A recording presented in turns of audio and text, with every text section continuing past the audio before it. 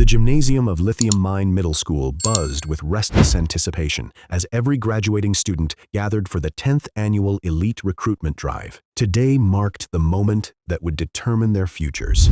The administration of the Mana Awakening Serum, also known as the Divine Serum. In the Golden Dragon Nation, elites were revered figures, superhumans blessed with magical abilities, and for children born to miners, this was their only chance to escape a life of hardship. The students had spent months imagining glamorous idols arriving to grant them power. So when a group of military elites appeared instead, the excitement dimmed into quiet disappointment. Still, the reality of their presence carried weight. These soldiers were not entertainers, but protectors, defenders against hostile armies and the ever-present threat of magical beasts. Life in the mining town had taught the students enough about danger. Earth mice infested the area, monstrous boars roamed nearby farms, and stronger beasts occasionally appeared, forcing people to hide or die. Power was survival, and the serum was the gateway to it. Among the students sat Karl, nervously fidgeting in his chair.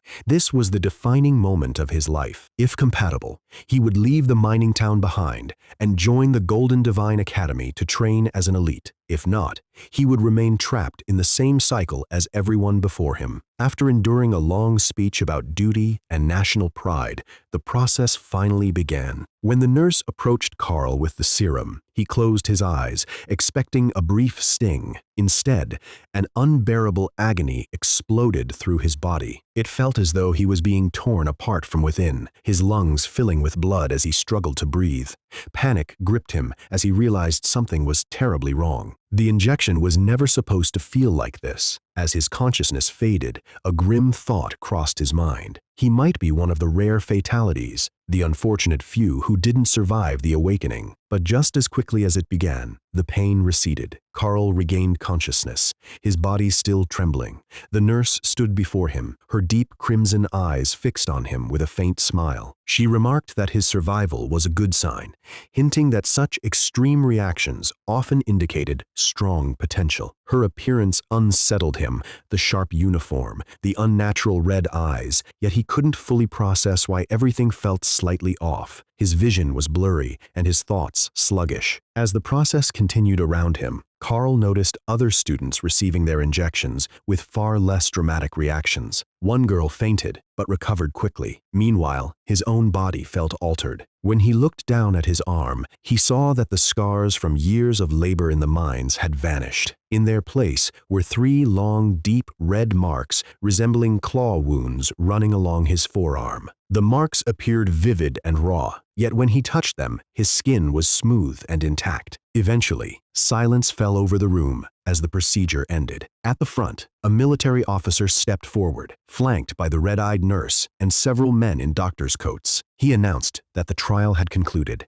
Those without marks were dismissed, while those who bore them were declared the chosen, prodigies destined to wield supernatural power for the nation. Before the students could fully comprehend this, soldiers flooded the gymnasium, outnumbering the children. Confusion and fear spread as the marked students, including Karl, were escorted away. Many resisted at first, but their weakened bodies made resistance futile.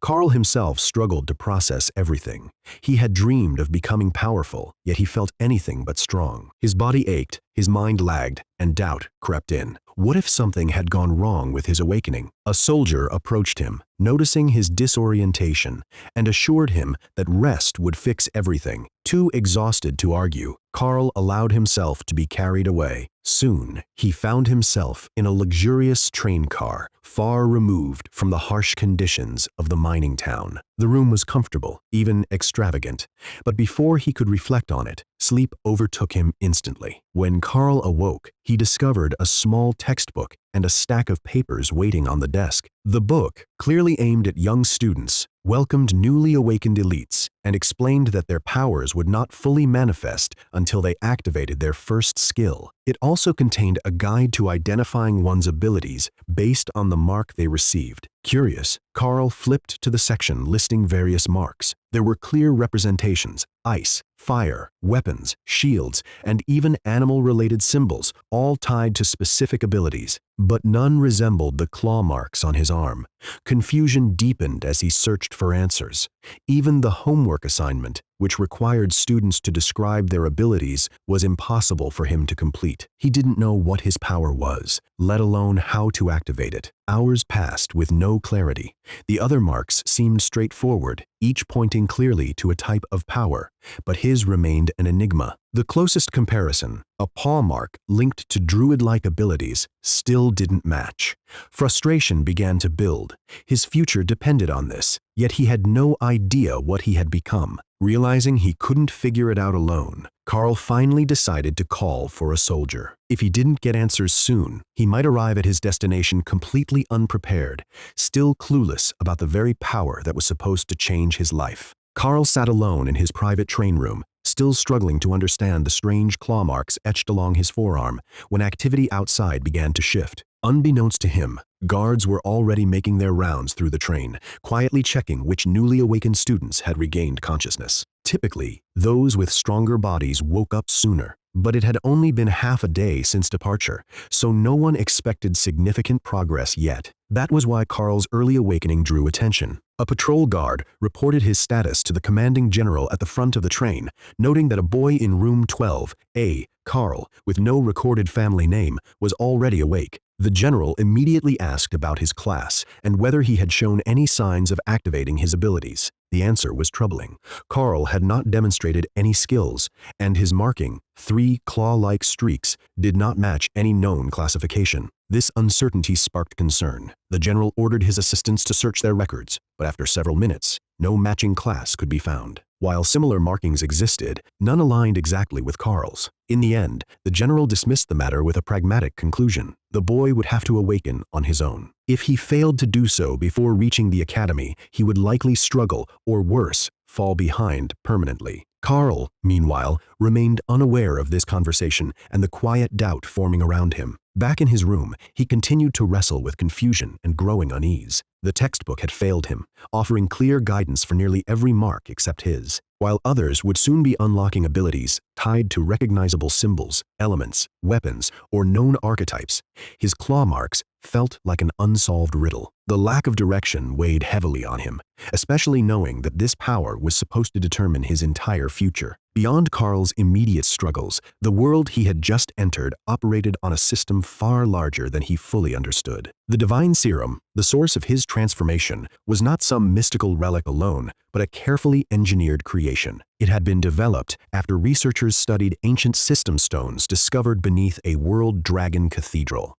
Though the original device was broken, the lingering power within it had been harnessed to create the serum, a tool that could awaken latent magical abilities within humans and elevate the Golden Dragon Nation's military strength. This advancement had changed everything.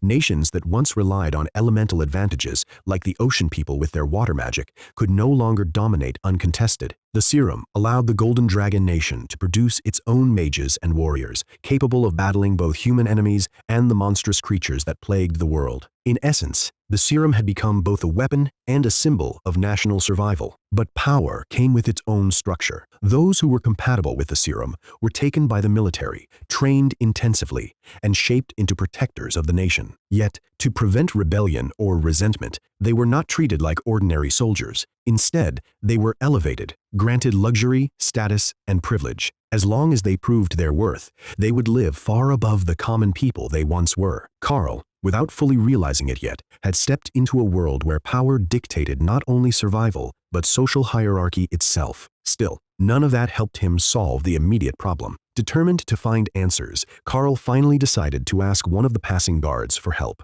As the uniformed soldier walked by his room, Karl hesitated only briefly before speaking up, explaining that his mark wasn't listed in the guidebook. The guard's response was blunt but not unkind. The book only covered the most common markings, about 90% of cases. The rest were unpredictable, mysterious outcomes of the divine serum. The advice he gave was simple: try everything, experiment, follow whatever felt natural. Awakening, especially for unusual marks, often required instinct rather than instruction. However, the guard also offered a warning. If Karl failed to awaken his powers before arriving at the academy, he would start at the very bottom.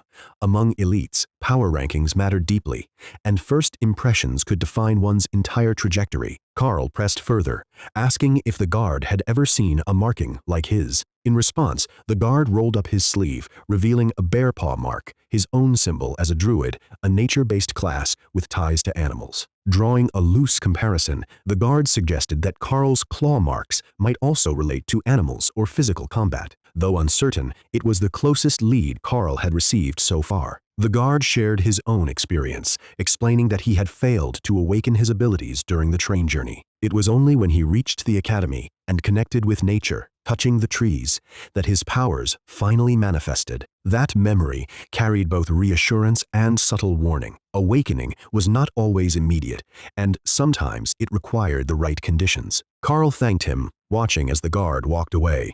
The conversation left him with more questions than answers, but it also gave him something he desperately needed, a direction, however vague. For the first time since discovering his strange marking, Karl felt a small spark of determination. If there was no clear path, then he would have to carve one himself, just like the claw marks etched into his arm. Karl lay sprawled across his bed, staring out the train window as he tried to make sense of the claw marks etched into his forearm. The guard's earlier suggestion echoed in his mind. His mark likely had something to do with animals. After all, humans didn't leave claw marks like that. That thought became his starting point. With a mix of determination and desperation, Karl raised his hand and attempted the most straightforward idea he could think of, manifesting claws. He even tried shouting, "Claw!" out loud, hoping that maybe abilities required some kind of verbal trigger. Nothing happened. The silence that followed made the attempt feel even more ridiculous, and Karl quickly realized that blindly guessing wouldn't get him anywhere. Unaware that supervisors were watching him through hidden cameras and quietly laughing at his trial-and-error approach, Karl turned back to the textbook for guidance. The section on magic classes instructed him to use casting tools stored beneath his bed, but that didn't seem to match his marking at all. Moving on, he found the section on combat classes, which suggested selecting a weapon from a hidden compartment. That seemed more promising. Kneeling beside the bed, Karl opened the drawer and found an assortment of weapons, some familiar, others completely foreign. There were throwing knives, small crossbows, and even an unusual chained axe that looked more dangerous to the wielder than any opponent. Lacking physical strength and experience, Karl chose a short sword, the simplest option available. The moment he held it, something felt right. Encouraged, he tested a few swings, gradually building confidence before attempting a proper strike toward the door. But instead of any visible effect, a message suddenly appeared in his mind. Pet skills not available. You must record a pet. The words weren't spoken or written. They simply existed in his thoughts, as if implanted there by the system itself. That realization shifted everything. Karl paused, processing the implication. His ability wasn't tied to weapons or direct combat, at least not initially. It revolved around something else, something involving pets. But what did record a pet even mean? Was it as simple as writing something down, memorizing an animal, or did it require something more tangible? The problem became immediately obvious. There were no animals on the train. This wasn't the mining town, filled with pests and wildlife. If his ability required physical interaction with a creature, then he might be stuck until they reached their destination. Still, Karl refused to give up. He turned his attention back to the tools under his bed, this time opening the casting drawer. Inside was a collection of strange items, many of which he couldn't even identify. One object in particular caught his attention, a heavy, baseless glass orb that resembled a decorative snow globe. Curious, he picked it up. The moment he touched it, the orb lit up with a bright white glow, and another message echoed in his mind. Taming space viewing is not available. Please record a pet. This time, the meaning came with a sensation, a vast emptiness forming within his consciousness. It felt like an endless space waiting to be filled, a place meant to house something powerful. Excited by the possibilities, Karl tried to will a creature into existence. A dragon, naturally, was his first thought. If he had access to a taming space, why not start big? But nothing happened. Reality quickly grounded his imagination.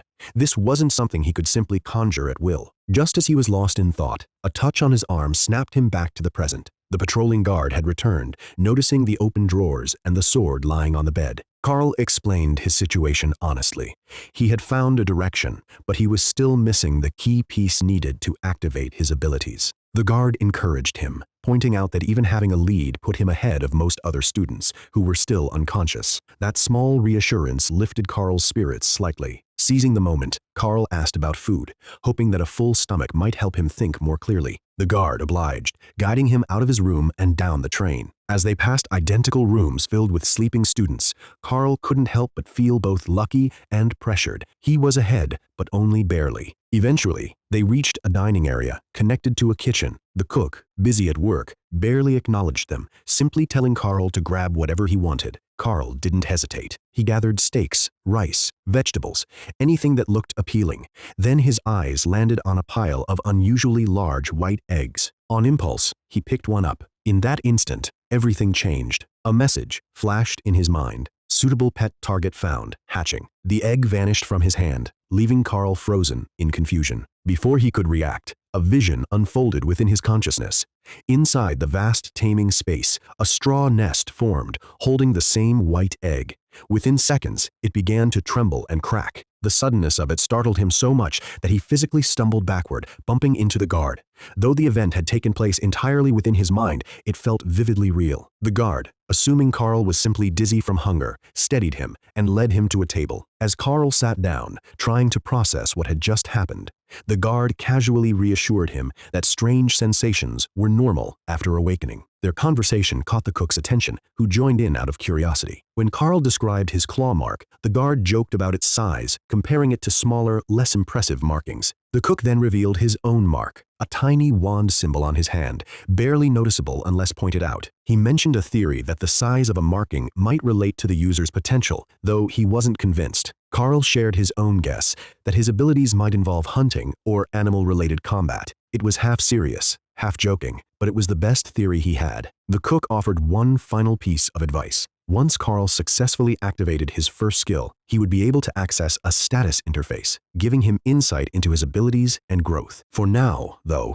everything depended on that first breakthrough. As Karl sat there, staring at his food but barely noticing it, his thoughts were consumed by the image of the cracking egg in his mind. For the first time, his mysterious power felt real and dangerously unpredictable. Karl sat quietly at the table as the cook prepared his meal, but his attention was no longer on the food. Instead, he closed his eyes and focused inward, drawn to the strange space that had formed in his mind when the egg vanished. What greeted him was not words, but impressions, clear, structured information that he instinctively understood how to interpret. The system revealed itself in fragments. His beast space had activated, containing a single occupant. That occupant was identified as a Windspeed Hawk, ranked at the common level with a low connection to him. It possessed 3 skills: Claw, Rend, and Supervision. The moment this information settled in his mind, Karl felt a surge of power flow through his body, as if something within him had finally aligned.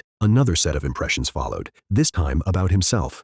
His class was identified as Beastmaster, also at the common rank. His bloodline remained human, but his abilities now included beast skills derived from his contracted creature. Specifically, he had gained access to Supervision and Rend. It was both exhilarating and confusing. The textbook had implied a structured path to awakening, but this felt far more instinctive, almost like piecing together a puzzle without instructions. Karl opened his eyes, his mind racing. He needed context, something to anchor this experience. Turning to the guard and the cook, he asked how power was measured within the system. Their response made things even more complex. There was no universal level indicator visible to others. Unless someone revealed their strength or possessed a rare sensing ability, judging power relied on intuition or public rankings, both of which were subjective. The cook explained his own situation. As a wand class mage specializing in fire, he could only use a single element.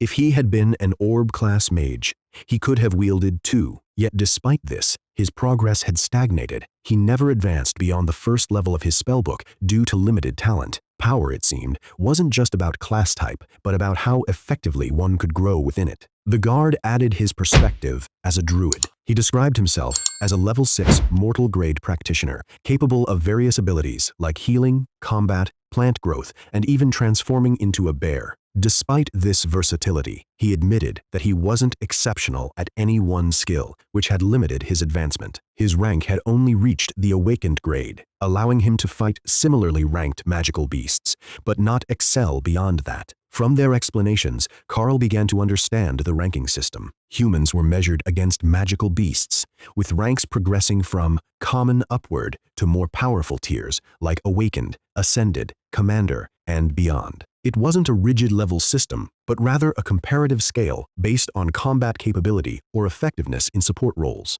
Curious, Karl asked about the strongest students they had known.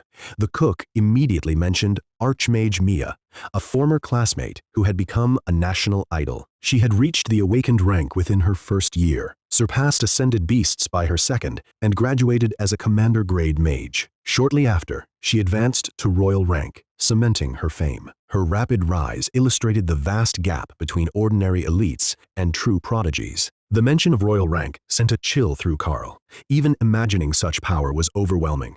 A being at that level could easily destroy his entire hometown without effort. The strongest figure he knew back in the mining town, the mayor, was only a commander-grade warrior, and even he seemed too old to handle serious threats. The scale of power Karl had entered was far greater than he had ever imagined. After finishing his meal, Karl thanked the two men and returned to his room, his mind heavy with both determination and realization.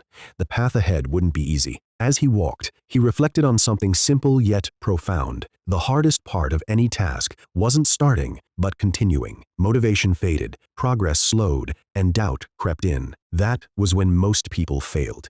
He had seen it in the miners, heard it from the foreman, and now understood it in the context of his own journey. Back in his room, Karl wasted no time. Sitting by the window, he decided to test one of his newly acquired abilities.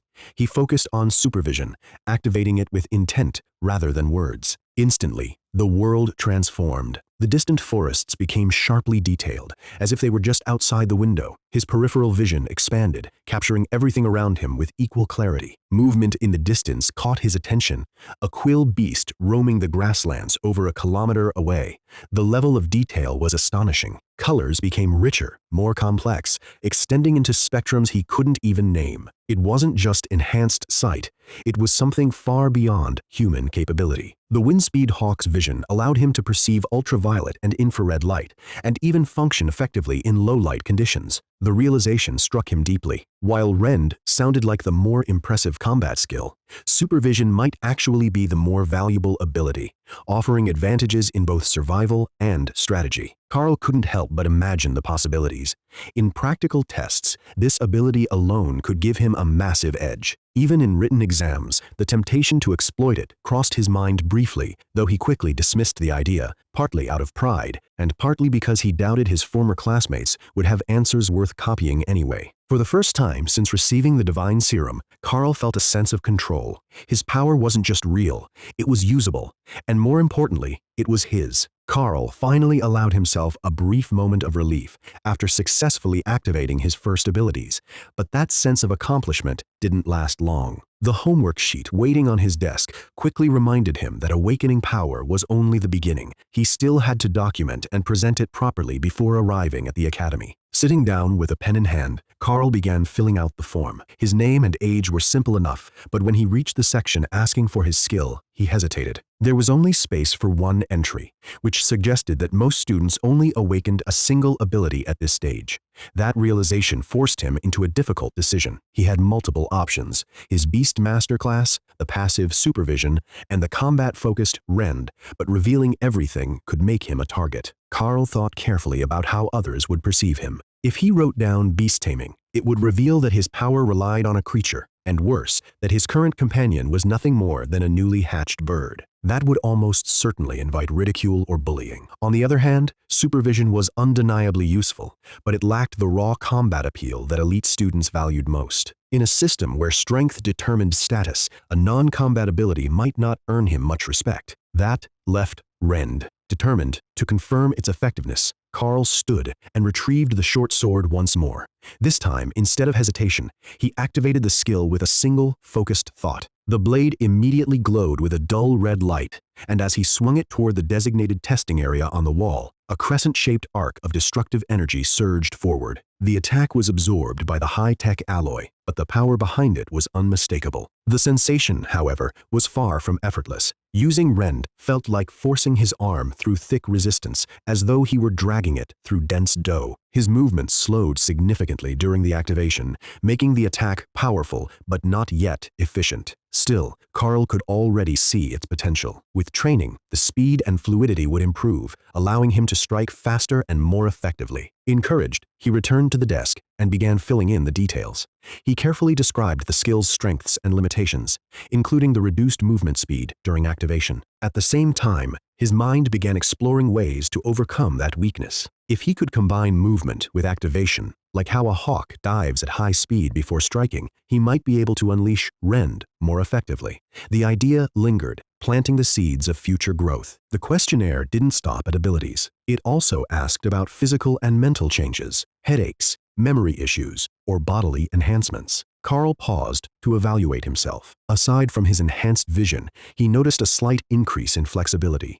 It wasn't dramatic, but it was noticeable. Still, he chose not to report it. Keeping certain details hidden felt like the safer option, especially when he didn't fully understand the implications of his transformation. He recalled how inconsistent the serum's effects could be. Some elites became physically monstrous, while others remained fragile despite wielding immense power. Even famous figures weren't immune. He remembered hearing about an idol who had sprained an ankle during a public event. That alone proved that physical enhancement wasn't guaranteed, no matter how powerful someone's abilities were. Satisfied with his answers, Karl sealed the completed assignment in the provided envelope and placed it in the collection tray by the door. Officially, he had done everything required of him. But stopping now didn't sit well with him. If anything, successfully activating Rend had only fueled his curiosity. Returning to the weapon drawer, Karl began experimenting again. The sword had worked, but it didn't quite match the imagery of his claw-like marking. Searching for alternatives, he found a pair of gauntlets fitted with clawed tips. They seemed like a better match, mimicking the shape of his mark more closely than any blade. After adjusting the straps to fit his slightly smaller hands, Karl extended his arm and activated Rend once more. This time, instead of a single, powerful arc, multiple thin streaks of red energy shot forward from his fingers. Each individual strike was weaker than the sword's attack, but they were significantly faster and covered a wider area. The difference was immediately clear. The sword offered power, while the gauntlets provided speed and versatility. Against lightly armored opponents, the gauntlets could overwhelm defenses with multiple rapid strikes. It wasn't about choosing one over the other. It was about understanding how each method could be used effectively. However, the repeated use of the skill quickly revealed another limitation. With each activation, Karl felt his energy draining. After only a handful of attempts, his arms grew heavy and exhaustion set in. He was forced to sit down, catching his breath as he realized how taxing his abilities were. That weakness concerned him. While he had trained his body before, it had been for strength and appearance, not endurance. Combat would demand far more than he was used to. Still, instead of discouraging him, the realization gave him direction. This was exactly what the academy was for, to refine both his power and his body until they could support each other. As Karl sat there, massaging his sore arms, a faint noise from the hallway caught his attention. Other students were beginning to wake up, their own journeys just starting. Compared to them, Karl had gained a small but significant head start. It wasn't overwhelming, but it was enough. And in a world where power determined everything, even the smallest advantage could make all the difference. The announcement came just after breakfast on the second day since Karl had awakened, breaking the quiet routine he had begun to settle into. The train's voice instructed all new students to gather their preferred weapons, uniforms, and prepare to disembark in 5 minutes. The Golden Divine Academy was finally within reach. Karl moved quickly, packing the snacks he had carefully collected from the kitchen into his provided backpack, along with spare uniforms and shoes. He strapped on the black clawed gauntlets and secured the short sword at his hip. No one had told him he couldn't carry multiple weapons, and since neither the guards nor the staff had objected to his earlier practice, he saw no reason to limit himself now. If anything, flexibility might give him an edge. The train came to a gradual stop, but not at the academy gates. Instead, it halted roughly a kilometer away, leaving a wide stretch of open grassland between the students and their destination. Karl immediately suspected that this was intentional, a test disguised as tradition. The cook and the guard had hinted at a walk, but now it was clear that this final approach was meant to challenge them. A slender guard addressed the group once they stepped off the train, welcoming them to the academy and explaining the traditional walk. His warning about the deceptively empty grasslands was enough to put Karl on alert. This wasn't just a scenic stroll, it was a controlled trial. As Karl stepped onto the field, the difference in environment struck him immediately. The air was clean, filled with the scent of trees and flowers instead of mining dust. More importantly, he could feel something else, a faint but undeniable pressure emanating from the academy itself. It wasn't visible, but it lingered like a presence, something powerful and unnatural. While most students hesitated or lingered in confusion, Karl moved forward, activating his supervision to scan the terrain. What appeared empty at first glance quickly revealed itself to be teeming with life. Beneath the grass, clusters of earth rats, common-grade magical beasts, shifted and burrowed. He recognized them immediately. They were familiar pests from his hometown, though here they were far more numerous. They weren't particularly dangerous individually, but in large numbers, they could become a serious problem. Then, a voice echoed in his mind. Mice, hungry. It was the Windspeed Hawk. The sensation carried urgency, almost impatience. The creature inside his beast space wasn't just aware of the mice, it craved them. That instinctive hunger aligned perfectly with Karl's situation. If he was going to cross this field, he might as well make use of it. Stepping forward into the grasslands, Karl prepared himself for his first real test as an awakened elite. It wasn't a grand battlefield or a heroic duel, just a field filled with small, aggressive creatures. Still, it was enough. The reaction was immediate. Earth rats began emerging from their burrows, launching small stones toward him using their innate magic. The attacks were crude but numerous, forcing Karl to act quickly. With a flick of his fingers, he activated Rend through his gauntlets. 4 sharp red arcs of energy shot forward, striking multiple targets with precision. Thanks to supervision, every movement was clear. He could track the rats as they darted, burrowed, or attempted to escape. One fell instantly, another was caught mid-retreat, and a third was struck just as it tried to dive underground. The coordination between his vision and attack felt seamless, almost natural. Without hesitation, Karl jogged forward and collected the fallen bodies, transferring them into his beast space. Inside, the Windspeed Hawk fed, its hunger momentarily satisfied. Almost immediately, the number of attacks directed at Karl decreased. The remaining rats sensed the presence of a predator and shifted their focus to other students. Only a few continued to throw stones at him from a distance, but these were easily deflected with his armored gauntlets. Compared to the chaos around him, Karl's advance became surprisingly smooth. Behind him, a voice broke through the tension. A dark-haired girl with a wand complained about his apparent advantage, calling his gauntlets a cheat code in an open field like this. Karl glanced back, noting her frustration. Unlike him,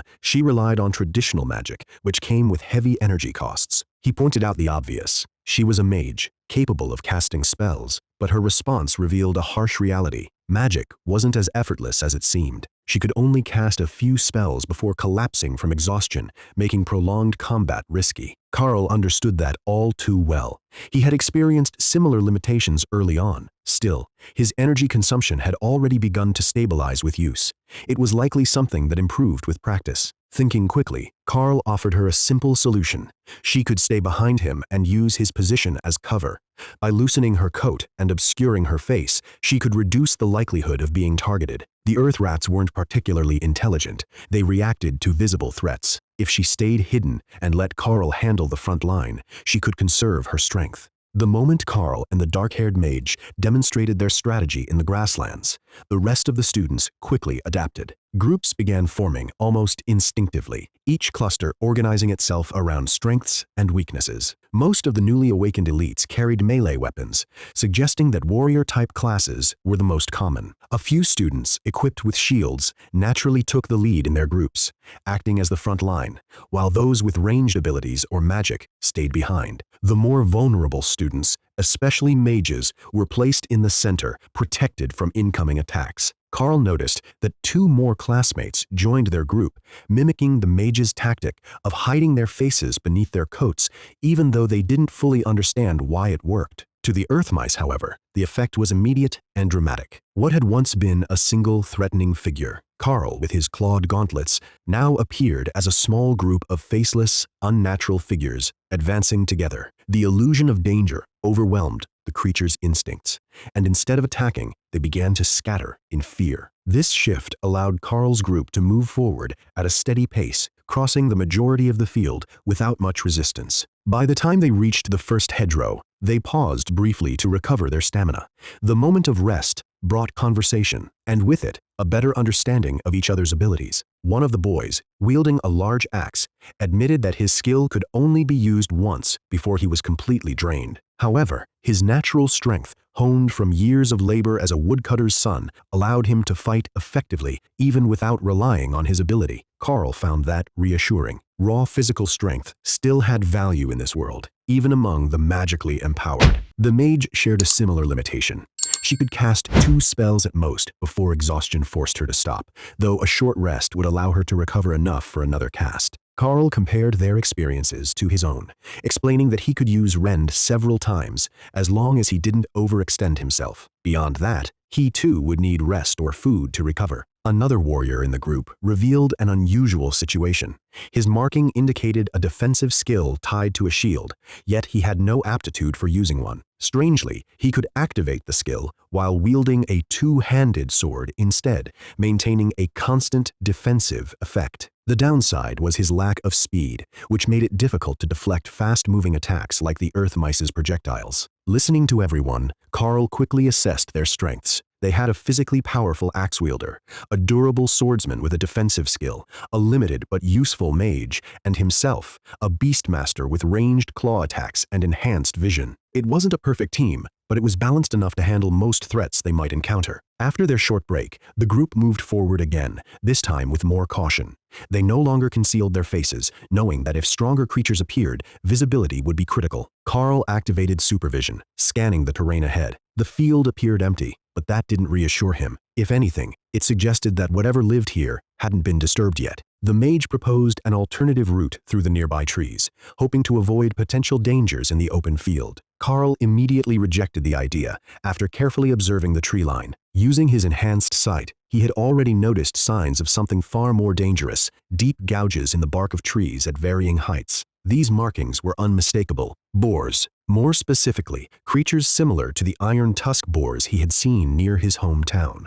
Whether they were the exact same species or a stronger variant, the evidence was clear enough. Entering the forest would mean walking directly into their territory. The group accepted his judgment without argument. With a mix of determination and humor, the axe-wielding boy jokingly declared them valiant scapegoats for the freshman class, pushing forward to entertain the unseen seniors who were likely watching their progress.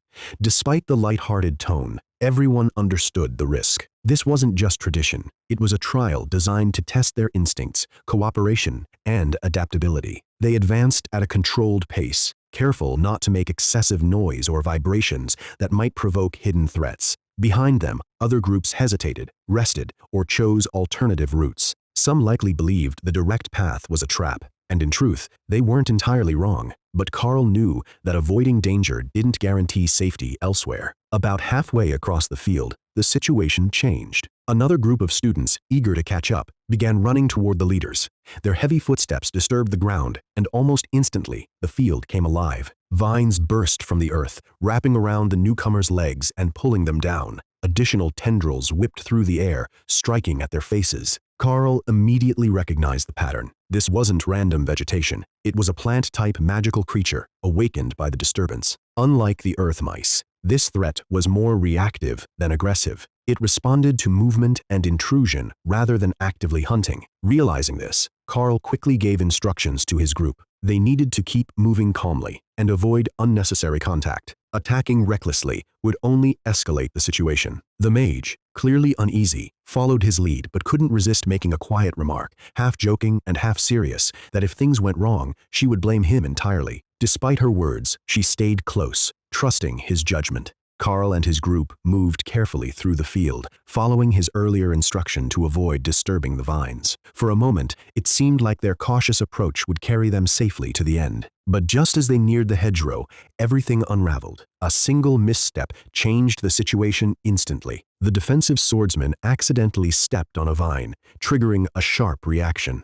As he stumbled, his blade lashed out and sliced through several vines at once. That single act turned a passive threat into an active one.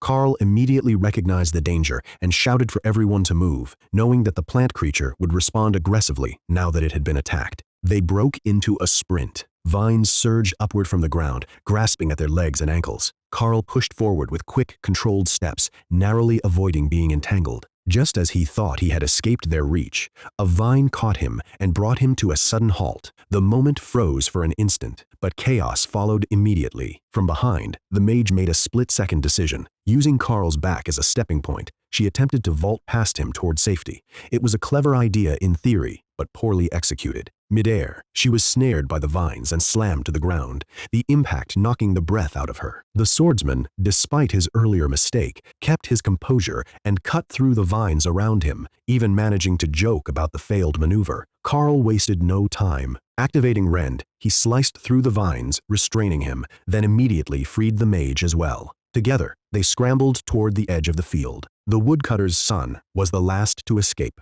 but his experience proved invaluable. Unlike the others, he knew how to deal with entangling vines, striking them with the back of his axe to prevent them from wrapping around his legs. His familiarity with such hazards allowed him to avoid being caught entirely. Once they reached the safety of the trees, the tension eased slightly. The woodcutter apologized for not explaining his technique earlier, but Karl dismissed the concern. There had been no time for instruction in the middle of a crisis. Each of them had relied on their own instincts and knowledge, and that was what had gotten them through. Ahead of them lay the final stretch, a neatly maintained area of short grass with a single cobblestone path leading directly to the academy gates. Compared to everything they had just endured, it looked almost peaceful. Still, none of them took it lightly. The mage, brushing dirt from her uniform, suggested they stick to the path. Her reasoning was simple, almost humorous. Wealthy places didn't like people walking on their grass. Karl found himself agreeing, even if her logic was more instinctive than strategic. After everything they had faced, following the path felt like the safest and most reasonable choice. They advanced together, their pace steady but cautious. The swordsman tried to hide a slight limp from his earlier fall, while the mage did her best to restore some dignity to her appearance. Despite their exhaustion, there was a shared sense of accomplishment among them. They had made it this far, not through raw power alone, but through cooperation and adaptability. When they finally reached the gates, they were greeted by two teachers waiting with supplies. The moment carried a quiet sense of achievement. Out of all the students, they had arrived first. The teachers welcomed them by name, Karl, Dana, James, and Kruger, and informed them that their early arrival granted them a significant advantage. They would be the first to choose their dormitory rooms. A map was laid out before them, along with tokens to claim their selections. As they examined the layout, confusion quickly set in. The rooms varied wildly in design, with no obvious hierarchy. Some were large with simple interiors, while others had unusual features, like oversized balconies or built-in training areas. Kruger, the axe wielder, struggled to make sense of the layout, while Dana quickly identified a narrow room equipped with a long-range training target, perfect for practicing her spells. Karl, on the other hand, was drawn to a room with a large balcony. It offered open space, something he instinctively valued for both his combat style and his growing connection with his beast. Without hesitation, he claimed it. The others followed suit. Dana selected the training room, while James and Kruger chose the larger, shared-style rooms with training dummies. Each decision reflected their individual strengths and priorities, reinforcing the roles they had already begun to establish within the group. As Karl finalized his choice, he felt a subtle reaction from within his beast space. The Windspeed Hawk responded with clear excitement. Through Karl's senses, it perceived the balcony as a perfect environment, open, accessible, and ideal for flight once it matured. The connection between them deepened further when the hawk, still fueled by its recent meal, asked a simple question. Were there more mice? Karl couldn't help but find the thought strangely amusing. The creature's priorities were straightforward: eat, grow, hunt. It was a predator at its core, even in its infancy. He reassured it that more food would come later, promising to provide as much meat as it needed. The hawk's hopeful response lingered in his mind, fixated on the idea of more mice. Karl and the others had barely finished claiming their rooms when one of the teachers approached him with a curious look, questioning his choice. The balcony room, from the outside, seemed unimpressive, barely more than a bedroom. But Karl calmly explained his reasoning. His abilities required space, especially for practicing wide-area attacks like Rend, and the balcony would provide exactly that. Compared to his cramped home in the mining town, even this modest room felt more than sufficient. The teacher handed over their keys with a polite smile, though something about the expression made Karl uneasy. It felt as if they had unknowingly made a mistake, but none of them could pinpoint what it might be. Their choices had seemed logical, each selecting rooms suited to their abilities or preferences. If there was a hidden catch, it hadn't revealed itself yet. As they moved away from the reception area, 3 senior students joined them.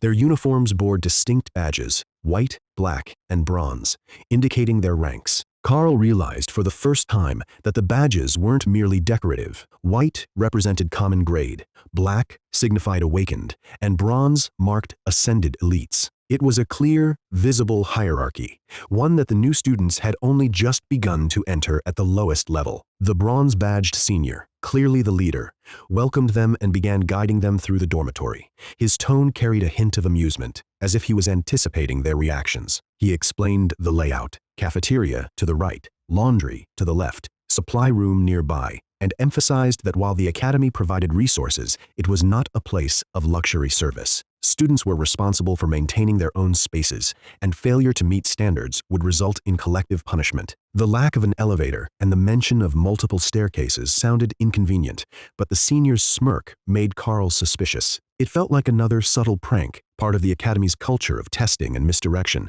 When they reached the second floor, the group split briefly as the warriors, James and Kruger, checked their rooms first. The moment they opened the doors, their reactions confirmed that appearances were deceiving. The main rooms were completely bare, marked with scorch marks and cuts from previous occupants. At the center stood a stone golem, serving as a training dummy. The seniors seemed impressed, noting that the golems were commander-grade constructs, far beyond anything the new students could damage. It was both a blessing and a warning. While the room required significant cleaning, it offered a training tool that could last for years. Karl couldn't shake the feeling that the room conditions weren't random. When he questioned the seniors, they simply smirked and deflected, suggesting he would understand soon enough. Next, they visited Dana's room. As expected, it was tailored for a mage. The entrance contained a compact living space with basic amenities, but beyond that stretched an impossibly long training corridor, far larger than the building's exterior dimensions should allow. The magical nature of the dormitory became undeniable.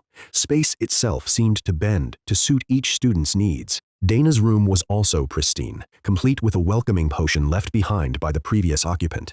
Compared to the warriors' rooms, the difference was striking. Some rooms required effort and cleanup, while others offered immediate comfort. The pattern hinted at something deliberate, though Karl still couldn't fully grasp the logic behind it. Finally, they reached Karl's room. At first glance, it seemed underwhelming. A narrow entrance, a small bathroom, and a plain main room with a metal desk and a large bed. The dark gray walls gave it a slightly unsettling atmosphere, and one of the seniors jokingly referred to the previous occupant as a kitchen witch, clearly unimpressed. But Karl wasn't concerned with appearances. The moment the seniors left and the door closed, he moved straight to the balcony. What he found there changed everything. Instead of a simple outdoor space, Karl stepped into what could only be described as a greenhouse. Plants filled the area: flowers, vines, small trees, all arranged in a space far larger than it should have been. The balcony extended well beyond the visible structure of the building, its magical nature undeniable. The Windspeed Hawk reacted immediately,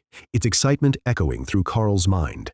The environment was perfect: open air, natural cover, and space to grow. For a creature that would soon learn to fly, it was ideal. As Karl explored further, he discovered a small gazebo at the far end, complete with a hammock and a table. On the table lay a worn notebook. Curious, he opened it and began to read. The contents were both helpful and concerning. The previous resident had documented the care of the greenhouse, explaining that every plant served a purpose. Most were edible, designed to support growth and recovery, but others had more unconventional uses. There was a plant that attracted feline-type magical beasts, another that could lure bear-like creatures, and even a fruit that enhanced mental clarity for exams, but only in limited doses. It became clear that the former occupant had used the garden not just for survival, but for strategy, cheating, sabotage, and manipulation. Karl couldn't help but smile at the realization. Whoever had lived here before him had been resourceful, if not a little reckless. The balcony wasn't just a training space. It was a hidden advantage, one that could be used in ways far beyond what the Academy likely intended. Just then, the Windspeed Hawk again asked Karl for some mice. Karl stood on the balcony of his unusual dorm room, scanning the surroundings with supervision, but no matter how carefully he searched, there were no signs of rodents anywhere. The Windspeed Hawk made its disappointment very clear in his mind, complaining about the complete absence of mice. Even with the ability to detect faint traces like heat signatures and scent trails, there was simply nothing to be found. The magical dormitory environment was too clean, too controlled. Karl sighed and gave in to the inevitable solution: food from the cafeteria. He made his way down to the main floor, where the dining hall was already open. Behind the counter stood an older woman who immediately noticed him as unfamiliar. When Karl politely introduced himself, she seemed pleased enough and explained the rules. Students could eat as much as they wanted, but only white plates were allowed to be taken back to their rooms, and they had to be returned later. It was a practical system, especially considering how unpredictable the appetites of newly awakened elites could be. The Hawk's reaction to the cafeteria was immediate and overwhelming. Meat! Its excitement surged through Karl's mind as it fixated on a section of raw ingredients, particularly the pile of uncooked fish and meat. The cafeteria was divided into prepared meals and raw supplies, giving students flexibility in how they ate. Karl, amused by the urgency of his companion, grabbed 2 white plates and began filling them. For himself, he chose pasta with cream sauce, roasted pork, and a strange vegetable that radiated a sense of energy just from its scent. For the Hawk, he piled an entire plate with raw meat. The cafeteria worker raised an eyebrow at the unusual combination, but simply reminded him that he could have food prepared however he liked in the future. Back in his room, Karl barely had time to set the plates down before the Hawk began pleading. Its hunger was almost comically intense. Fortunately, despite being newly hatched, the Windspeed Hawk was already equipped with a sharp, metallic beak capable of tearing through flesh and bone. The bird devoured the meat at an astonishing rate. Within minutes, it consumed several times its own body weight, visibly growing stronger as it absorbed the nutrients. Even then, it wasn't satisfied, eyeing Karl's meal with desperate intent. Relenting slightly, Karl offered it a single meatball, warning that it would have to wait afterward. The Hawk complained about starvation and then immediately fell asleep. Karl couldn't help but find the contradiction amusing. When the Hawk awoke later, it had grown noticeably, now roughly the size of a sparrow. It flitted around within Karl's beast space, energetic and restless. Meanwhile, Karl turned his attention to the balcony garden. He began cleaning fallen leaves and organizing them for drying, realizing that even the smallest parts of the plants might hold value as magical resources. However, uncertainty lingered. He didn't know whether the garden was officially sanctioned by the Academy or if using its resources might cause trouble. Still, the potential was too great to ignore. The Hawk, of course, had simpler concerns. It immediately asked if it was time for dinner again, specifically requesting something crunchy. Karl agreed to head back to the cafeteria soon, but decided to take care of something else first. He sat down to write a letter. Karl wanted to inform his parents that he had safely arrived and was settling in well. Though communication methods like phones existed, they were far beyond what his family could afford. A simple letter would have to do. As he wrote, his thoughts drifted toward the future. If he succeeded as an elite, he could earn enough to change his family's life, perhaps even move them out of the mines entirely. Once finished, he placed the letter in the collection box by his door, trusting that the system would handle delivery just as it had on the train. When Karl returned to the cafeteria for dinner, the atmosphere had changed dramatically. The hall was now packed with students, most of them in rough condition. Torn uniforms, mud-stained clothes, and visible injuries told a clear story. The journey through the fields had been far harsher for many of them. Compared to them, Karl's group had fared exceptionally well. He collected his food quietly, slipping a whole roast chicken into his beast space for the hawk before preparing another plate for himself. As he sat down, a voice called out to him. A blonde girl with a bruised face spoke, recognizing him as the gauntlet guy from earlier. Karl was surprised by her condition and asked what had happened. She explained that her group had handled the earth mice well enough, but had taken a different route afterward, choosing the tree line to avoid the plant monster. Unfortunately, that decision led them straight into the territory of monstrous boars. When she introduced herself as Jasmine, Karl was momentarily stunned. He hadn't recognized her at all. Her appearance had changed drastically. Her hair color was different, and her body was noticeably slimmer than before. It wasn't just her. As Karl looked around, he noticed that many students seemed altered in subtle but significant ways. Even he felt different. Glancing down at himself, Karl realized that his own body had changed as well. He felt taller, and his uniform no longer fit the same way it had that morning. The divine serum hadn't just granted powers, it had reshaped them physically, enhancing their bodies in ways that weren't immediately obvious. The next morning marked the official beginning of training at the academy. But instead of structured classes, the students were instructed to remain in their rooms and wait for their assigned instructors. Karl found the arrangement surprisingly relaxed compared to anything he had known before. The idea that teachers would come to them instead of forcing them into rigid schedules felt almost unreal, reinforcing just how different elite life truly was. Still, the waiting quickly became tedious. Karl passed the time in his balcony greenhouse, alternating between practicing his rend skill and resting. He pushed himself to improve its speed and accuracy, but after repeated use, exhaustion inevitably set in. Even after a short nap, he found himself uncertain about what to do next. The textbooks he had been given offered no real guidance on how to progress beyond basic activation. For someone who had finally gained power, the lack of direction was frustrating. Meanwhile, the Windspeed Hawk continued to grow at an impressive rate. Karl fed it generously at breakfast, another roasted chicken and raw meat, but its appetite had begun to stabilize slightly after its rapid growth. Despite its small size, the hawk was already proving itself to be a dangerous predator. Its natural affinity for rend meant that, with enough mastery, it could eventually strike down creatures stronger than itself. That potential fascinated Karl. The idea that a relatively small creature could defeat higher-ranked opponents purely through skill hinted at just how powerful his class could become. By midday, Karl was growing restless. The knock on his door finally broke the monotony. Opening it, he was greeted by a sharp-featured woman in military attire. She introduced herself as Sergeant Rita, his combat skills professor and personal guidance instructor. Her presence immediately set the tone. This was not going to be an easy or lenient training experience. While she wasn't unkind, there was a clear intensity about her, the kind that suggested discipline and hard work would be non-negotiable. Rita explained that Karl's class was unusual, too different from standard warrior types to fit neatly into group instruction. As a result, he would receive more personalized training, at least for now. It was both an opportunity and a responsibility. When she asked where they could train, Karl offered the balcony. The greenhouse-like environment might have seemed unconventional, but given the academy's already strange and magical architecture, it felt appropriate enough. Rita followed him outside, her attention immediately drawn not to the plants themselves, but to their condition. She questioned whether they had been recently watered, and Karl explained that he had followed the instructions left behind, unsure when they had last been tended. Rita seemed mildly impressed, noting that he had been fortunate to receive such a unique living space. The balcony, with its open design and magical properties, was clearly more valuable than it had initially appeared.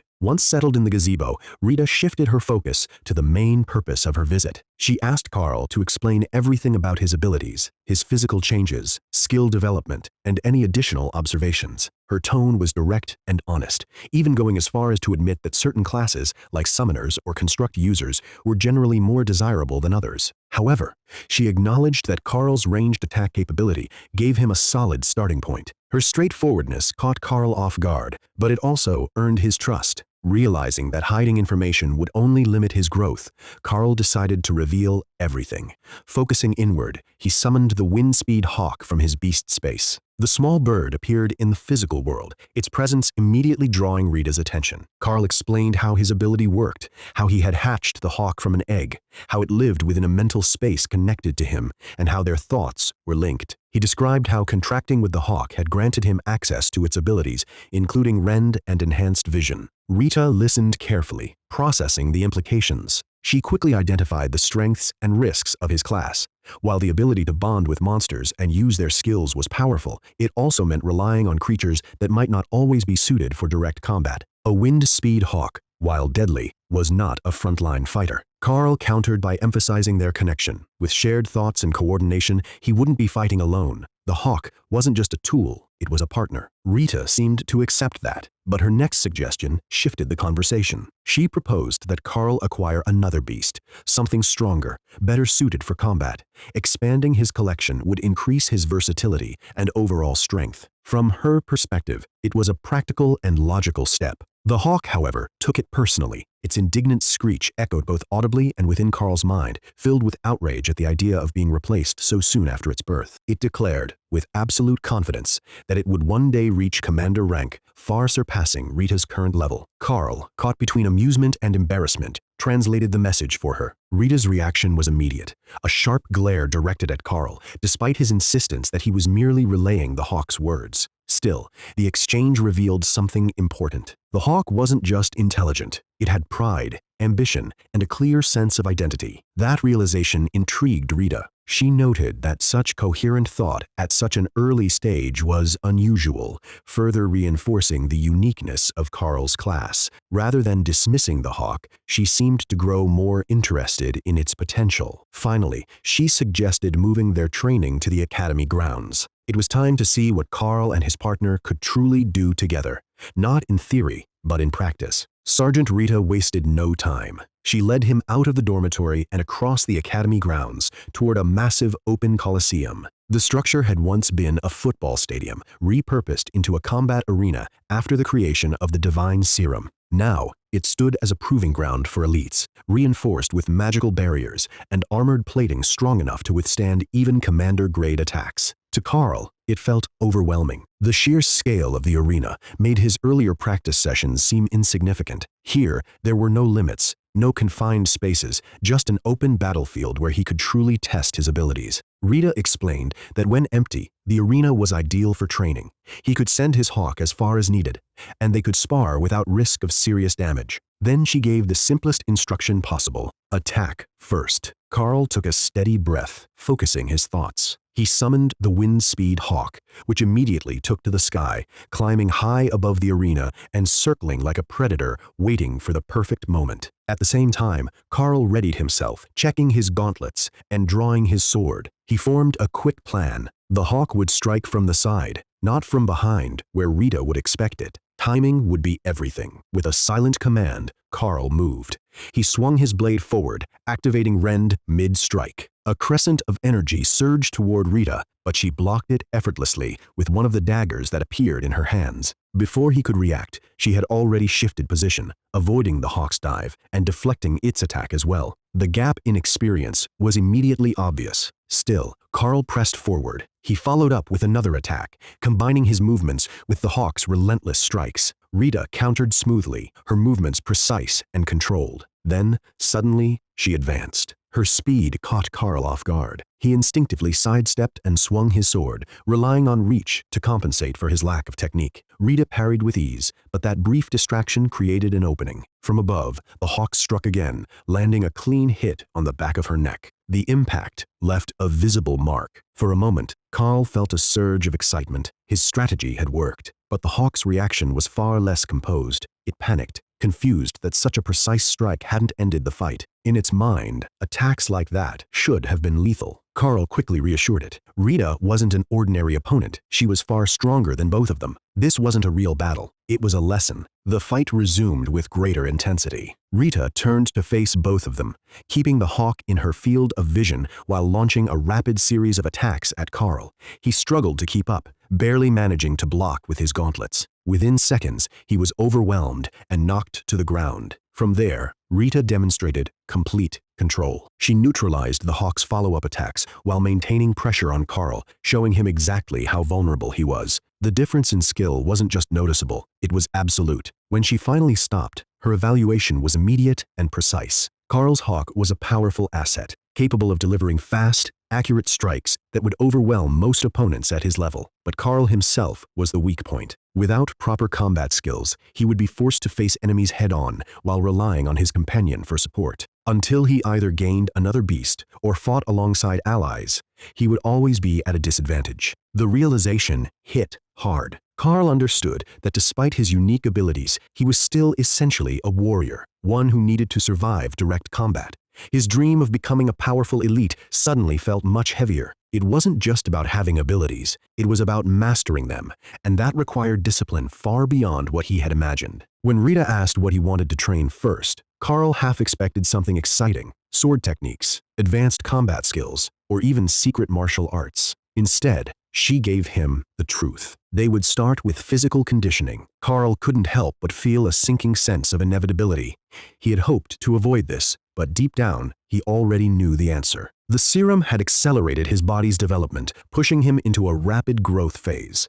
To keep up with his abilities, and especially with the speed of his Hawk, his body needed to catch up. Rita explained that he was currently at a common physique, but with proper training, he could reach awakened physique relatively quickly. Only then would he be able to fight at a level that matched his potential. The implication was clear. Without strengthening his body, his skills would never reach their full effectiveness. Karl sighed internally, already picturing what lay ahead. Running, drills, endless repetition. Rita led him toward the gym, where other agility-focused fighters were already training. She outlined the plan: establish a baseline, build endurance, and steadily improve until he met the minimum awakened standard. Ideally, this would take about a month, though the official evaluation would come at the end of the semester. Karl asked whether that timeline was typical. Rita's response shattered any lingering illusions. Many students would reach that level within weeks. True prodigies would push even further, approaching ascended rank within their first semester and achieving it shortly after. In that moment, Karl's vision of an easy, comfortable elite life disappeared completely. That's all for this video. We'll be back again with another one soon, so drop a like and do subscribe if you enjoyed it and want more of the same. Sergeant Rita took Karl to the gym, where he changed into an academy training uniform before joining the agility-type warriors, a class made up almost entirely of women. Watching the senior strength-type warriors training nearby, all bulky and muscular, made Karl feel out of place with his current physique. Rita explained his skill put heavy strain on his body, so he needed upper body strength to power through it without sacrificing the mobility he'd need to evade attacks. What followed was 2 brutal hours of training that left Karl utterly wrecked. Hawk fed him a piece of cold roast chicken from its stash to keep him going. Back at the cafeteria afterward, Karl looked rough, but still better off than most of the other students, trickling in bruised, burned, or soaked in strange liquids. He talked with a mage who'd spent the day casting lightning bolt 30 times until it stopped misfiring on him and everyone nearby, and another mage covered in scorch marks. They were stunned to hear he'd gotten a full 2-hour fitness session, far more than the standard 30 minutes warriors usually got, taking it as a sign Rita saw real potential in him. The mages complained about needing to hit awakened level mana before the semester exams, a target that required meditation they were too sore to manage. One student pointed out a girl nearby coated in slime, a water mage whose first spell, Refreshing Water Slime,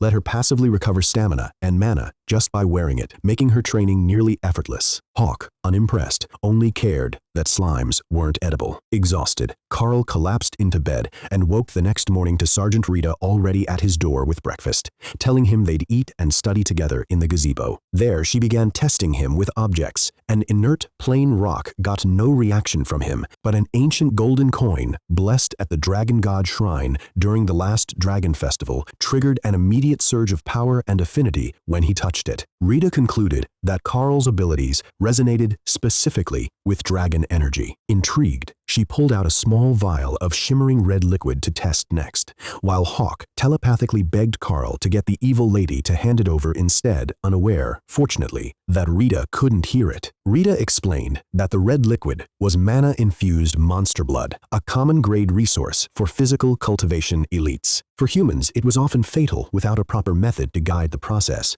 but for a monster or magical beast, it should be safe. She asked Karl to summon Hawk so the Academy could observe the effect, revealing that leadership had already decided against training Karl as a frontline fighter with just Rend. Instead, senior professors wanted to build up Hawk into the primary combat unit, with Karl serving as its backup and leader in a support or scouting role, part of a broader strategy to push mages and beast-bonded elites into fighting alongside golems, summons, and monsters to reduce casualties. Hawk lapped up the blood eagerly, radiating power far beyond what a common-grade beast should produce. Within seconds, it grew noticeably larger, no longer swallow-sized, and much closer to fully grown, awakened-level strength. Karl then felt energy flow from Hawk back into him, sharpening his mind, his eyesight, and his physical strength, an effect he was certain came from Hawk's growth rather than his own ongoing changes from the serum. Karl asked whether there was a known method to help them grow faster. Rita explained that dragon-type energy, which Karl resonated with, was scarce, but carnivorous magical beasts like Hawk grew stronger by killing and absorbing the life force of other beasts. She suggested moving them into practical combat courses as soon as they finished basic skills and survival training, though the Academy couldn't risk sending them out unprepared since a student dying during training would cause public backlash. She noted that the mana injections were sold to the public as the promise of safety from monster invasions and war. Karl privately doubted most students would ever see real combat, since conventional weapons like artillery still outclassed most personal skills, though he acknowledged some abilities and powerful magical beasts capable of stopping bullets or slicing through armored vehicles could change that equation. He was already pursuing that path through Rend, reasoning that pushing the skill from awakened into ascended level could eventually let him tear through an armored vehicle himself. For now, though, he pointed out that the nation wasn't at war and the magical beasts were being held at bay. Rita insisted he still needed to maximize his combat training regardless and promised to push for better resources to accelerate Hawk's growth, warning that simply feeding it meat wouldn't be enough if they wanted forced growth. It would take a real plan. Karl considered the numbers. A Windspeed Hawk reached full growth at 4 months old, but even then it would only be a low, awakened-level beast with a common-grade physique. Without a clear plan or reference point, he risked being stuck at a low power level well into his second year. Rita brought Karl a stack of monster reference books, all written from a hunter's perspective, and gave him homework: compile a care and feeding guide for Hawk, backed by real research from the texts. If it held up logically, she promised more resources, at minimum, more of the mana-infused monster blood the Academy stocked for warrior classes needing quick physical boosts. Karl used his mental link with Hawk as a shortcut, simply asking what would help it grow stronger. Hawk requested meat, more of the red juice, and some blue fruits it had spotted. Checking his balcony greenhouse notebook, Karl found they were mountain gooseberries, treats with no real nutritional value that carried high mana content and doubled as monster bait, though even concentrated, they were weaker than a real mana potion. He let Hawk have 3 a day, worried about overindulgence, and Hawk immediately used them as seasoning on its raw meat rather than eating them alone, which Karl noted down as homework material. Quizzing the bird further, Karl learned Hawk called Rita the evil woman simply because she always demanded work without offering food, and that Hawk's favorite resting spot was the branches of a tea tree, since the smell masked its scent from prey. Karl spent the afternoon compiling these answers into his report, then moved on to the textbooks, looking for supplements that might help beasts or Rend-type skills specifically. Research on magical beasts was thin, but Rend was a common warrior skill taught at the Academy, so supplement research for warriors was more developed. Unsure if human warrior supplements would work on Hawk, Karl checked the alchemy text for ingredient breakdowns instead. He found a strength potion made from monster blood infused with magically charged gemstone dust, which gave humans a long burst of energy, useless for Hawk directly, but the gemstone itself radiated power that might accelerate its growth. He also found a wind magic stone, a mana storage device crafted by mages rather than a natural resource, which Karl hoped would suit Hawk given its affinity for air magic and mana absorption. That gave him 4 potential growth resources: high-energy monster meat seasoned with gooseberries, the mana-infused monster blood, the strength stone, and the wind stone. Karl calculated that if he could secure all four, he might be able to push Hawk to full awakened strength within just a few weeks. Rita returned the next morning to collect Karl's homework, then came back with a bag of resources to test whether they could accelerate a tamed beast's growth beyond the normal pace, since a Windspeed Hawk would need a full semester to reach awakened rank naturally. Inside were 2 strength stones, a full liter of infused monster blood, and 6 wind stones radiating intense power, personally crafted by the headmaster, an overlord grade mage from the first successful batch of injected elites, who offered to make more if they proved effective. Karl dissolved a strength stone into a dish of monster blood, letting Hawk drink it down entirely, then turned to the wind stones, each no bigger than a ring diamond. Before Karl could decide how to use them properly, Hawk simply ate one outright. Winds tore through the balcony as raw power surged from Hawk into Karl through their bond, though outwardly Rita saw nothing but Karl sitting still. An hour later, Hawk emerged, transformed, nearly full-grown, forearm length, and radiating an awakened grade aura,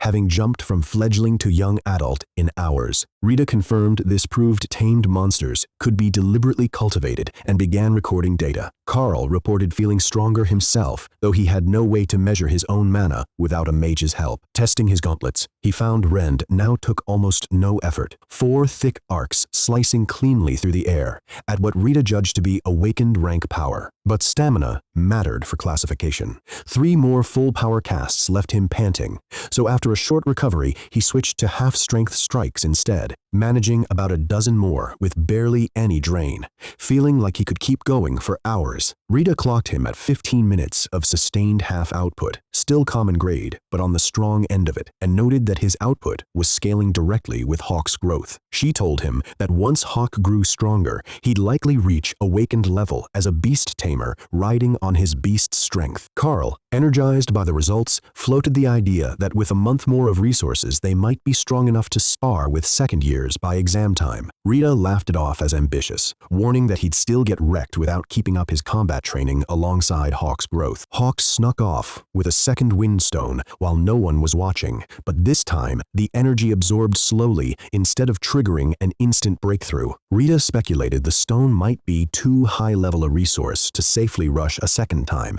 risking harm to Hawk's body if forced. Karl agreed to ration the stones going forward, letting Hawk absorb each one fully before offering another. Hawk immediately crashed into a food coma and retreated to the mental space to sleep it off. Rita approved of the diet plan overall and confirmed the infused blood and a new strength stone would keep coming regularly, though the wind stones would take weeks to replace. She noted Karl's growth was fast, but resource-intensive, and that even wild magical beasts needed rare materials or strange energies to reach higher ranks, not just food. Karl reflected that raw growth alone wouldn't be enough. If they ever faced beast packs or invasions, one strong monster against 10 enemies would still lose. So, Hawk needed to actually outfight opponents at its level, not just get bigger. Hawk, initially dismissive of the idea that any Hawk could rival it, agreed to try using rend in new ways after watching other creatures fight, mostly to make Karl happy. Karl suggested visiting the training grounds to observe real combat for ideas, since Hawk wasn't coming out again for a while anyway. Rita took him to a field where second-year students trained unarmed combat,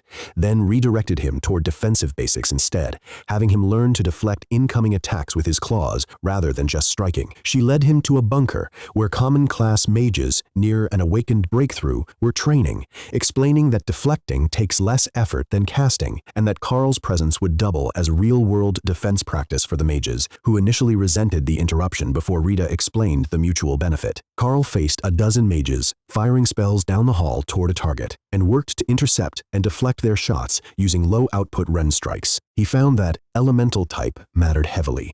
Fire and water spells passed through with only reduced power, while ice, earth, and solid projectiles were easy to knock off course. When he tried consolidating into single powerful strikes to save mana, the energy cost scaled brutally, teaching him it was far more efficient to use many small deflections than one large one. Exhausted but improving, Karl kept at it while the mages, realizing he wasn't some prodigy sent to show them up, but a fellow newbie grinding through mana control, just like they had, started to warm up to the exercise. The training sessions settled into a rhythm of constant breaks, with Karl still swatting at weak or slow attacks even during downtime, turning the exercise into an informal game with the mages. The supervising teacher, the sole instructor assigned to the dozen mages, privately judged it the best motivation he'd seen from them in months, and noted that Karl was likely to surpass Sergeant Rita's own combat power by the end of his first semester, despite her having taken 3 years to reach mid-ascended rank herself. He recognized her as a naturally gifted teacher, even outside her own specialty. At lunch, Molly, a tall blonde mage, invited Karl to join them, remarking that his ranged claw attack was unusually strong for a starting warrior. Unnoticed by the group, Karl fed Hawk an entire plate of raw meat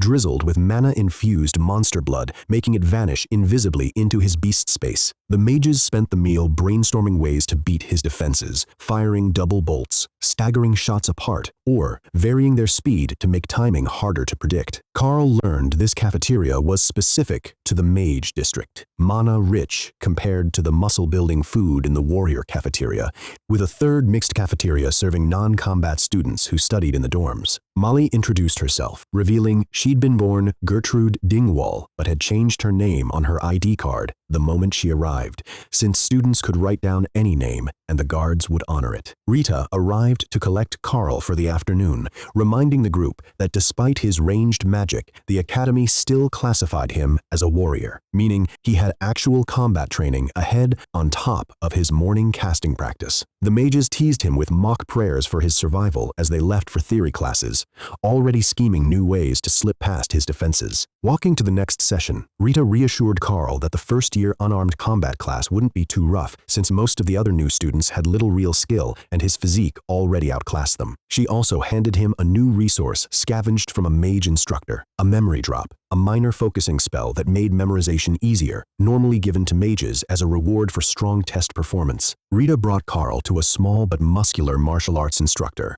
too old to have ever been chosen as an elite, but clearly a genuine hand-to-hand expert, well-suited to training raw recruits. She introduced Karl as an agility-type warrior with a versatile ranged claw attack from his gauntlets, well-suited to unarmed combat training too. The instructor had Karl set his gauntlets aside for a sparring assessment, wanting to see his instincts before shaping his training. Despite Hawk's unhelpful suggestion to swoop down and break the man's neck, Karl squared up with the basic stance Rita had taught him. The instructor proved deceptively agile, sidestepping Karl's counters and catching him with a knee to the midsection. Karl tried a sweep, missed the range, then attempted a low tackle that backfired completely, getting thrown onto his back hard enough to knock the wind out of him. He recovered and got back to his feet, regardless. The instructor decided Karl fit best with the mixed martial arts group rather than pure stand-up fighters, better suited for messy fights against monsters than soldiers. He explained that Karl's speed and power meant a punch could stun many common-grade monsters, and grappling skills could help him control a beast's claws if his ranged attacks failed to stop at first, not as an offensive tool, but as a defensive fallback. Rita was pulled in to help demonstrate the style's basics for the class, since none of the new students could match Karl as a sparring partner without it turning into bullying. By dinner, Karl was wrecked again,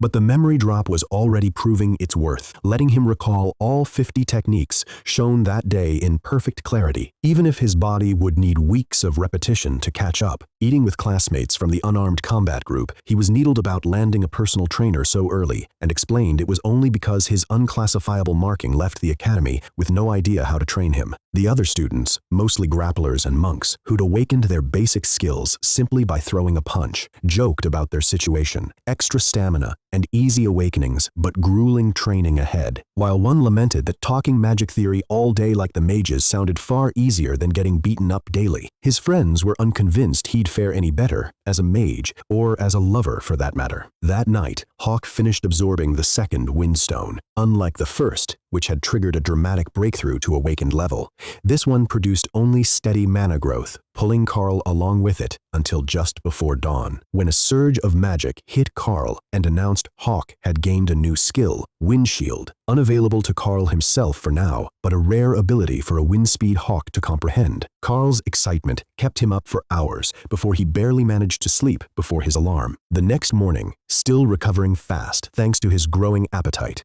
Karl realized his uniforms no longer fit. His clothes were a size too small, and he couldn't even fasten his shoes properly. He went to the laundry room, where a large woman in a raincoat outfitted him with new uniforms, boots, shoes, and even sandals in case his growth kept accelerating, telling him to bring back his old gear once he'd stabilized. Before heading to train with the mages, Karl asked Hawk which skill was more mana efficient, Rend or Windshield. Hawk favored Rend, but noted Windshield was useful against large attacks, and, specifically, water balls, which it seemed to hold a grudge against. Sensing Hawk was restless from being cooped up, Karl invited it to ride on his shoulder for the day's training, instead of staying in the mental space. Rita approved, and the mages were thrilled to have a real magical beast joining the session, curious how Hawk's threat assessment might differ from a human's. The barrage resumed with faster, staggered, and multicast attacks. Hawk immediately took to the air, circling to attack from above the way it preferred, and began specifically targeting the water mage's spells with wind, shield, splitting or dissipating their water balls, and even a fireball to the caster's confusion and irritation. When a fire mage responded, with 3 fireballs staggered in speed to dodge blocking, Hawk swept its foot and fired 3 simultaneous rending blades, intercepting all 3 at once to cheers from the watching mages, who marveled at how dangerous a bonded bird-type beast could be. At lunch after mage skills training, one of the mages, an older black-badged girl who might already be in her 3rd year, asked whether Karl would be allowed to join newbie wilderness training patrols, since teachers had apparently mentioned he might soon receive a black badge, letting him lead a group into the woods. Karl admitted he had no idea outings like that existed for first years, since the mages were his only real social contact outside solitary combat training. The group explained that mainly alchemists, druids, and garden witches needed outdoor fieldwork, while more bookish mages sometimes barely left the library at all. They encouraged Karl to go outside if he got the chance,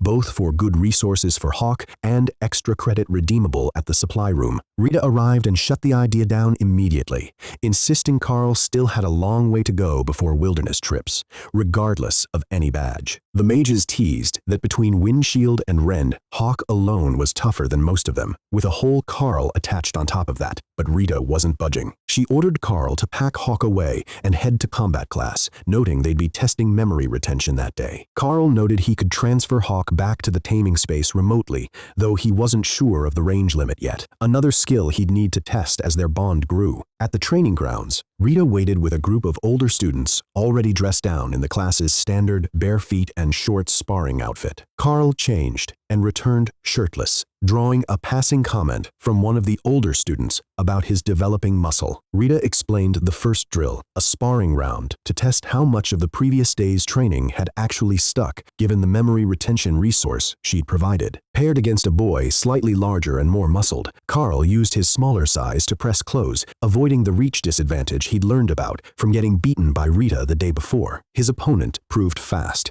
nearly Rita's speed, dodging rather than blocking, and using knee strikes to keep Karl at range whenever he tried to close the distance. Neither landed a clean hit over the full 3 minutes. Rita criticized both for the stalemate, and the boy complained good-naturedly that beating someone as short and fast as Karl was a job for the monk classes, not him. After 2 hours and a dozen sparring rounds, Rita called an end to the data gathering, satisfied that Karl showed solid memory and instinct despite never having actually won a fight. She explained the next phase wasn't about learning more techniques, but drilling everything he knew into instinct while training him to fight and coordinate with Hawk simultaneously, treating it like a mage forced to handle both offense and defense at once. The real goal was situational awareness. Karl couldn't let Hawk act purely on instinct, since enemies would learn to exploit that, so he'd need to guide his partner while still defending himself and staying combat ready. Rita laid out his new schedule: mage accuracy and speed drills in the morning, martial arts in the afternoon, and a full day of practical skills training weekly, replacing the elective day most students got. The day after would remain an off day for rest. before returning to the mage sessions the following Monday. Karl privately grumbled that being singled out for a customized program meant losing the lighter half-theory, half-practical schedule the other mages enjoyed, though he acknowledged that compared to second years, even their weakest members would likely still beat him. At the cafeteria that evening, Karl found it packed with freshmen he rarely interacted with, mostly non-combat track students still in theoretical training. They recognized him immediately as being from the group that had crossed the entrance field first, which teachers were reportedly holding up as an example of proper courage and caution to the rest of the class. He learned that James and Kruger had become minor celebrities from the story, while Dana had buried herself in library training from day one, chasing a way to reduce her spellcasting costs so she could sustain magic through an entire fight instead of relying on short bursts, an approach one of the other students considered unrealistic given how burst damage-oriented most mage kits were. The group discussed the extra credit missions later in the year, usually done in larger groups led by a senior, and noted that Karl's personal tutor and customized curriculum already exempted him from needing the two rewards most students were chasing. Karl pointed out the downside. A full-time tutor also meant a schedule dictated entirely by someone else, with no room to slack off. The students laughed, agreeing that the teachers seemed to catch anyone coasting almost instantly, recalling the wave of extra homework everyone got in the first few days for treating the academy like ordinary school. The next morning, Karl reported to the training grounds as instructed, joined by a crowd of first years and several black-badged senior students. Rita handed him a bundled flag, explaining he'd serve as flag carrier and team leader for Team 5 in that day's exercise, filling in for Senior Jeffrey, who was away on a mission. One of the two overseeing mage instructors, an old natural mage rather than an injected elite, laid out the rules. Odd-numbered teams defended their flags with the flag carrier as leader, even-numbered teams attacked under a senior's command, and everyone would be grouped by randomly drawn tokens rather than choice, simulating the reality of emergency response, where you fight with whoever's available, not who you'd pick. Karl's random draw grouped him with Dana and 7 heavily armored boys carrying shields, hammers, and spears, drawing groans from other students about Team 5, stacking every defender in the class. Other teams ended up similarly lopsided. Team 3 got mostly mages with only light melee support, and Team 4 drew 8 mage girls, leaving Dana and 1 other warrior as the only girls not on that team. The old mage noted Team 5's setup traded mobility and defense for near unbreakable defense, meaning attackers would need to get creative to take their flag. With 2 minutes to prepare, Karl draped the black and gold academy flag over his shoulders as a cape and started assessing his team's skills. Dana revealed she could cast fog or magic missiles, though missiles drained her mana fast. The 7 warriors all shared the same 2 common skills, slash and guard, with guard covering roughly a 3-meter octagonal barrier, enough to absorb a couple of spells before breaking, but a serious weak point if enemy leaders focused fire on any one of them. Karl laid out a formation plan, overlapping shield walls in a turtle formation, staying tightly grouped to stay hard to spot, saving guard only for emergencies, and reserving Dana's fog until they were actually under attack rather than revealing their position early, since the fog would take a full minute to spread 10 meters and only slow further after that. With Karl and Dana as the team's only offensive options, unless the enemy charged directly, the plan leaned entirely on defense and positioning. Before they could refine it further, the instructor called time and ordered everyone to prepare for transport. Team 5 was transported into a knee-deep swamp shrouded in mist. Karl had Dana start her fog spell, while the group crouched hidden near a stand of trees. He released Hawk to scout for attackers, spotting them by the absence of the black flag cloak, with strict instructions to stay unseen and return within 5 minutes. Dana was surprised to learn about the pet bird, and Karl clarified it was both a class skill and a living creature he didn't want harmed. The warriors quickly grasped the layered strategy. Hawk's scouting prevented ambushes,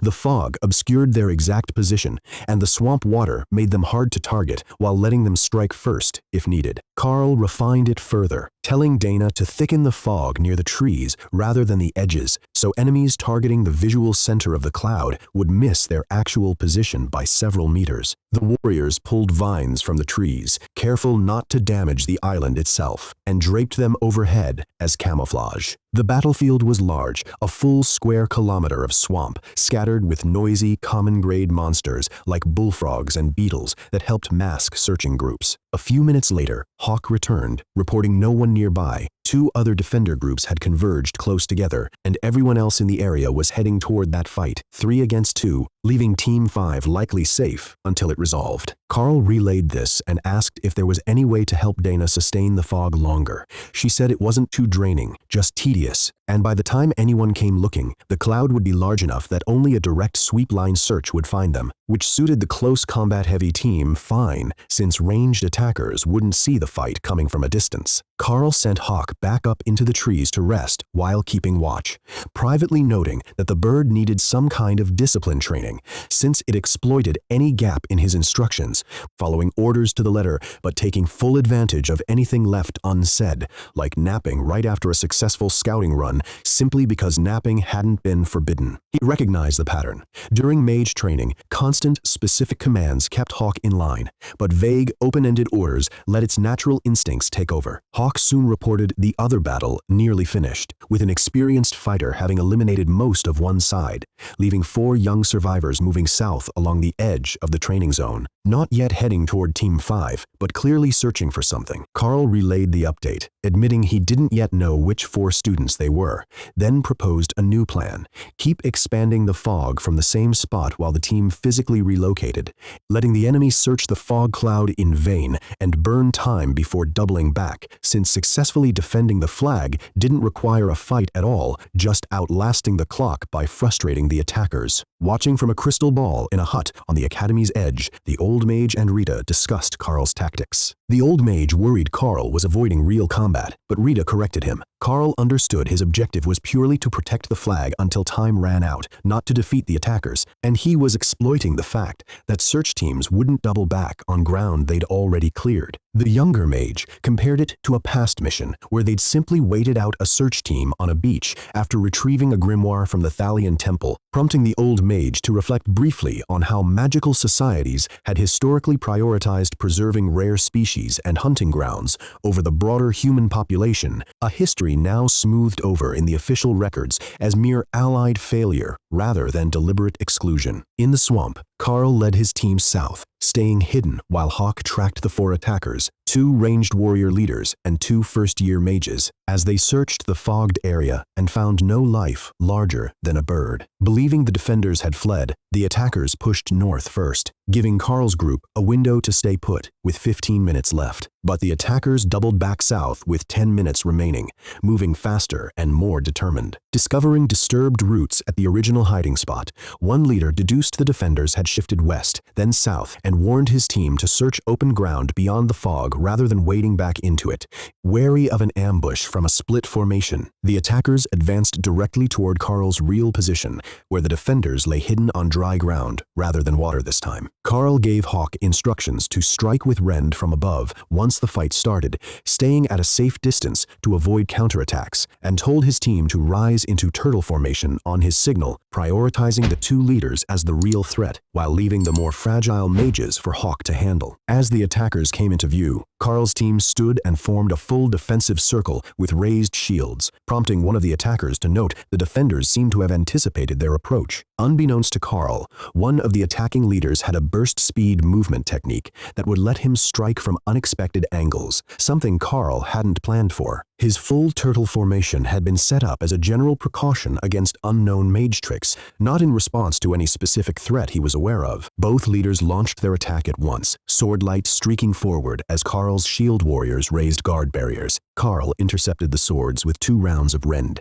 dissipating the first strike and stopping the second cold, while Hawk's simultaneous dive took out both attacking mages before they even registered the ambush, triggering their uniform's defensive charms and eliminating them instantly. The attackers scrambled, unaware where the threat had come from, since Hawk stayed hidden in the trees rather than exposing himself. That confusion bought Karl time for 2 more rend strikes, forcing the leaders into defense, right as Dana finished casting her slower but unusually powerful powerful magic missiles. With their swords already out of position from parrying, the leaders took the hits directly, absorbing them with their enhanced bodies before dodging sideways, straight into a second wave of Hawk's claws that the defensive magic barely caught in time to save their backs. The match ended there, with the overseeing mage declaring victory for Team 5. The stunned attackers hadn't realized 2 sets of rending claws were in the air and had jumped directly into the second. Karl called Hawk back from the training zone, only about a kilometer out, and marveled at the transport spell that had moved the whole match, an ancient artifact capable of relocating and magically protecting multiple students at once. Rita and the old mage praised the ambush as masterful, calling it a refreshing change from the usual straightforward swamp fights, and agreed that pairing scouting and ambush tactics with standard warrior mage teams had made for a much more dynamic match. Everyone on Team 5 got a bonus credited to their student cards. Walking back, Karl's teammates speculated about how the academy had known to build such a strong team around him from day one, concluding it had to be the rending claw skill itself, deadly enough to block 2 awakened rank leaders at once without exhausting him, made even more unfair by Hawk essentially doubling the same ability. Since the bonus wasn't shared or diluted among winners, having all 9 members qualify was a major windfall, and the group made plans to study together after cleaning up. Dana, curious about Karl's schedule since she'd never seen him in any magic theory classes, pressed him until he admitted he had no traditional lecture classes at all, just skill interception training, martial arts, and whatever ad hoc lessons Rita assigned, like monster anatomy. The group teased Dana in turn, revealing her own afternoon schedule was modern dance and cosmetology, a clear sign the academy was grooming her to be trained as an idol whether she wanted it or not. Karl noticed, seemingly for the first time, how genuinely cute she was, even covered in mud, chalking up his delayed awareness to the physical changes brought on by the serum. Dana grumbled about her idle track teachers living out their own failed dreams through the students, and Karl agreed to join the group in finding a study spot since he had a stack of books waiting on him. After showering and sending his ruined uniform off to the laundry, Karl met up with Dana at the study spot, learning their other 2 teammates had been pulled away by their combat instructor after impressing him with their guard skills. Dana explained her focus for the day was mana theory, the core discipline for mage classes that governed both mana pool growth and reducing spell casting costs. She noted that as mages improved, they'd naturally gain insight into new spells outside formal instruction, letting them expand their spellbook faster, with insight-gained spells tending to grow stronger and more useful for ranking up than ones simply taught in class. Karl contrasted his own situation. Without any known class precedent, he had no path to insight-based growth, just his single rend skill, though its power scaled directly with Hawk's growth, and his own physical strength scaled with both. Dana called it both a limitation and a huge advantage, since he grew stronger just by training his pet without heavy study, though she noted a single skill would eventually cap his versatility. Dana led him to a garden with private study gazebos, mentioning her plan to buy an academy laptop or tablet once she had enough credits, since the mage faculty still insisted on handwritten tomes, despite how much slower it was. Karl admitted he didn't know how to type at all, having grown up in the mining town without access to computers, unlike Dana, whose family ran a city clothing shop that relied on them for basic operations. The conversation touched briefly on how little of the nation's infrastructure investment had ever reached the mining town, despite its twin mines, one coal, one precious metal, being critical national assets that never benefited the people extracting them. Settling into a lilac-scented gazebo enclosed by enchanted hedges for privacy, the 2 set out their study materials. Karl pulled out his monster reference guide, the same one all field expedition students were required to memorize, which Rita had assigned him even though she had no plans to let him leave the academy grounds yet. Her real goal was for him to learn enough about monster abilities to plan his own growth path, which Karl assumed would eventually lead to her finding him a second, more durable companion beast to add to his collection. Karl found himself distracted studying alongside Dana, more by her presence and scent than by the monster reference material, though he kept his focus on his notes. He hoped that mastering the material would eventually convince Rita to let him leave the academy grounds, since he'd seen little of the wider world growing up in the mining town and was eager for the chance to explore it properly, even just as part of a training group. As sunset approached, Dana called an end to their session, noting the academy grounds went dark outside the lit pathways after nightfall. She mentioned enjoying studying with Karl specifically, since her usual teammates were too chatty and unserious to focus with. When they stepped out of the gazebo, the world went abruptly and unnaturally dark, darker than the actual time of day warranted. Karl, able to see by the faint bioluminescent glow of the grass, realized someone had cast a darkness spell over the maze, rather than nightfall simply arriving early. He offered his hand to guide Dana through, and she gripped it tightly, visibly anxious, prompting Karl to wrap an arm around her shoulders as he led her safely out. Once they emerged into the fading evening light, a senior student stepped out from behind a tree, laughing and revealing that they'd just walked through the Maze of Romance, the Academy's well-known hidden makeout spot, where students periodically cast darkness spells for entertainment to see which couples emerged intact, which split up, or which took things further under cover of the dark. Dana blushed, and Karl, seizing the opportunity, suggested they lean into the reputation. If everyone assumed they came there to make out, no one would bother them while they actually studied. Dana caught his meaning after a beat, briefly flustered by the implication of the two of them alone in the Academy's most notorious couple spot, but agreed to the plan, suggesting they return after breakfast the next day, an off day, to study properly. Karl offered to pack lunch. As they left, ignoring an unrelated argument breaking out near the maze exit, neither noticed they were still holding hands until Dana turned toward her dorm and was pulled back by the grip. She apologized, flustered, and hurried off to her room for the night. Too excited to sleep, Karl was up early for their first official day off, only to find the common areas already packed, with students planning to explore the grounds together, threatening his quiet study plans with Dana. She joined him at breakfast, looking equally sleep-deprived. Drinking a bright green energy drink she assured him wasn't as dangerous as it looked, while Karl stuck with coffee. Realizing the garden would be too crowded and loud for real studying, Karl suggested his own room instead, specifically the isolated, soundproofed balcony patio, since her own room was constantly disrupted by combat practice from neighboring students. They left together, drawing envious looks and fueling gossip about whether they'd known each other before arriving at the academy, one of the few distractions students had in a routine stripped of any personal belongings from home, since the only real pre-academy instruction had been not to bring clothing. Dana grabbed her books before following Karl into his suite, visibly startled by the dark decor and padded leather bedframe, but her attention shifted entirely once Karl opened the curtains to reveal the balcony greenhouse. She immediately spotted a ripening moonberry tree, recognizing the fruit as a prized, brain-healthy delicacy she'd only seen served at upscale restaurants. Karl let her pick it to split as a snack, and they settled into the gazebo, the same style used in the maze, which she noted was clearly popular around campus. Karl explained the greenhouse itself had been passed down through generations of balcony suite residents, and that he simply maintained it, since most of the magical plants had practical uses. Dana marveled at how completely silent the space was, despite students visibly walking below, calling it a perfect study spot. Karl opened his tactics textbook, next in Rita's stack of assigned reading, and realized with mild embarrassment that this particular book would have been useful to read before his skirmish the previous day. It struck him that Rita had never set deadlines or given formal tests, leaving him to assume the actual training sessions themselves were the real assessments, and that he'd been slacking by not at least skimming ahead through the material she'd left him.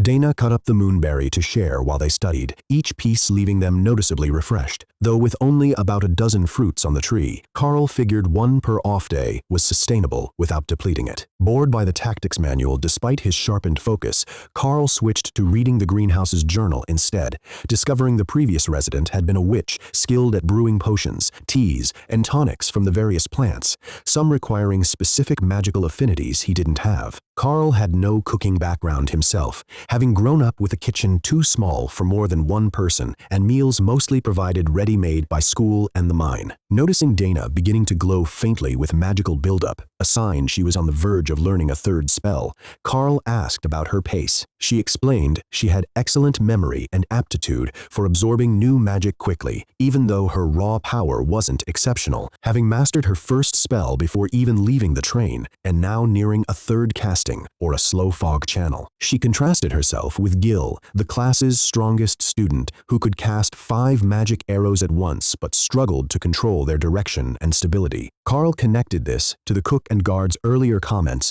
about uneven aptitude among awakened elites, and noted that Dana's idle track training made sense given her versatility rather than raw strength. Her dance instructor had said reaching upper awakened, ideally ascended, by graduation would be enough for that path. Turning the question back on Karl, Dana pressed him on what the academy was grooming him for with his dedicated tutor and custom schedule. He reasoned it was likely monster control work for the military or government, since his class didn't fit any standard combat or magic curriculum and his skill set was purely combat or scouting oriented. Dana suggested he could become more versatile by teaching Hawk additional skills or learning to use monster abilities directly himself, pointing out that Hawk had already picked up wind barrier on its own. She floated the idea that an ascended grade version of the greenhouse's cooling aloe plant, which at common grade only treated rashes, sunburn, and mild pain, could actually heal real wounds outright if properly cultivated, something she'd seen referenced on a nature program. Karl, unfamiliar with television or medicinal plant care beyond basic wilderness survival botany, considered whether it might be worth researching how to rank up the aloe, though the greenhouse guide indicated most of its plants were simply edible growth-boosting snacks rather than anything more specialized. Karl and Dana studied smoothly into the afternoon before hunger sent them to an early dinner. Dana asked if she could visit again after her own evening stamina and meditation training, and Karl readily agreed, glad to have found a friend at the academy and finding that hearing about mage progression kept sparking ideas for his own growth. Considering meditation as a technique, Karl wondered if it connected to expanding his beast space, recalling that the train car's crystal ball had once shown a view into that same space. He asked Hawk's opinion, who only cared that the space might eventually be bigger with trees and mice, though Karl ruled out live mice, worried it might accidentally bond him to a tortured earth mouse companion. Back in the greenhouse hammock, Karl tried meditating while visualizing a pine tree for Hawk, with nothing happening at first. He then tried channeling energy into the space the way he would for casting rend, and after an hour, Hawk reported the space felt better, encouraging him to keep going. By the second hour, a small pine sprig had physically sprouted near Hawk's nest, and by night's end it had grown nearly as tall as Karl himself,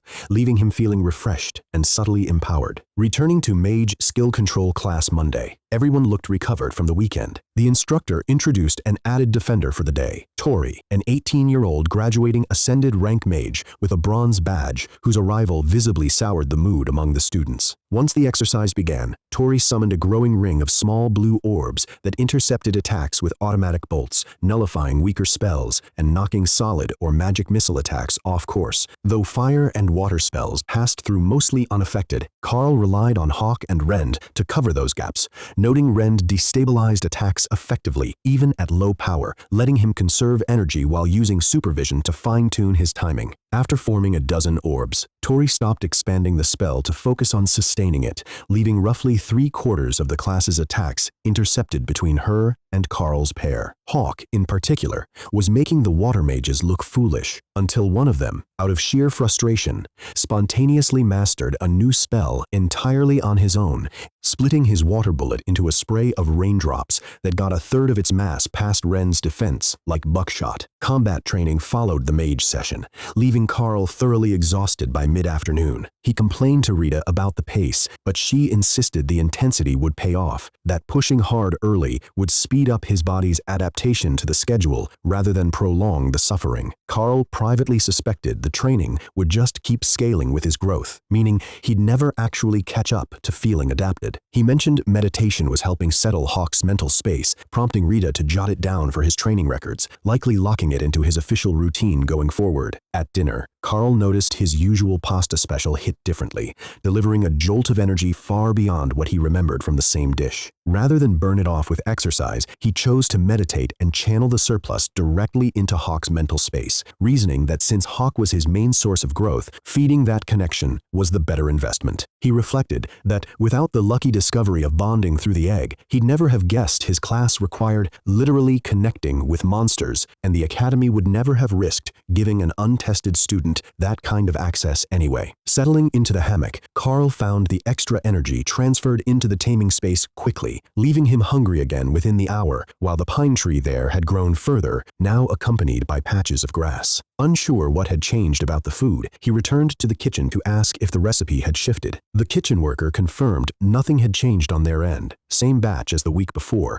but suggested his own body might simply be developing new taste and energy compatibility as his abilities advanced, comparing it to how Berserker class students craved increasingly spicy food as they grew stronger. She offered him samples of the day's specials to test, and Karl worked through a plate of everything, finding each dish delivered the same unusually potent energy boost. He settled on the pasta and meatloaf as the most effective for his training, arranged for extra portions that evening, and planned to return early the next morning for a heavier breakfast to keep the momentum going. Karl brought the cart of food into his room, thanking the staff and promising to leave the dishes in the hall for pickup the next morning. Settling into meditation, he continued channeling excess energy into the taming space, watching the tree grow and the grass patch slowly expand, before eating the pasta and meatloaf specials in turn and pouring their energy in as well. After transferring both meals, he hit a clear ceiling of resistance, a reassuring sign the space had limits rather than being an endless sink, though at the current growth rate, filling it with grass alone would take months, let alone a full sky and environment. With the space temporarily full, Karl tried funneling his remaining energy directly into Hawk instead. The bird happily absorbed it, though Karl couldn't detect any measurable effect beyond a contented Hawk, which he decided was worthwhile regardless. He kept this up through the night as Hawk finished its growth phase, shifting from getting bigger to simply getting stronger. By breakfast, Karl finished the last 2 meals to keep feeding Hawk's continued hunger for both meat and the filtered energy, alongside its daily berry allowance, prompting him to loosen his earlier restriction on gooseberries now that Hawk was fully grown. That gave him an idea. Instead of rationing berries directly, he could crush them into a water marinade for the meat, coating it evenly like his mother used to do with cheap cuts at home, stretching the berries further while still satisfying Hawk's taste for them. When Rita arrived and noticed the stack of empty dishes, Karl explained his sudden spike in appetite the day before. She identified it as a normal sign of a warrior's body advancing a rank, guessing either Karl or Hawk had broken through to awakened rank overnight, with the energy demand pulling from Karl's own reserves. Karl, reported Hawk, now looked fully grown, having settled after another growth spurt overnight. When he called the bird out, Rita examined it closely, noting the softer juvenile feathers were gone, replaced by larger, sturdier pin feathers. She praised the result as remarkable, calling 1 week to bring a Windspeed Hawk to full maturity, a top-tier achievement for the Academy, regardless of any other combat applications his class might offer. Karl asked whether Hawk's success meant more resources, since even fully mature, its growth was now slowing without extra help. Rita laughed off his ambition, but agreed that continued energy feeding could push Hawk from awakened toward ascended rank in a relatively short window, promising to secure whatever resources she could, though she wasn't sure what would still be effective after the Strength Stone and Wind Stones. Karl suggested an upgraded Strength Stone or more potent infused blood, unsure if more wind-type resources would help further, since the first stone had already caused a major breakthrough, and the second was still being digested slowly. He noted that since his own body scaled directly with Hawk's growth, funneling resources into Hawk remained the most efficient path forward, a plan Hawk fully endorsed given the obvious personal benefit. Back at training, a now fully mature Hawk relished the chance to outshine the mages further, blocking even more of their attacks purely to bask in their frustration and grudging respect, less concerned with actually protecting the target than with reinforcing its own dominance. The mages joked that Hawk seemed to be needling them deliberately, especially the water-type casters it clearly held a grudge against, unaware that Hawk genuinely viewed itself as superior to humans in general, flightless, poor-sighted creatures that didn't even hunt their own food, conveniently ignoring that it didn't either these days. While Karl trained martial arts that afternoon, Hawk took to circling the sky, hoping to finally hunt something on Academy grounds, but found the wards and constant magical activity had long since driven off any wildlife. Restricted to staying within Karl's sight and unable to venture into the surrounding fields, Hawk settled for exploring instead, finding a shady tree, a building carving that resembled itself, an old woman who kept photographing it, and a set of truck docks it suspected were full of good things worth investigating later. Karl mostly let Hawk roam, occasionally reminding it not to cause trouble or accept food from strangers who might not recognize it as a tamed companion. Rita handed over another study assignment, this time on monster biology, hoping it might reveal further ways to sustain Hawk's accelerated growth. She reflected that her role as his private instructor was ultimately about proving out the potential the senior staff had spotted in Karl back on the train, and that even if his rapid early growth eventually plateaued, his case would still give the Academy a valuable baseline for training the next student who awakened a similarly unclassifiable ability. Karl worked through his textbooks trying to find a reliable way to push Hawk from awakened to ascended without a long plateau, reasoning that progression came down to Ren's skill refinement and raw power growth, both aided by the infused blood and their unusually intense daily training compared to a wild Hawk's occasional hunting. Since Hawk had already learned Wind Barrier from the headmaster's Windstones, Karl knew mystic resources could grant new abilities outright. He just needed access to more of them. Dana interrupted with a visit, bringing Hawk a farmland delicacy, a skinned iron-jaw mole, a pest known for strong jaws but no ranged attack, and even weaker than the earth mice outside the academy. Hawk tore into it eagerly on the patio while Dana explained her own current focus: mana control. Her instructors had restricted her to just magic missiles and fog until she improved her casting efficiency, since her spells still burned more mana than necessary and were holding back her progress toward multiple castings. Karl noted the parallel to his own problem, needing a way to keep pushing Hawk's growth now that it was nearing its natural ceiling from food and resources alone, with the real test being whether they could bridge awakened to ascended before the semester ended. After finishing its meal, Hawk fetched a ripe pear from the trees,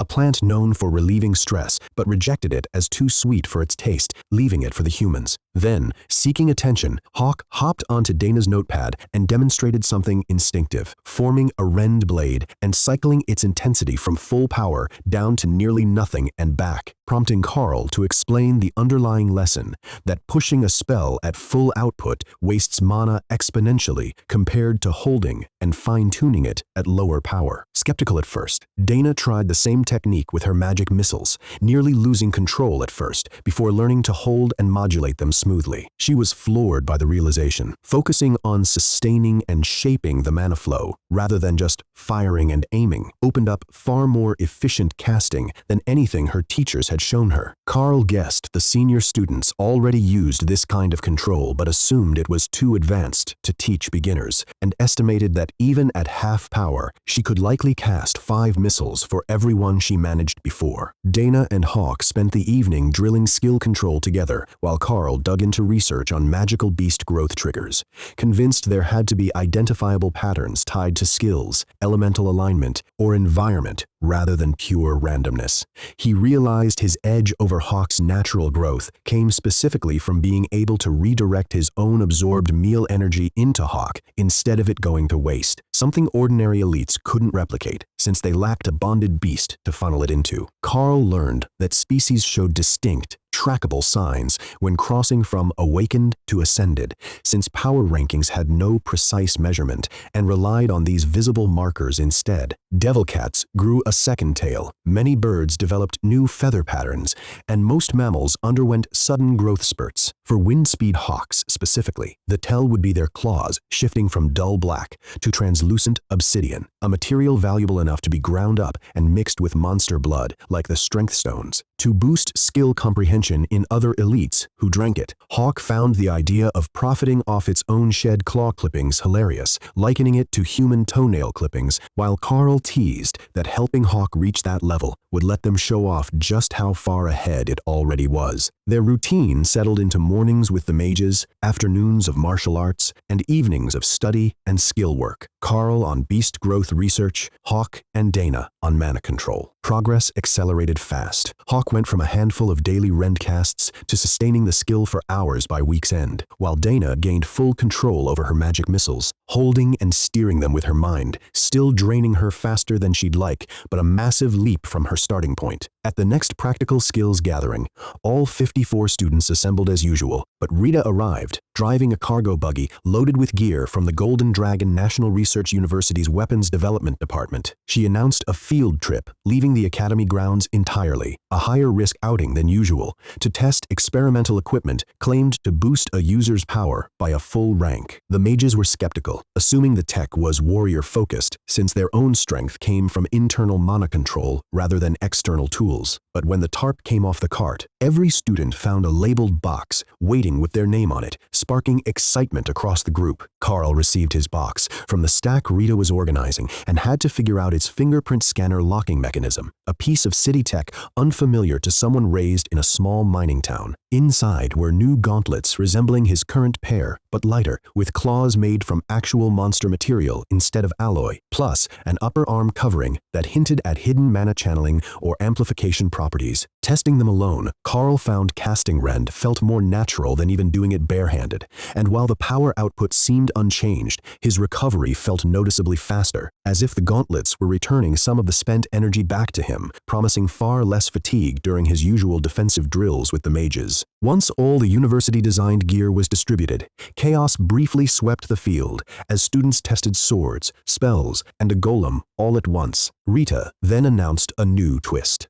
Students would be paired up by drawing matching numbered slips and sent to work independently across a large region with no backup. The mage devices varied in form, mostly belt-mounted crystal and tube frames, though one student's version was a wired hooded coat. Dana's box held a flatter, paperback-sized focusing device. Karl briefly wondered about disguising it under a book cover for practicality and asked Rita what the gauntlets were made from. She confirmed only that they combined various monster parts to blend magical beast traits into crafted items. Karl drew number 17 and worked his way through the organizing crowd to find his match, landing next to Dana, who held the matching card. Both were pleased, already familiar with each other's skills and confident in a natural division of roles. Karl leading, Hawk scouting, Dana providing backline damage. Dana explained her new tool was a focusing device meant to intensify her spellcasting, tricky to use at first, but promising a real boost to her output once mastered. With their team now set, the two turned to figuring out what challenge awaited them next. The mage's transport spell took visibly more effort this time, and Karl and Dana landed in a ruined warehouse, stocked with dry goods and a honey barrel swarming with bees. They moved quickly to avoid the bees,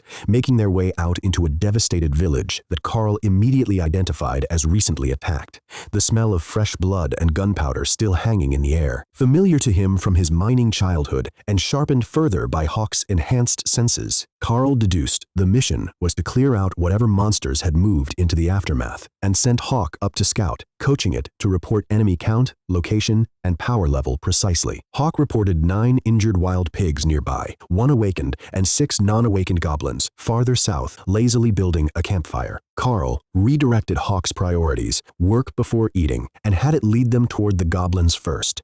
Aware from his studies that goblins traveled in larger bands, meaning more were likely hiding nearby, he explained to Dana that the goblins' cunning and numbers, despite their weakness individually, probably explained how the village had fallen. As they moved through town, Hawk spotted 2 more goblins hiding in a house up the street. Karl kept walking normally rather than react, banking on the goblins' poor eyesight to assume they hadn't been seen, luring them into charging out for an ambush of their own. 2 of the 3 wounded goblins fell instantly to Hawk's rend before Karl or Dana could act, and Karl finished the last with a flick of his fingers. He sent Hawk back out immediately, worried the goblins' battle cry might have drawn attention from the rest of their band, while Dana admired Hawk's speed and reflexes. Karl pushed south with Dana, letting Hawk pick off stray goblins along the way, even as it complained about their stench and inedibility, holding out hope for the iron tusk boars it had spotted in the distance. With 5 wandering goblins already cleared, and the main pack of 6 still ahead, Karl let Dana take point on the attack, since her magic missiles cast slower than Rend, planning to cover her once the fight opened. Dana confirmed she could still only manage 2 missiles simultaneously, though follow-up volleys came faster once she started casting. Hawk confirmed the remaining goblin band was all common grade with no awakened leader,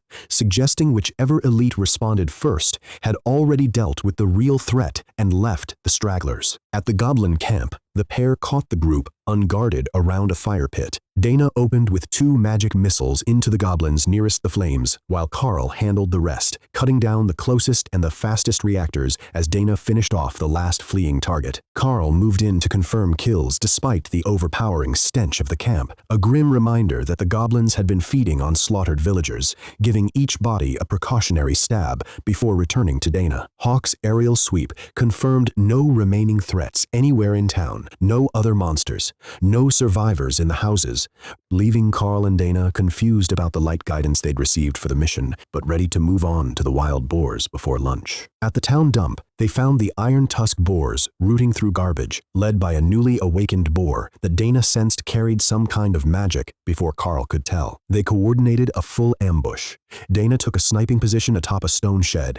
Hawk targeted the awakened boar directly on her cue, and Karl handled the remaining boars as they charged. Dana's magic missiles combined with 6 rend strikes brought down the lead boar as it tried to block with its tusks, while Karl's attacks penetrated the toughened hides of the others despite their near-awakened strength. Hawk mopped up the charging stragglers, and Dana finished the last, a greedy boar too distracted eating to flee. The fight ended quickly, prompting Dana to remark it had been anticlimactic, though Karl cautioned against jinxing it since they were still far from the academy. He then pulled out a reference textbook and began butchering the boars for Hawk, and to Dana's surprise, each carcass simply vanished the moment he finished with it, transferred straight into his taming space. Dana was startled watching the boar carcasses vanish, and Karl explained the mechanic behind his beast space storage. Food went in and out freely without spoiling, but nothing else, not even his own textbooks, worked the same way. Dana suggested testing the space's limits with something Hawk specifically couldn't use, floating the idea that the storage might be tied to what actually benefited the pet rather than food in general, an idea Karl latched onto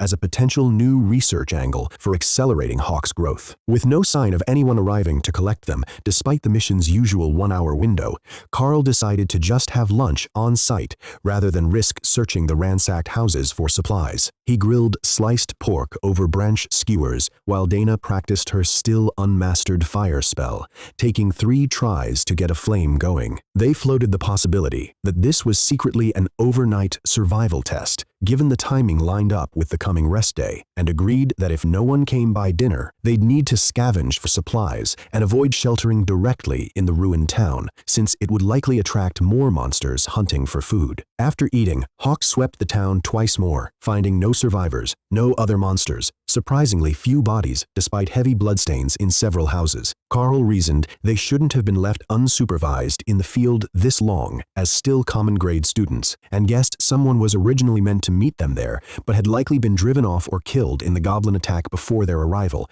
leaving no one to report their mission complete. Dana suggested searching for a working phone or landline to reach the academy directly. The two headed back toward the town square, with Hawk scouting overhead, unsettled by the town's total silence. No birds, no rodents, nothing moving. Those scattered lights still burned, confirming the place hadn't been fully destroyed, just emptied. This time, instead of watching for threats, Karl scanned the square for any sign of a message or contact left specifically for them. The town square showed no sign of a battle, suggesting the attack hadn't happened there, so Karl checked a nearby stone government building and found it similarly undisturbed inside, indicating the assault had likely struck at night while most residents slept, catching the perimeter unprepared. The building's computers still had power, and Dana, familiar with the outdated operating system from school, found a text file left on the desktop, a notice from Mayor Dingwall explaining the village had evacuated to designated Safe Point Alpha after a surprise goblin attack, with plans to return within 30 days once the elites cleared the area, warning of continued invasion risk. The message was dated that same morning, meaning it had been posted around when Karl and Dana were still in their briefing, though much of the blood they'd seen looked older. Dana pointed out that the handful of goblins they'd already cleared didn't match the scale of an ongoing threat, concluding the real attack was likely still coming that night. Karl agreed, reasoning from his monster biology reading that goblins avoided daylight, giving them roughly 7 hours to prepare before a larger tribe arrived after dusk to scavenge. They settled on using the solid stone government building as their base, but rather than passively waiting inside, Karl proposed actively hunting goblins through the night with Dana's help. Since Dana couldn't see in the dark and wasn't suited for close combat, Karl suggested she blanket the town in a low-lying fog bank, thick enough near the ground to blind the goblins, but shallow enough that Hawk, attacking from above, could still see clearly. This would let them isolate and ambush the raiders in small groups instead of facing a coordinated force, since screams and chaos wouldn't carry through the fog to alert the rest. Dana agreed to start weaving the fog immediately, and the pair also planned for torches and lanterns in case the power failed during the fight. Karl volunteered to scavenge oil and rags from a nearby auto shop to fashion improvised torches, along with searching for an oil lantern, a tool familiar to him from his mining background. Karl slipped into the mechanic's shop down the block, finding it untouched despite the rest of the town's ransacking. No broken glass, no signs of forced entry. Inside, he grabbed a cigarette lighter and, more importantly, a full drum of grease on a dolly. Perfect, slow-burning fuel for torches. In the front office, he discovered bags of herbs soaked in fuel, giving off a strong, unpleasant odor, possibly the reason the shop had been left alone, and took 2 spare bags along with fuel to activate them. He also raided the unlocked vending machine for snacks and grabbed metal cargo bars from the parts department to use as torch handles, along with a length of chain, before calling out to check for survivors and getting only silence in response. Back at the government building, Dana's fog had already swallowed most of a city block and was spreading further. Karl reported his haul: snacks, torch materials, and the scent-masking herb bags, confident they'd work given how thoroughly they'd protected the shop. Dana warned that once she finished the fog, she'd need to rest, leaving Karl and Hawk's warning system to cover the watch, and reminded him to set the herb bags in place immediately, since masking their scent would be useless if left too late. They placed the pungent bags in the lobby, irritating Dana's nose, but hopefully keeping monsters away from their resting spot, while Hawk retreated into the beast space to conserve energy for the night hunt ahead, since Windspeed Hawks had a natural sense for dusk transitions when nocturnal prey grew active but sluggish. Dana woke them both around 6 that evening, an hour before sunset, to report the fog now extended past the town's edge. She turned in to rest while Karl and Hawk took over watch duty, with Karl sending Hawk up to scan the sky and report any movement approaching the town. Hawk scouted a wide loop around the town and spotted the incoming threat, a large group of goblins breaking camp and heading their way. Karl told Hawk to keep tracking them without engaging yet, wary of something stronger than common grade hiding among them. With roughly an hour before the goblins arrived, Karl considered contacting the academy to confirm the empty town was actually part of the plan, but doubted the number would be easy to find given how restricted elite communications likely were. As the goblins closed in, Hawk reported they were splitting up to search the town rather than moving as one group. Karl woke Dana, who found still fresh lunchboxes in the break room fridge to share, while Karl calculated the timeline from Hawk's updates: about 5 minutes until the goblins reached town, 15 to 20 before they'd reach their side of it. While eating, Karl asked Dana to try finding the academy's contact number, though she doubted it would be publicly listed. As she searched the lobby computer, Karl checked the security monitors, then realized they'd overlooked securing the building's other exits. He found an unlockable fire exit at the back and improvised a barricade using one of the cargo bars and the chain from the auto shop, wedging the bar across the hallway and looping the chain through the door handle, confident even a goblin couldn't force it open. With the building secured, Hawk reported the goblins had entered the fog and begun eliminating stray targets. Karl relayed the situation to Dana, but Hawk's next update complicated things. Rather than searching house by house, a portion of the goblins were running deeper into town through the fog, potentially heading straight for their position. Karl told Hawk to prioritize hunting, while still giving warning if anything got dangerously close. Karl repositioned scent bags to cover the lobby and a backup retreat spot near the lunchroom, hoping to mask their presence long enough to keep ambushing goblins before the tribe caught on. When Hawk warned that a group was heading straight for the town square where they were hiding, possibly having caught their scent, Karl had Dana climb onto a desk to fire from an upper window while he stepped outside to draw attention away from her position, reasoning it was better to split their exposure than let both of them be found together. Dana focused on shaping her magic missiles into non-glowing spear forms to avoid giving away her location in the dark. Karl killed his first pair of goblins outright with rend as they wandered by, deliberately letting the smell of blood draw more toward him in small, manageable numbers rather than risk facing the whole tribe at once. A second trio tried to ambush him from behind, but he cut them down easily, even at reduced power, confirming that goblins, though numerous, had soft hides no match for his attacks. Hawk applied the same efficient approach from the sky, conserving strength while working the downwind side of town so the scent of blood wouldn't drift toward goblins still looting houses, delaying their alarm. Hawk also snuck in a snack, killing an earth mouse alongside a goblin, since Karl hadn't explicitly told him not to eat his kills. As the missing tribesmen went quiet, more goblins grew suspicious and began converging on the source of the blood scent. Dana spotted a group of 4 goblins trying to sneak toward them from across the square and took out 2 before they even noticed the danger. Karl, warned by instinct, dodged a poisoned dart-tipped blowgun shot just in time, then used full-power rend to kill the shooter and its 3 companions in one strike. Dana handled the rest, and Karl gave her an approving thumbs up, while privately noting the blowgun darts as his biggest concern going forward, unsure if they carried poison in the growing darkness. Karl used the darkness to his advantage, tucking into a shadowed alcove to let the goblins' noise and the smell of blood draw them toward him,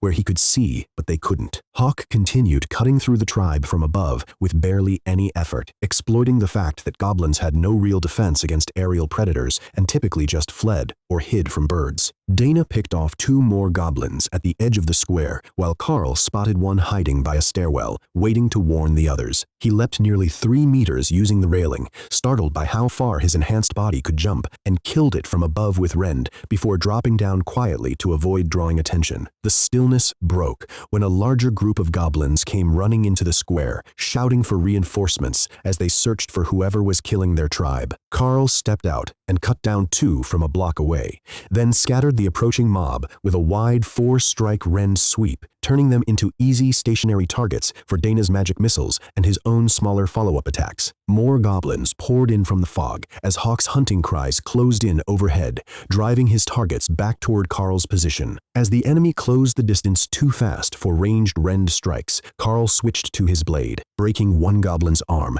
and cutting through its neck at close range, while Dana focused fire on anything trying to flank him, and Hawk worked in from behind. Fighting through several more goblins in melee, Karl found them strong for their size, but nowhere near awakened level threat, and cleared space with another wide rend sweep. Though the larger attacks were clearly draining his stamina, he fell back toward the government building, using smaller strikes to cover his retreat as the goblin pack began to break. Dana called out that she couldn't keep casting much longer, and Karl told her to seal the window and rest, taking over doorway defense himself while leaving Hawk to keep working outside. Hawk, confident and barely straining from a night of easy kills, promised to finish off the rest and was ordered to make sure nothing slipped past him into the building. With Karl standing visibly in the doorway, more goblins were lured toward him while Dana climbed down to rest in the break room, fueled by leftover roasted meat and the office's snacks and coffee. The remaining goblins hesitated to charge, still waiting for numbers before committing. Karl picked off targets steadily as Hawk reported the tribe down to fewer than 10, with a handful attempting to flee town rather than fight. Karl ordered Hawk to stop them from escaping entirely, wanting no survivors slipping away to alert others, while he held the doorway alone against the stragglers still circling nearby. He waited out one final ambush attempt, killing a goblin that tried to sneak around the corner without even turning to look. Hawk finished his sweep for the runners and confirmed the town was clear, no more targets anywhere, leaving only a door-to-door search by local authorities before residents could safely return. Karl let Hawk in through a window, then sealed the building to rest, instructing Hawk to stand watch out front until Dana relieved him in a couple of hours. Both Karl and Dana spent the next hour meditating and eating to recover their spent energy. Once rested, Karl sent Hawk on a final flyover to confirm nothing had changed, then ordered it back into the beast space to sleep for the night, confident the threat was over and planning to arrange their return to the academy in the morning. While Karl guarded the door, Dana searched the office computers and found a government emergency line. Her call to report the situation went poorly at first, the operator plainly skeptical of 2 students claiming to be academy elites reporting a cleared goblin infestation, until Dana escalated by invoking her and Karl's awakened ranks and Sergeant Rita and Professor Mills by name, confirming over 50 goblins killed and the tribe eliminated, then firmly pushed back against implied accusations of impersonating an elite, ultimately settling for a military police pickup instead of an academy transport. Karl, listening to Dana's escalating half of the conversation, couldn't hold back quiet laughter. Minutes later, the sound of approaching helicopters signaled the response team's arrival, prompting Karl to send Hawk back into the beast space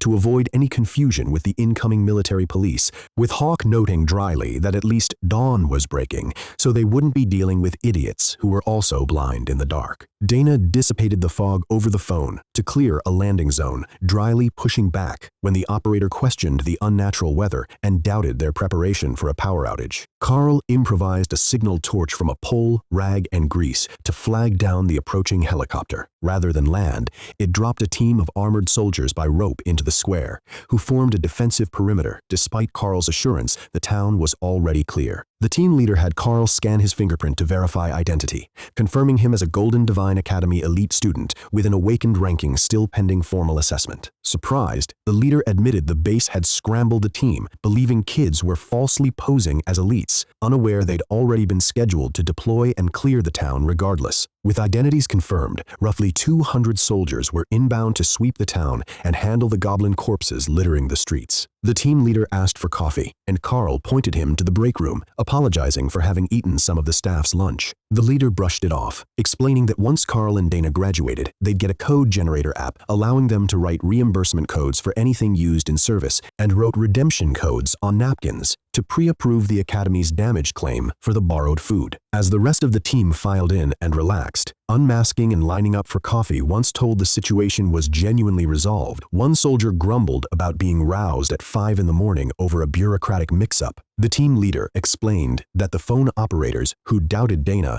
were low-paid, non-elite, civilian staff prone to power tripping, and advised the pair to lead with their student ID number next time to get transferred directly to actual response teams. Assuming they were graduating seniors headed for military service, the leader was corrected. Karl and Dana were both first years in the practical skills program, Dana being groomed as an idol, sent out for unexplained training just hours after the town's evacuation, likely because the Academy assumed someone would still be there to meet them. With the mission wrapped up, all that remained was the situation being fully resolved. The Special Forces team turned their teasing toward Dana, joking that the Academy was clearly grooming her as a future archmage rather than a lasting idol, given her sharp attitude and top-tier power. Since an idol career required a fan-friendly personality she apparently lacked, Dana asked how everyone seemed to already know each other, and the team explained that with only one academy for all elites and roughly 100 students graduating at Ascended, rank or higher each year, most soon-to-be famous elites knew each other from years of shared classes after the grueling first-year cram schedule. Karl connected this to the broader hierarchy, Commander rank being the tier above Ascended, the sort of person recognized by name in their hometown, either through politics or wealth, and recalled that the lithium mine's own mayor was a commander rank warrior from the serum's early experimental trials. While waiting for the main army force to arrive, the team leader asked if they'd encountered anything stronger than common grade.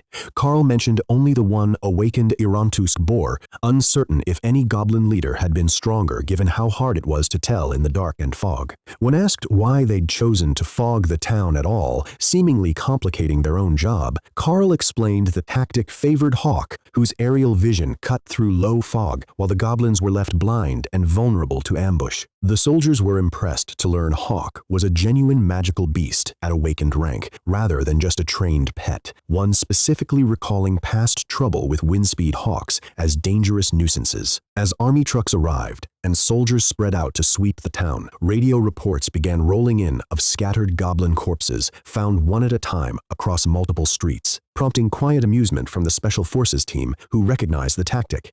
Dana's fog had hidden not just Hawk from the goblins, but also the bodies of their fallen comrades, letting the tribe keep operating obliviously while Hawk worked through them one by one. The team leader praised the coordination as clever and effective. Shortly after, the armored command vehicle rolled into the square and ran directly over a goblin corpse, smearing blood across its undercarriage, drawing a groan from Dana about the lingering smell. The team leader quietly informed them they wouldn't need to worry about riding in it, having already arranged approval with their teachers for the two to return to the academy with his unit instead. Base Commander Colonel Ryan arrived, visibly repulsed by the smell of goblin blood from his ride, but overly enthusiastic in greeting Karl and Dana, mistakenly congratulating them on a debut mission. Dana corrected him, explaining it was just an academy training exercise, which only fueled his flattery about two students handling an incident of this scale alone. The Special Forces team's visible eye rolls, caught by Karl's enhanced peripheral vision,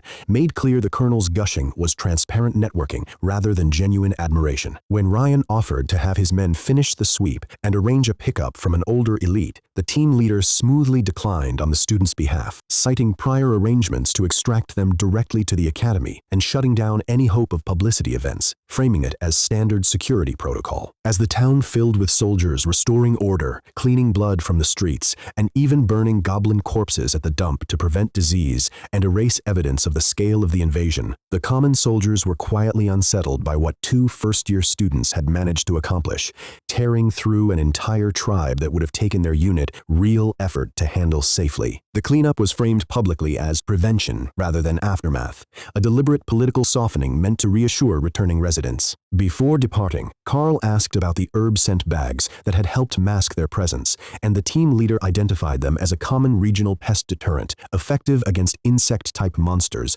apparently working on goblins as well, likely by concealing the scent of human habitation. He offered to share the recipe, which Karl gladly accepted for further study back at the academy. With the town cleared and a cleanup crew set to finish that afternoon, the team leader wrapped things up with the colonel, promising a full report that evening, then led Karl and Dana up to the building's rooftop landing pad for extraction. Both admitted, in unison, that they'd never ridden in a helicopter before, sharing a laugh over the coincidence before strapping in for the flight back to the academy. During the flight back, the team leader confided that the mission had never been meant for goblins at all. Other student teams had simply been sent to clear a handful of magical beasts and were picked up by that afternoon. Karl and Dana pieced together how they'd stumbled onto something bigger, first mistaking the wild Irantusk boars for the whole assignment before realizing the empty houses meant the town had actually been evacuated. Dana recounted their failed attempt to call it in through the government hotline, which nearly got them reported to military police instead of believed, prompting laughs from the soldiers, who explained that contacting the academy or a military unit directly would have spared them the hassle since the hotline staff defaulted to worst-case assumptions. One of the soldiers pointed out that despite still wearing first-year common grade badges, there was no way either of them remained common grade after what they'd just done, and speculated they'd likely be promoted to black badges soon. Karl and Dana admitted the social status boost would be a welcome bonus among their fellow first years, and the veterans reminisced about how meaningful that first badge upgrade had felt in their own time, followed by the genuinely transformative jump to bronze ascended in second year, when a warrior's physical enhancements crossed into clearly superhuman territory. As the helicopter neared the academy, the pilot warned them to expect a swarm of curious classmates, given how conspicuous their arrival would be on the school's designated day off. Sure enough, students in the yard turned to watch as the helicopter descended onto the helipad, and by the time it landed, Sergeant Rita and two unfamiliar teachers, apparently mage instructors Dana recognized, were already jogging across the field to meet them, making clear their debrief would eat into the rest of their day off. Rita met Karl and Dana at the helipad, having tracked their vitals throughout the mission and knowing the town had been overrun. Karl gave a concise rundown. They'd hunted the wild boars first, cleared the roaming goblin patrol easily since it was all common grade, found no message waiting for them at the government building, then set up a fog ambush that wiped out the entire returning goblin tribe by morning before calling for extraction. The Special Forces team leader approved of the summary, but Rita informed everyone a bigger meeting was coming, since the base commander's glowing report had raised questions at the academy, specifically whether the students had falsely claimed awakened rank to the phone operator. She pulled the Special Forces team into the meeting as well, needing their account of the town's condition and the students' apparent combat readiness. The team leader offered a straightforward solution: have his own commander rank officer, Lieutenant Keyes, set up a series of power-scaled barriers to directly test Karl and Dana's output, reasoning that reaching 50% of Keys' full strength would confirm ascended level damage, and 25% would confirm awakened level. Repeating the test would also demonstrate stamina, something already strongly suggested by their overnight performance. The mage instructors welcomed the plan, since an official military-run evaluation would remove any suspicion of bias in grading their own students. They moved to the practice gym for its reinforced walls and relative privacy, though word had already spread, and the viewing boxes filled with curious students eager for details about the unusual return. Soldiers, teachers, and all on the school's off day. Karl volunteered to go first, planning to demonstrate his output alone before repeating the test with Hawk, since the evaluation was meant to measure his own individual capability first. Keys set up the graduated barriers alongside sensor equipment to measure Karl's output. Karl shattered the first two barriers instantly with full power rend, but the third visibly dimmed his attack, and the fourth barely collapsed. Realizing pure rend alone wouldn't clear the higher barriers, he switched tactics, coating his gauntlet claws with the skill and physically striking instead, cracking the fifth barrier over 3 hits. He then unleashed 10 straight minutes of combined claw and rend attacks against the 6th barrier, leaving visible marks that kept reforming, but it never broke before exhaustion forced him to stop. The Special Forces team leader confirmed the results were solid awakened rank, since Karl could reliably break the 3rd barrier repeatedly and only failed at the 5th and 6th, even with everything combined. Still short of the minimum ascended threshold, which would require one-shotting the 5th barrier consistently, the teaching staff formally promoted Karl to awakened rank on the spot. Dana went next. The team leader explained to Karl why single-shot power mattered most for this test.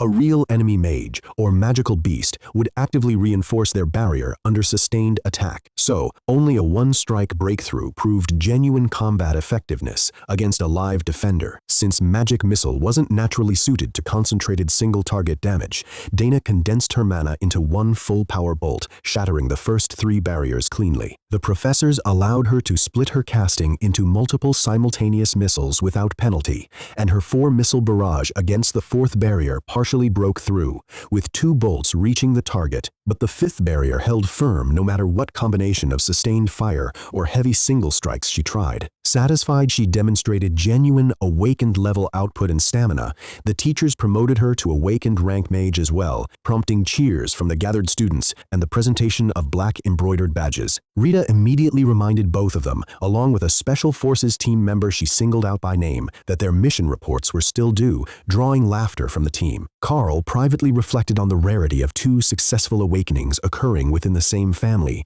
wondering if certain bloodlines simply carried better compatibility with the serum, the kind of advantage the self-styled blessed noble families quietly relied on. Rita dropped Karl and Dana into a classroom with the Special Forces team to write mission reports, demanding at least 1,000 words each before either student could leave. The team leader teased one of his own men about Rita being his intimidating cousin, revealing a running joke that predated actually meeting her in person. Everyone settled into writing, with Karl and the other warriors typing quickly thanks to their enhanced reflexes despite average typing skill. Once finished, the team leader remarked on how unusual it was for a first mission to involve solo clearing an entire goblin tribe, prompting a joke about another former student, Jenny, whose own infamous first mission story involved meeting a mystery elite in the woods and returning pregnant. Dana recognized the name, Jenny Starpepper, as being from her hometown, and the group traded gossip about her now-grown son, rumored to have inherited an uncontrollable berserker rage skill from his father, requiring mittens as a child to keep him from clawing people, though Jenny herself was now married to a banker with 2 other, more conventionally adorable kids. While waiting for Rita to return, the team leader asked to meet Hawk.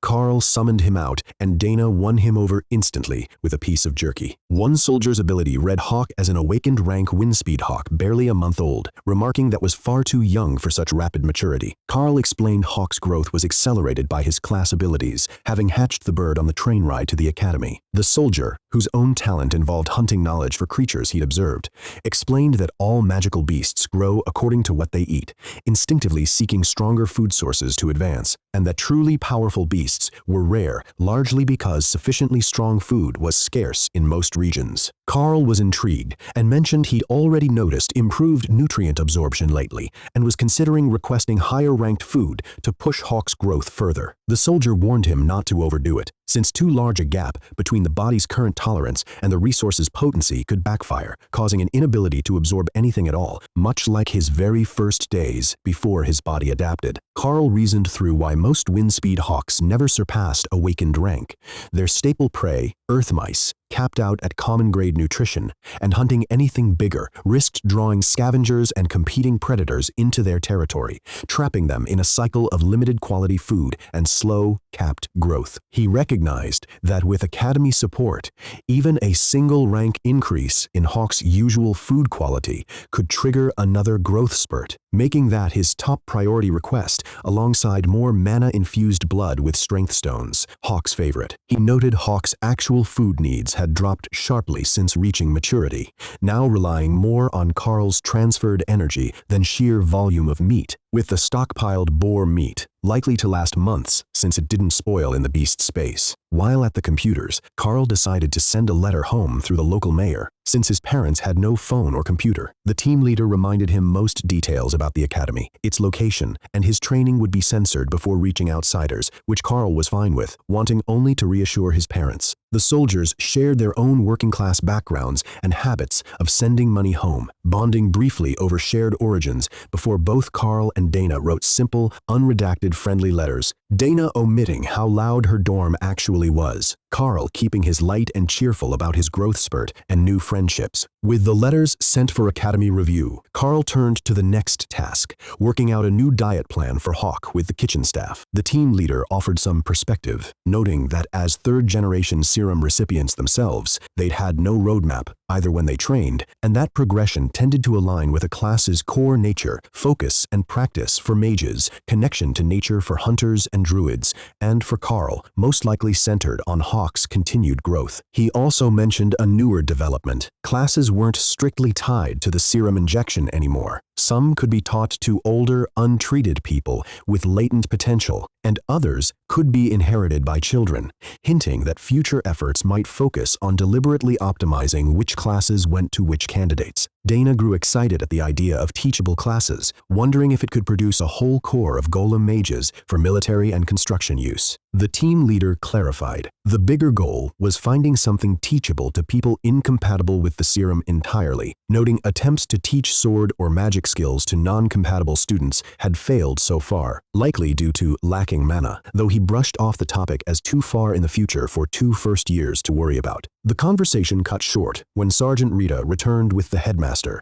the old transportation mage, and 2 men in expensive suits, revealed to be Royal Prince Axel and Overlord Drake. Everyone scrambled into hasty bows, Karl unsure if he was doing it correctly, while Drake waved off formality, explaining they'd come to meet the promising new students and hear their first-hand reaction to real monster threats. Karl admitted goblins were mostly just disgusting rather than terrifying, especially once dead, and Dana agreed, noting their filth overpowered any real sense of fear. Drake seemed mildly surprised, having expected more shock, while Prince Axel admitted he'd personally never encountered a goblin despite years since graduating. Hawk, confused about the social hierarchy since Drake was clearly the stronger fighter, asked Karl why the prince seemed to outrank him. Karl explained the prince's authority came from his family's rule over the region rather than personal combat power, a distinction Hawk understood by comparing it to the cub of a powerful predator. Before leaving, the prince asked the headmaster how the 2 standout students could be supported further. The headmaster suggested Dana, a standard magic missile mage like the prince himself, might benefit from his own experience or access to the royal library, while noting Karl's unique beast-bonded class made outside help harder to offer. Learning Dana only knew magic missile and fog bank, Prince Axel offered to send her a personal spell tome he'd created using his inscription skills, one that could grant instant proficiency in a new spell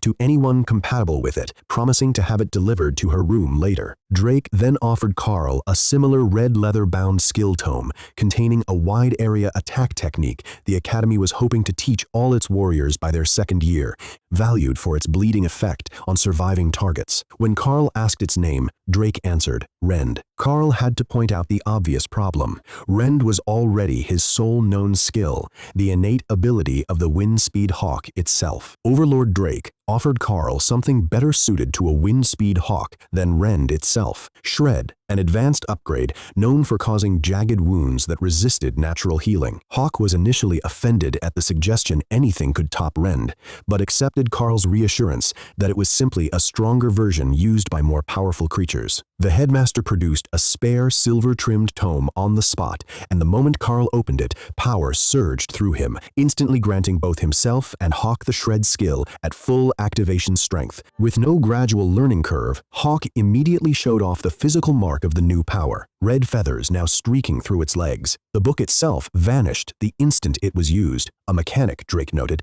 had devastated the inscriptionist teams who first discovered their creations would just disappear into the recipient rather than remain usable by the crafter. Drake and Prince Axel explained the deeper limitations.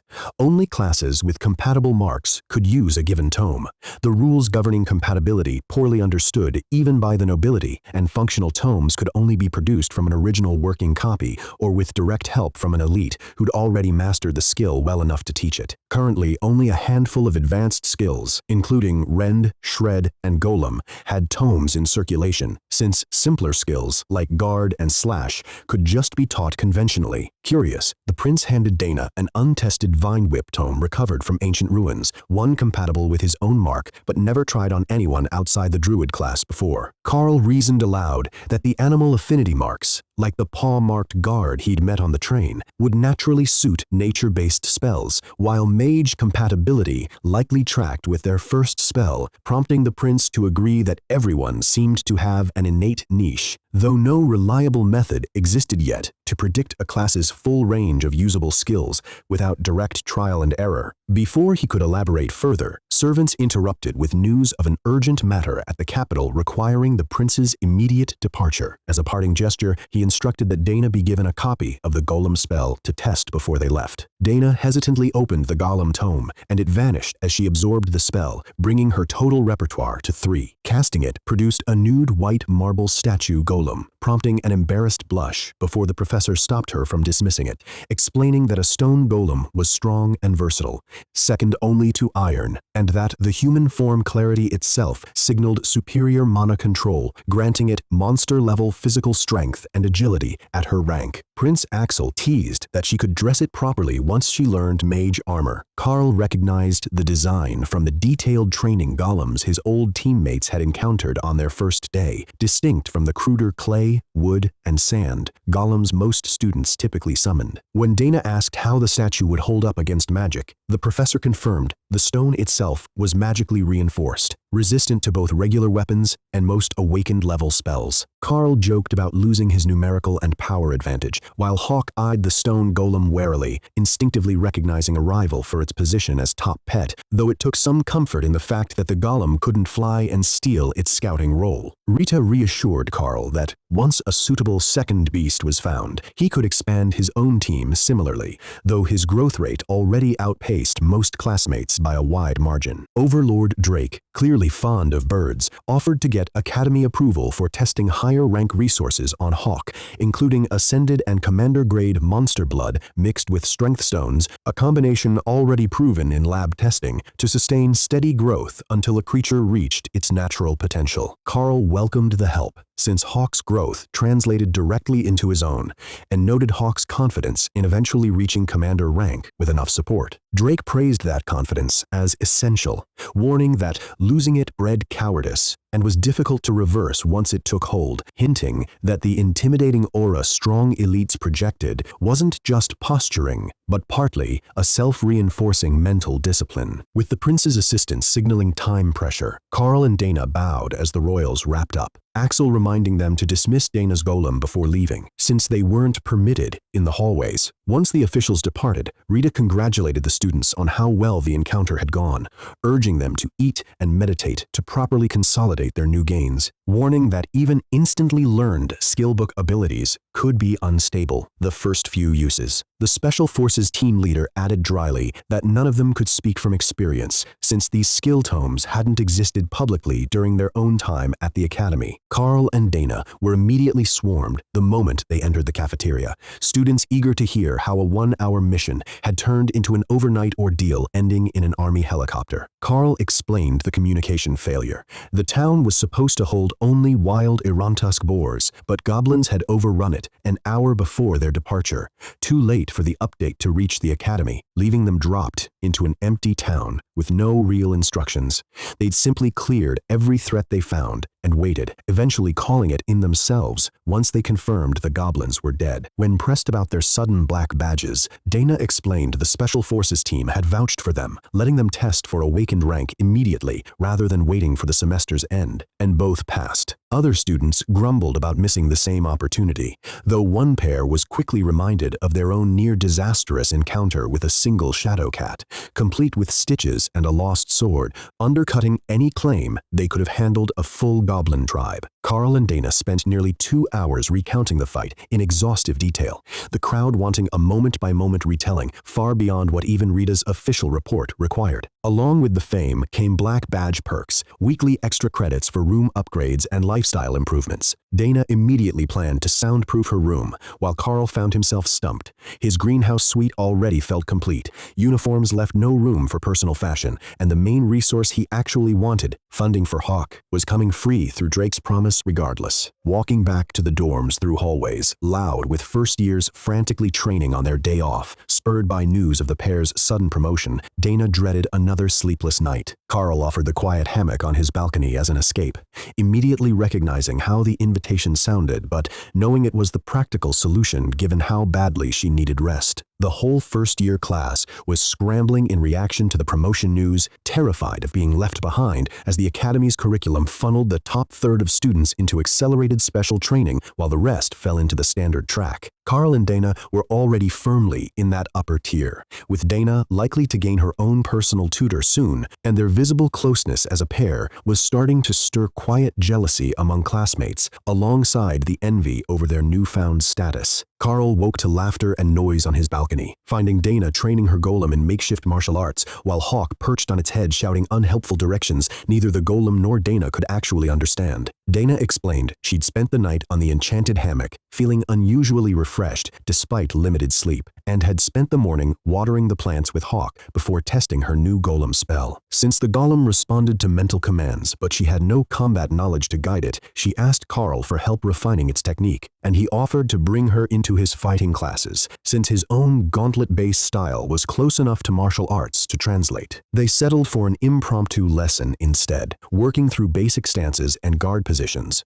with the golem picking up movement patterns quickly thanks to the spell's built-in adaptiveness, retaining what it learned even after being dismissed and resummoned. Karl and the golem shadowboxed at reduced power for practice, and Karl noted he hadn't actually been injured in training since his absorption efficiency improved, though a full-strength stone punch remained untested. After showering and eating, Karl's day only got harder. Sergeant Rita informed him that his new awakened rank status came with real responsibilities. As an official elite, even while still a student, he was now theoretically eligible to be called out for emergency response duty off campus, though a long waiting list of senior students angling for the credits and resources meant it wouldn't happen soon. She walked him through practical protocols he'd missed on his first mission, including leading emergency calls with his student ID number to skip the useless call center staff and contacting the elite force at the airbase directly instead. She also revealed that other elites in the area had been available to help during the Goblin incident,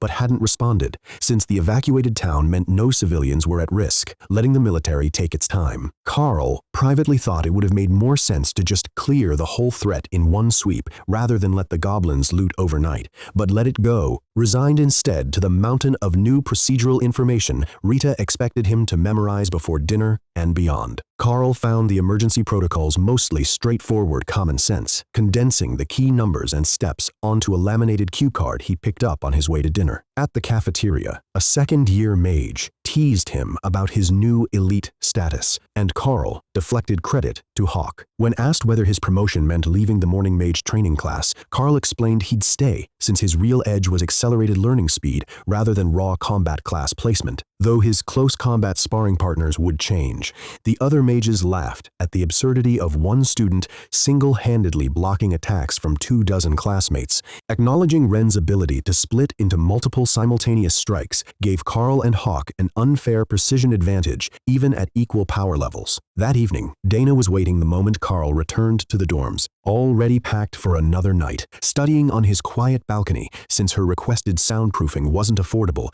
without another high-level mission's worth of credits. Karl sympathized, noting even the hallways were loud enough to explain why senior students preferred studying outside their rooms entirely. Elsewhere, academy administrators monitored the pair's growing closeness through security feeds. One board member worried aloud about the possibility of a premature pregnancy and suggested separating the two for the sake of their career tracks. But the headmaster dismissed the concern, trusting their character and noting free contraception and counselor-recommended birth control were already available. When another member suggested installing cameras in the greenhouse room to monitor their training, the headmaster firmly refused, citing a personal policy against surveillance in student dorms, reasoning that exposing an elite's private training methods and weaknesses could create real danger from human enemies down the line. The board debated whether to formally separate Karl and Dana's career paths. The lead researcher argued for letting the Beastmaster and Mage continue training together, framing their bond as useful leverage to keep Karl compliant with future testing on his beast bonding abilities, but was bluntly countered by the older board member, who doubted that having a friend would make Karl accept genuinely dangerous research rather than simply refusing to cooperate. When the researcher floated, sending Dana along with him specifically to that end, the celebrity development officer flatly refused, citing an already planned multi-thousand-hour idle career pipeline for her. The lone military officer on the board pushed back on that framing entirely, arguing Dana's growing power as a mage meant real missions should be built into her schedule regardless of her marketability, and warned that if she reached commander rank before graduation, she'd hold too much authority for the entertainment industry to control anyway. Unaware of the elders' scheming, Karl and Dana kept grinding through their training. Dana's fine mana control work with Hawk kept paying off, while Karl's growth showed no sign of slowing despite no new resources arriving since his promotion, as if his class was simply hitting a natural maturation phase, the way his body had in his first weeks at the academy. Dana focused on training her golem into a proper frontline combatant, while Karl kept refining Hawk's mental living space, noticing subtle but real improvements, glossier feathers, better overall condition, even though nothing had actually been wrong with Hawk to begin with. Since almost no research existed on these minor progression markers in monsters, Karl could only estimate that Hawk was a few months out from ascended rank, when its claws would darken and gain a glossy sheen, with his own body growing visibly leaner and more athletic in response. A welcome change for someone who'd always been a late bloomer physically. Their week settled into a routine of standard classes plus a new addition, Rita's social adaptation lessons, covering etiquette, geography, and protocol for interacting with powerful or reclusive elites, including obscure figures who technically warranted invitations to major events despite near-certain no-shows, the reclusive headmaster himself being a prime example. At the next weekly special class gathering, two new first-year mages, Jenna and Brittany, were introduced to the group, and the numbers no longer added up evenly, signaling a swap. The teacher, visibly annoyed at the bureaucratic interference, announced that Karl and Dana were being reassigned to a program focused on individual and small group missions under the Bureau of Elite Development's oversight and would be training under a new instructor going forward, Colonel Valerie Boris, who sharply corrected her own name after the old professor botched it. Boris cut, an intimidatingly rigid figure, immaculately starched uniform, shaved undercut, gold aviator glasses, projecting strict military discipline despite looking barely into her 20s. She curtly insisted on being addressed as Professor Valerie, accepted their greeting without warmth, and led them away without further explanation. While Rita conspicuously avoided any acknowledgement of the handoff, Hawk, unimpressed, grumbled privately that this new teacher seemed far more humorless than Rita, doubting she even believed in snacks. Professor Valerie drove Karl and Dana off campus in a military sedan, revealing, once they were out of sight of the academy, that her real affiliation was the Bureau of Elite Development, a division of the National Security Agency, tasked with training them as an operational pair outside the academy's usual restrictions. She dismissively noted that Rita, while competent, coddled her students too much for this next phase, and confirmed both students had absorbed their newly learned skills over the weekend. They arrived at a warehouse outside town, where a friendly driver reassured them Valerie was easier to handle than she seemed. Inside, they met 10 other pairs of elites, mostly plainclothes investigators for the Bureau, who greeted Valerie with sharp military salutes. She bluntly laid out the Academy Board's plans for the two students in front of the room: Dana's entertainment then messaging career track, Karl's designation as a test subject for his unique beast bonding class, leaving both visibly stunned at how thoroughly their futures had already been mapped out just weeks into their first year. One investigator asked if this was simply an introduction to elite society, but Valerie clarified their purpose was paired small group combat training, given both students fast track toward awakened and likely eventual commander rank. Another pair joked about deliberately steering the pair off their planned life path, amused by the prospect. Valerie explained that everyone present was a bureau investigator, operating in pairs both to mentor promising elites and to monitor and support established ones through growth bottlenecks, making them ideal instructors for coordinated combat. She mentioned some of their scheduled academy days might eventually shift to this training center if deeper instruction was warranted. One woman draped a friendly arm around Dana, promising more fun than standard classes, though Valerie tempered expectations, noting their last mission had already escalated into wiping out an entire goblin tribe, a bar unlikely to be topped by routine training. She highlighted a key advantage the group offered. Nala, an inscriptionist among them, could produce instant skill tomes once the pair mastered enough foundational spells, and revealed plans for an upcoming expedition to find a high-potential infant monster to pair with Hawk, since the Bureau was specifically interested in whether Karl could successfully bond and gain power from a second monster. The Bureau team dropped the formality quickly, treating Karl and Dana like colleagues rather than students. One warrior noted they'd normally start skills training with near graduates who already had half a dozen abilities, assuming the two newcomers only had one each, until Karl clarified he now had 2 thanks to Drake's tome, and Dana had 3 between her base magic missile fog and the new golem spell. Josh, one of the warriors, joked about their fast track to fame meeting royalty already, and Anise, a ginger-haired soldier, introduced herself as their adaptation skills instructor, explaining that creative use of even basic spells mattered more than raw power. She demonstrated by describing how fog could be condensed into a tight ring to create a solid visual barrier, useful for breaking pursuit in an alley, obscuring which buildings someone entered, or even causing a vehicle chase to crash. Dana, startled, asked if elites got into that much conflict, and Anise explained the Bureau's dual role, guiding elites toward power responsibly, while also handling those who went rogue, became abusive or needed correction, techniques that doubled effectively against smart monsters like mithril tigers, which were nearly impossible to shake once tracking someone, and dangerous even to commander rank pairs caught in the open. The group split, mages working with Dana, while the warriors gathered around Karl. One soldier asked if he could hold Rend stationary rather than as a moving strike, and Karl demonstrated by coating his gauntlets in the effect, understanding the basic concept already. Pushed further, he successfully anchored a beam of Rend energy between 2 pillars like a tripwire, which the soldiers tested by tossing a metal bar through it, cleanly slicing it in 2. Karl was startled by how lethal the effect was, though he noted the technique required active concentration to hold, since Rend naturally resisted staying stationary, and Shred would likely be even harder to stabilize. The soldiers reassured him the real value was in setting snares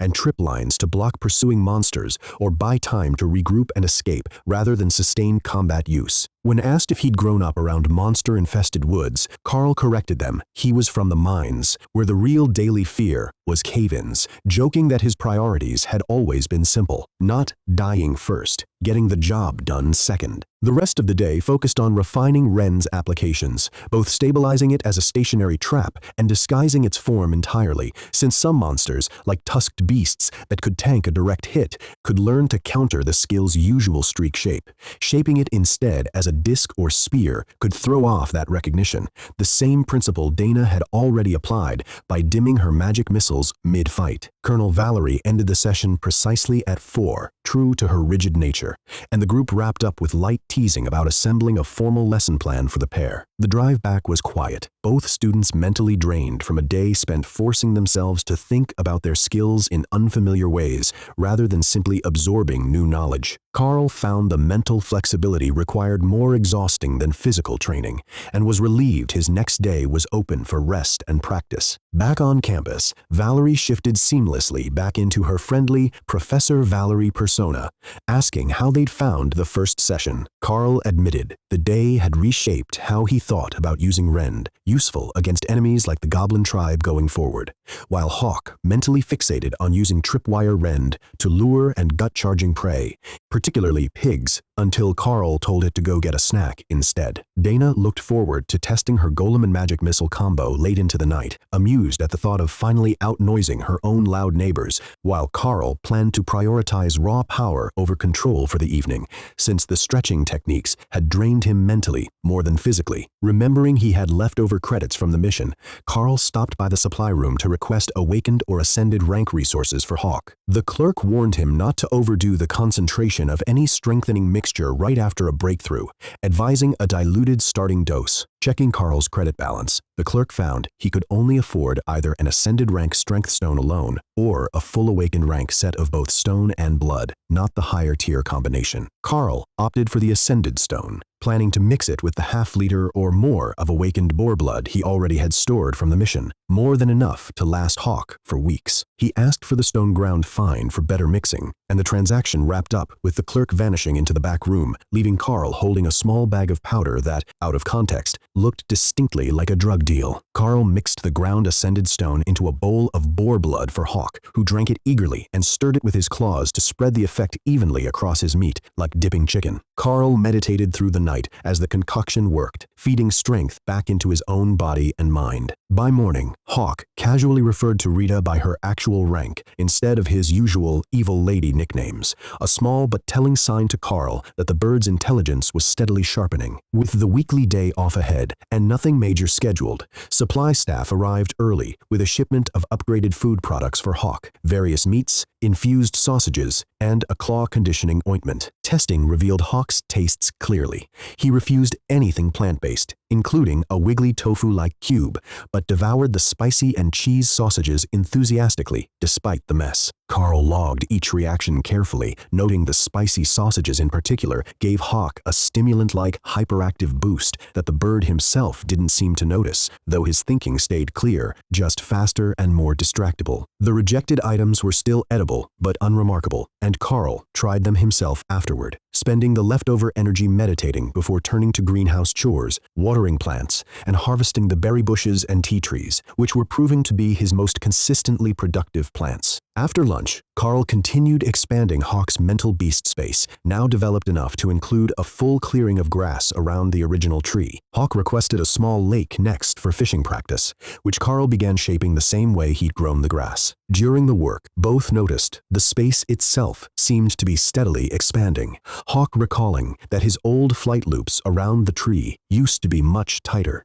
now stretching into minutes before needing to turn back. Hawk floated the idea that at higher power levels, the space might eventually become an entire world of its own. Karl considered this seriously, noting the space's density seemed to scale linearly with effort, while its overall size appeared to have jumped unpredictably at some point without him noticing. One more pattern to track as he tried to understand how his class actually worked. Dana came over to study, but Hawk, still buzzing with excess energy from his new diet, wanted to train skill control together instead of resting, giving Dana a break to work through new techniques between rounds, while Karl expanded the beast space's puddle into a full pond. By mid-afternoon, restless, Karl suggested exploring the Academy's other off-day facilities beyond training, settling on the movie lounge over the crowded pool to avoid the attention their recent fame was drawing. They ended up watching an action movie a group of girls had put on repeat for the third time that day, then took dinner to the balcony to watch the sunset, something that struck Karl as suspiciously close to an actual date, though before he could say anything,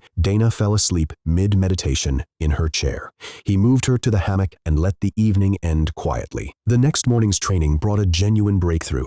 Karl modified Rend into a perpendicular grid pattern, sacrificing range and stability for area coverage, able to knock out 5 or 6 spells from a full volley of 20 at minimal energy cost, though it couldn't be redirected once cast. The mages were impressed, despite some confusion over whether it still counted as the same skill, and the instructor agreed it would be a nightmare for anyone relying on evasion rather than blocking. At lunch, The group got their first close look at Hawk's new red-streaked feathers from learning Shred, and a mage's tablet analysis flagged the change as an outright mutation rather than a normal strength-based progression, unprecedented for the species. One mage theorized the new skill itself may have pushed Hawk past a racial growth ceiling most Windspeed Hawks never broke through. Karl agreed, confidently predicting Hawk could reach commander rank well before graduation, a claim that visibly unsettled his classmates, none of whom expected to reach even ascended by then, let alone the rank above it. At afternoon training, Rita greeted Karl with poorly concealed irritation, clearly annoyed not at him personally, but at having her authority as his primary mentor overridden by the Bureau's involvement. Karl carefully avoided giving her any reason to escalate, describing the Bureau's pair-focused training as simply different rather than better. In apparent retaliation, or genuine training necessity, Rita reassigned his combat partner to Tank, the hulking berserker instructor, tasking Karl with helping demonstrate unarmed and agility techniques against berserker-type opponents, a pairing Karl immediately suspected was less about pedagogy and more about Rita venting her frustration. Professor Tank opened the demonstration by having Karl attack alongside Hawk. Karl launched a crossed-rend pattern while going for a knee sweep, and Hawk's shred struck the back of Tank's helmet in near-perfect coordination. But the hit to the head triggered Tank's berserker rage skill, nullifying Karl's leg sweep entirely and letting Tank casually backhand him across the training ground. Tank used the failure to teach the class about Unstoppable, a common berserker skill that made any part of their body equal in mass to their entire frame, meaning normal takedowns simply didn't work, and warned that head strikes specifically triggered rage,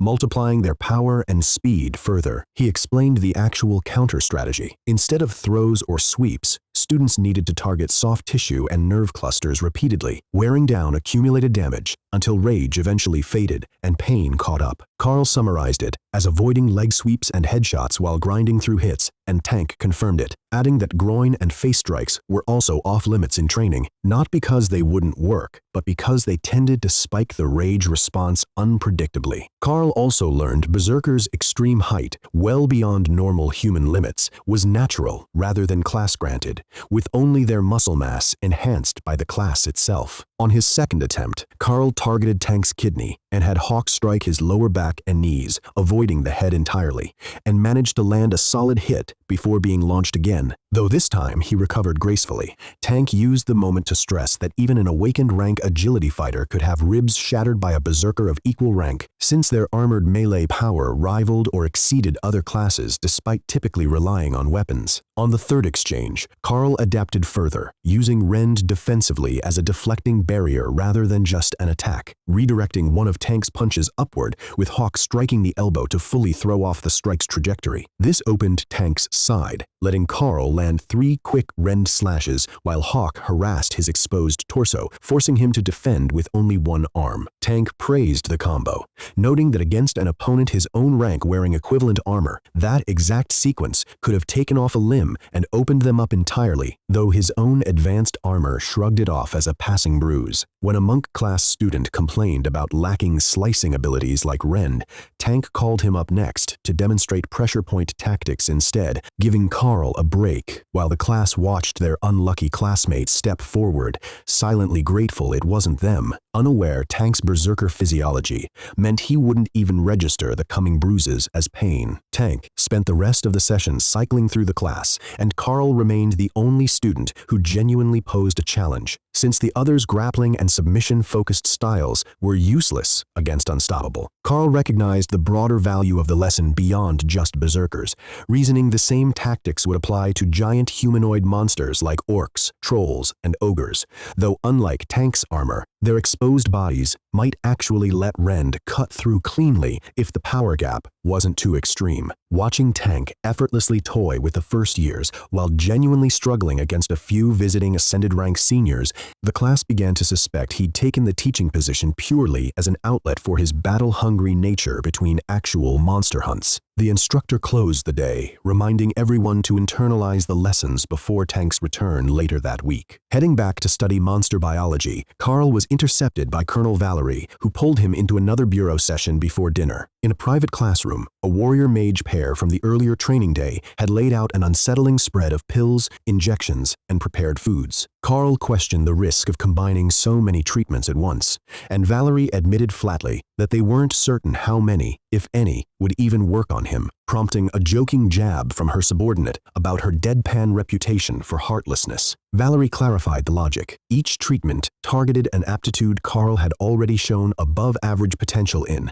mental stimulants typically used on psychic and visualization-type mages, magical steroid-equivalent injections, and specially prepared foods meant to trigger skill comprehension breakthroughs. They started with the mental treatment, reasoning that since Karl's meditation directly improved the beast space, cognitive enhancement should benefit both him and Hawk simultaneously. Karl took a dragonite pill, made from crystallized ancient dragon bone, and typically used to boost mages' mana growth and mental capacity. It dissolved instantly, flooding his mind with a surge of golden light and visibly accelerating the beast space's growth in real time. Hawk absorbed much of the excess energy as it settled, and the effect stabilized into a milder but still noticeable improvement. Impressed that the treatment benefited both bonded partners at once, Valerie's team began discussing doubling future doses, reasoning that since energy split between Karl and Hawk, standard single doses might be too diluted to fully trigger some of the remaining treatments. The team moved on to a full array of pills, minus the irreplaceable dragonite.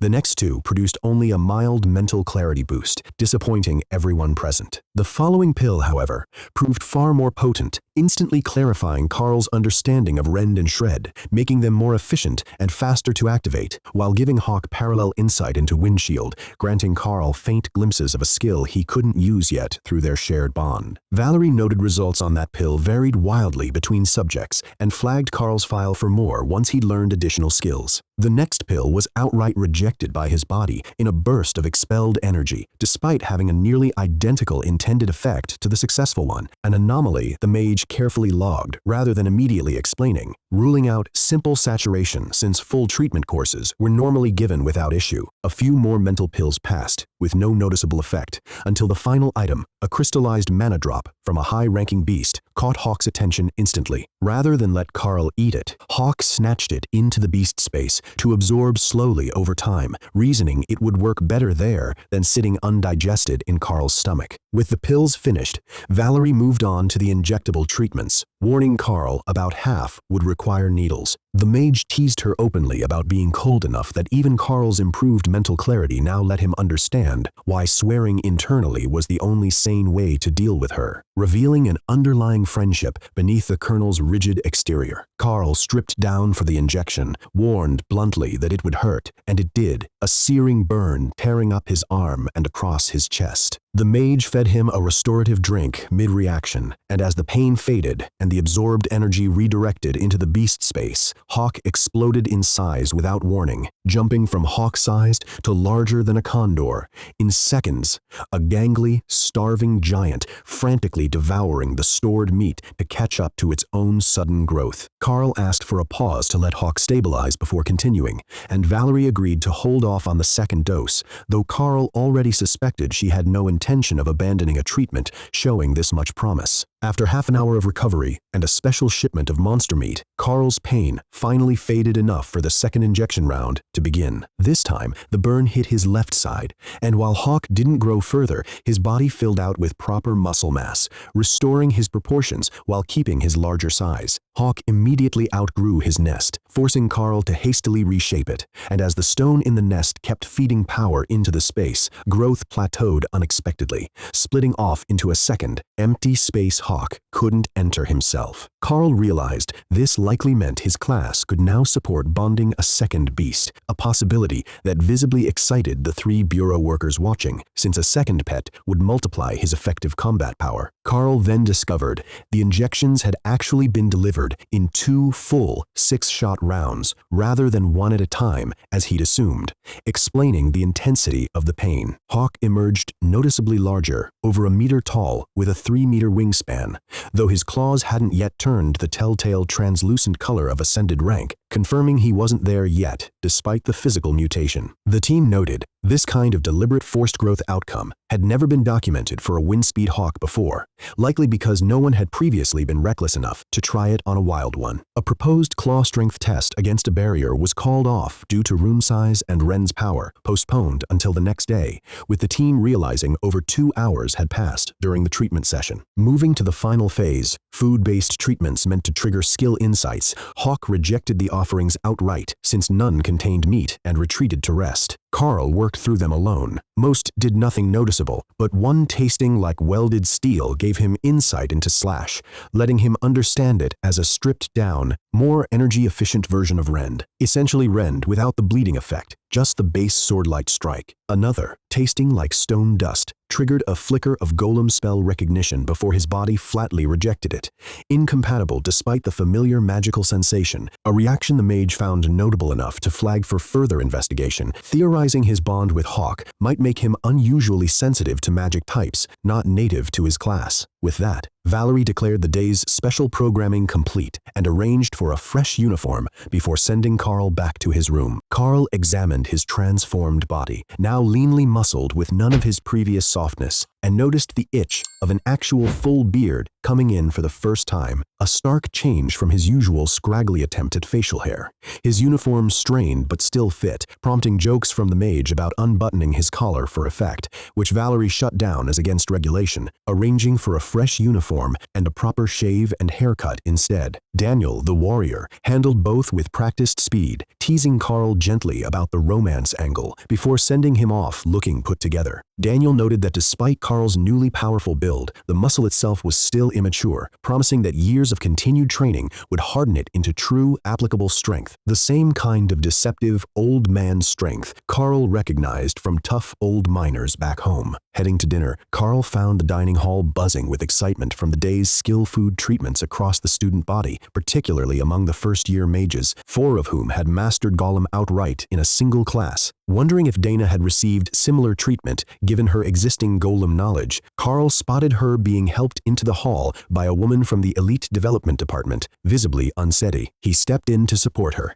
and the escorting mage explained Dana had undergone mental enhancement training that left her dizzy, giving Karl a pointed look, signaling he shouldn't discuss it openly. Once seated, the woman noted Karl looked in far better shape than expected. He credited a few of his own late-stage treatments, working well enough to actually crack Colonel Valerie's stern composure, drawing surprised amusement from the woman, who joked that Valerie's sense of humor was rumored to have been surgically removed upon her promotion. Dana quietly warned her friend not to provoke the Colonel's temper the way Dave apparently had. The woman, introduced as Jill, revealed she'd be taking over as Dana's personal tutor going forward, meaning daily mornings with Karl as well, and delivered the news with a knowing smirk that made Dana blush before Karl caught up and realized she'd assumed, correctly given how often Dana slept in his room, that the two of them shared more than just a study space. Back on the balcony that evening, Hawk eagerly showed off his new size to Dana, who was momentarily stunned before pulling him into a hug. Karl explained the growth had come from one of the treatments, noting Hawk was still filling out muscle-wise, but was already visibly more imposing. Dana joked about his increased appetite, but Karl privately realized the real long-term problem. After graduation, he'd need to personally fund Hawk's food, and with a second beast space likely opening soon, sourcing sufficiently powerful monster meat for 2 growing companions would only get harder as they advanced beyond what any market could supply, since anything past Ascended rank was too dangerous to keep near populated areas. Dana shared her own gains, demonstrating a new multicast ability that let her summon 2 golems or fire 6 magic missiles at once, courtesy of one of the day's pill treatments, along with faster mana recovery and a larger reserve overall. Karl explained his own day of pills and injections, aimed at strengthening both his combat ability and his mental capacity for managing Hawk's space, and mentioned a second beast bond was likely coming eventually, though he intended to hold out for something that would actually get along with Hawk. Dana teased that Hawk was easy enough to get along with, prompting an annoyed wing flap from the bird, who demonstrated his real concern by dramatically swallowing a piece of meat whole. A second pet might try to steal his food. The next morning came too early, with Rita and Jill knocking right at dawn for Dana's first day under her new tutor. Karl let them in, warning that Dana was likely still asleep in the soundproofed balcony hammock guarded by an active hawk and possibly a golem or two. Jill emerged, minutes later, disheveled and laughing, startled by both Hawk's foul mood at being woken and his newly massive size. Rita, briefed only secondhand, asked Karl to explain, and he confirmed one of yesterday's treatments had triggered the growth. Rita joked that Hawk might soon need to hunt deer and wolves instead of mice, prompting a nervous Hawk to recall a workaround from Karl's reading material: giant swamp rats, dog-sized rodents that still technically counted as mice and happened to be awakened rank prey he could already legitimately hunt. Rita was less concerned with feeding logistics than with testing whether Hawk's raw power and stamina had scaled proportionally with his new size, since if both had jumped significantly, he'd be pushing dangerously close to the upper limits of what counted as merely awakened rank. At morning training, Alice from the bureau was waiting by the door, drawing a visibly annoyed reaction from Rita, who tried unsuccessfully to ignore her presence. When Hawk emerged in his new giant size, the class visibly startled, though Karl reassured them the growth had only brought a modest power boost despite the intimidating scale. As the mages resumed their attack drills, they quickly noticed Hawk's rend strikes now moved faster and formed more quickly, a direct result of the mental enhancement treatments both Karl and Hawk had received. During a lull, Karl overheard Rita and Alice arguing about training methodology. Alice pushed back on the current setup being too passive, since the mages were only firing past Karl and Hawk at fixed targets rather than genuinely threatening them, arguing that real defensive combat required forcing the pair to actually dodge and block under pressure rather than acting as simple bodyguards. Rita defended the cautious approach, citing a past fatal training incident, while Alice insisted her barrier could handle any overflow safely and questioned who actually had authority as tutor. The class resumed with a new twist: moving targets, forcing both the mages to track motion and Karl and Hawk to defend on the move as well. Karl reasoned that his training armor, plus his strengthened body, should reduce risk even from a direct hit, especially since the attackers were only using a fraction of their full power to conserve stamina. With targets now closer to ground level, Karl found interception easier along a horizontal plane, using wide arc rend sweeps to intercept multiple spells at once, though he had to carefully judge his range, so counterattacks dissipated before reaching the unarmored mages themselves. Alice needled Rita once the shift proved effective, since the mages were now genuinely forced to fire in Karl's direction rather than simply lobbing spells over him. Karl demonstrated the new difficulty by intercepting a dozen simultaneous spells in one wide burst, prompting the class to realize the added challenge. Attacking in a unified horizontal line let Karl mass block them, though at real stamina cost, meaning students who initially missed their mark had a shot at correcting their aim past him, only to run into Hawk's downward strikes, covering that exact gap from above. By class's end, Rita begrudgingly muttered that Karl and Dana's promise hadn't needed Alice's early intervention to prove itself, while Alice just smiled. The two clearly locked into an ongoing philosophical clash, despite sharing the same ultimate goal for their students. After a tense, silent lunch, with Rita and Alice both glaring across his table, Karl headed to martial arts class, where Daniel had joined Tank to observe. Rita's frustration was obvious, but unenforceable, since nothing barred bureau personnel from simply watching. Karl was paired with Tank for one-on-one training, while the rest of the class practiced independently, Tank explaining he'd use a wooden training sword against Karl's gauntlets,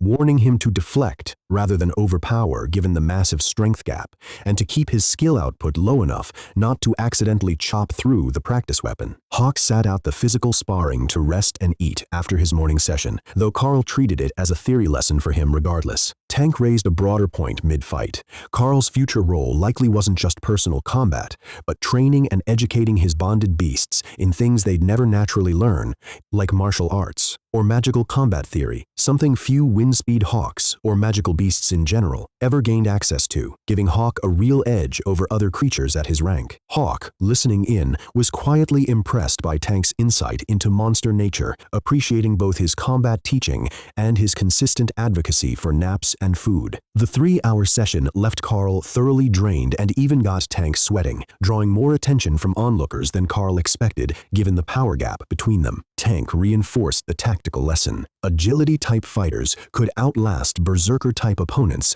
by staying mobile and drawing out the fight, since both natural rage states and drug-induced ones burned through energy fast and left the user crashed and vulnerable once the window closed, making cardio endurance a critical tool for fighters who couldn't always end a fight with one decisive strike. After class, Karl showered quickly while Rita and the bureau pair waited outside. Daniel asked if the class was always held outdoors, and Rita explained the softer grass better simulated real combat terrain than the gym's mats, since most actual fights happened outside. Daniel agreed they'd gathered what they needed for the day and left, Rita watching him go with unconcealed irritation at the ongoing intrusion into her training program. Rita and Jill arrived at dawn again, this time with a specialized monster skills reference book that broke down innate abilities, species by species, far clearer than Karl's earlier texts. Rita revealed the Bureau of Elite Development would likely arrange, by week's end, for Karl to encounter juvenile monsters, or eggs from avian and reptile species, now that they were confident he could bond a second beast. She urged him to think strategically about team composition, stealth, and scouting versus general combat before the selection process began, since he wouldn't have much say once it started. Studying together in the empty cafeteria, Karl was startled by some of the entries.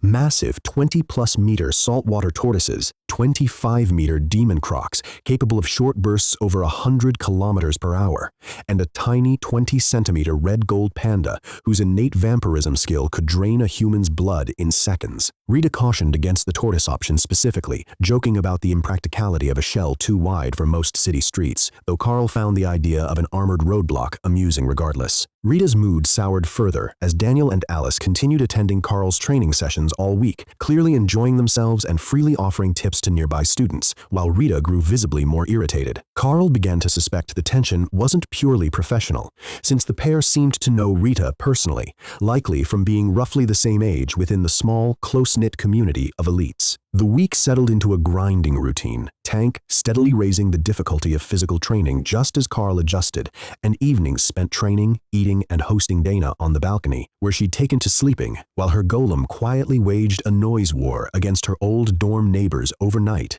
without her needing to be present. Unlike Karl, whose exhaustion was purely physical and left him hurting but functional, Dana's new training under Jill was mentally draining to the point of leaving her barely able to get out of bed some mornings. Sleep-deprived, even into the afternoon, it was becoming clear Rita's earlier claim that she'd gone easy on Karl held real weight, and by the time Saturday's session rolled around, with Colonel Valerie waiting at the door after breakfast, Dana was visibly struggling to keep pace with the accelerating demands. Karl greeted Colonel Valerie at the door, while Dana stood by half asleep, both of them clearly wrecked from the week's grueling training. At the warehouse, the bureau team laughed at the bedraggled pair stumbling in, doubting they had much left to give, until Alice encouraged them to test it anyway. Sure enough, Karl and Dana responded instantly in unison.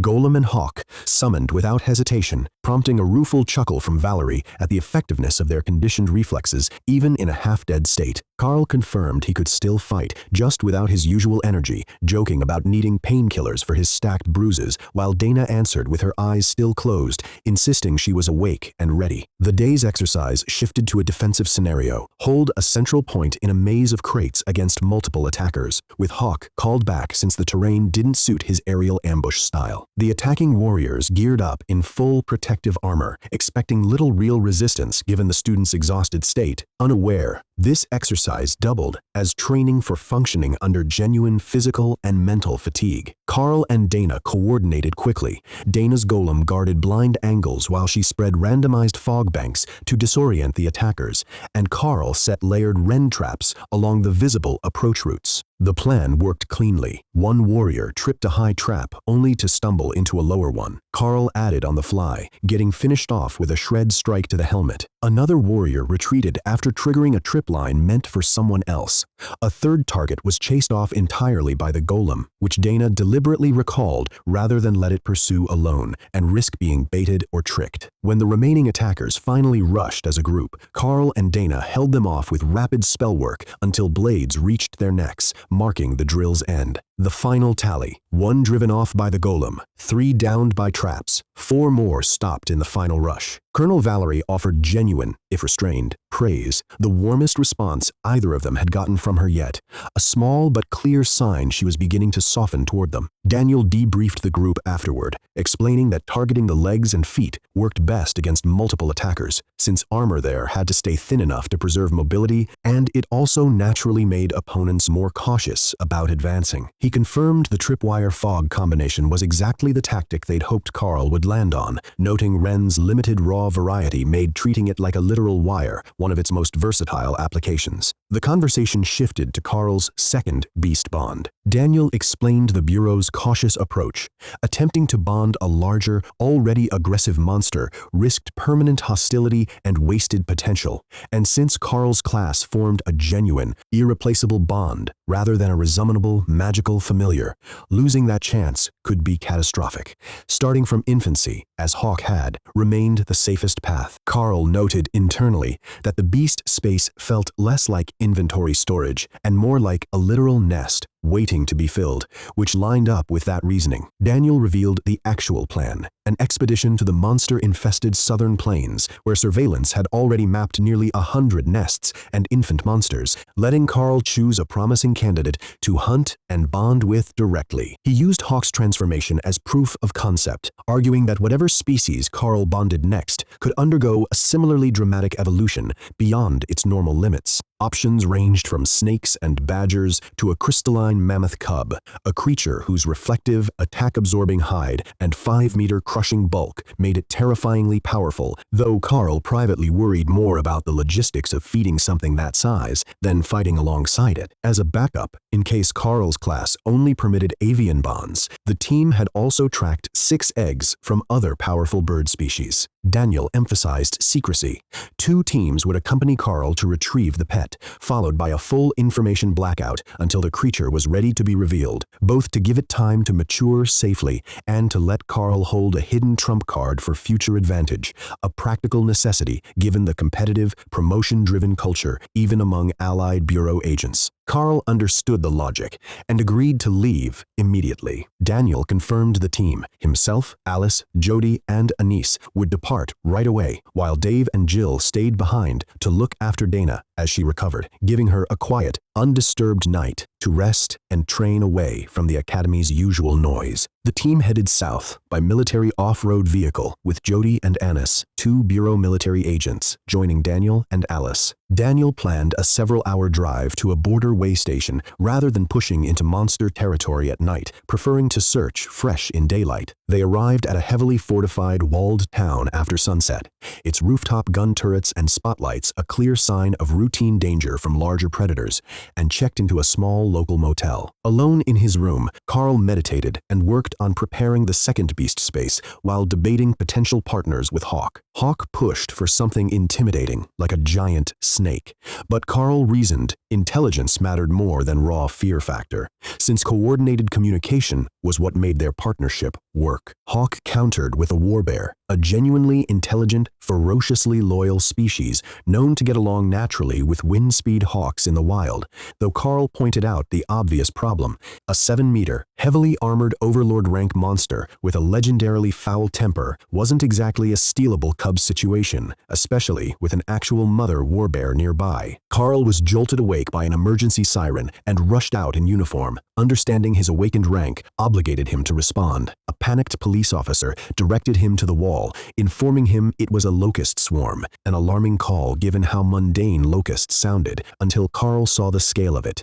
A swarm hundreds of meters wide that had stripped the land behind it down to bare dirt, populated by common-grade locusts the size of his forearm rather than the usual finger-length variety. Their cannibalistic instinct, devouring any locust shot down before it hit the ground, meant no predator, not even Hawk, stood to gain anything by attacking them, so Karl left Hawk safely inside. Karl opened with rapid, low-cost, widening Ren strikes to keep pace with the swarm's advance, while Alice and Anise's fireballs carved burning gaps that only intensified the cannibalistic feeding frenzy at the front line, temporarily stalling the swarm's momentum. Karl adapted by stretching Rend into a thin wire net, tearing through denser clusters at a higher energy cost, but greater overall impact, buying the town's defenders time to get their guns in position. A local man manning an automated flamethrower turret greeted him grimly, explaining the swarm would even eat through metal given the chance, leaving the flamethrowers as a last line of defense if the town had to fall back to bunkers. The battle turned decisively as the town's combined firepower ground down the swarm.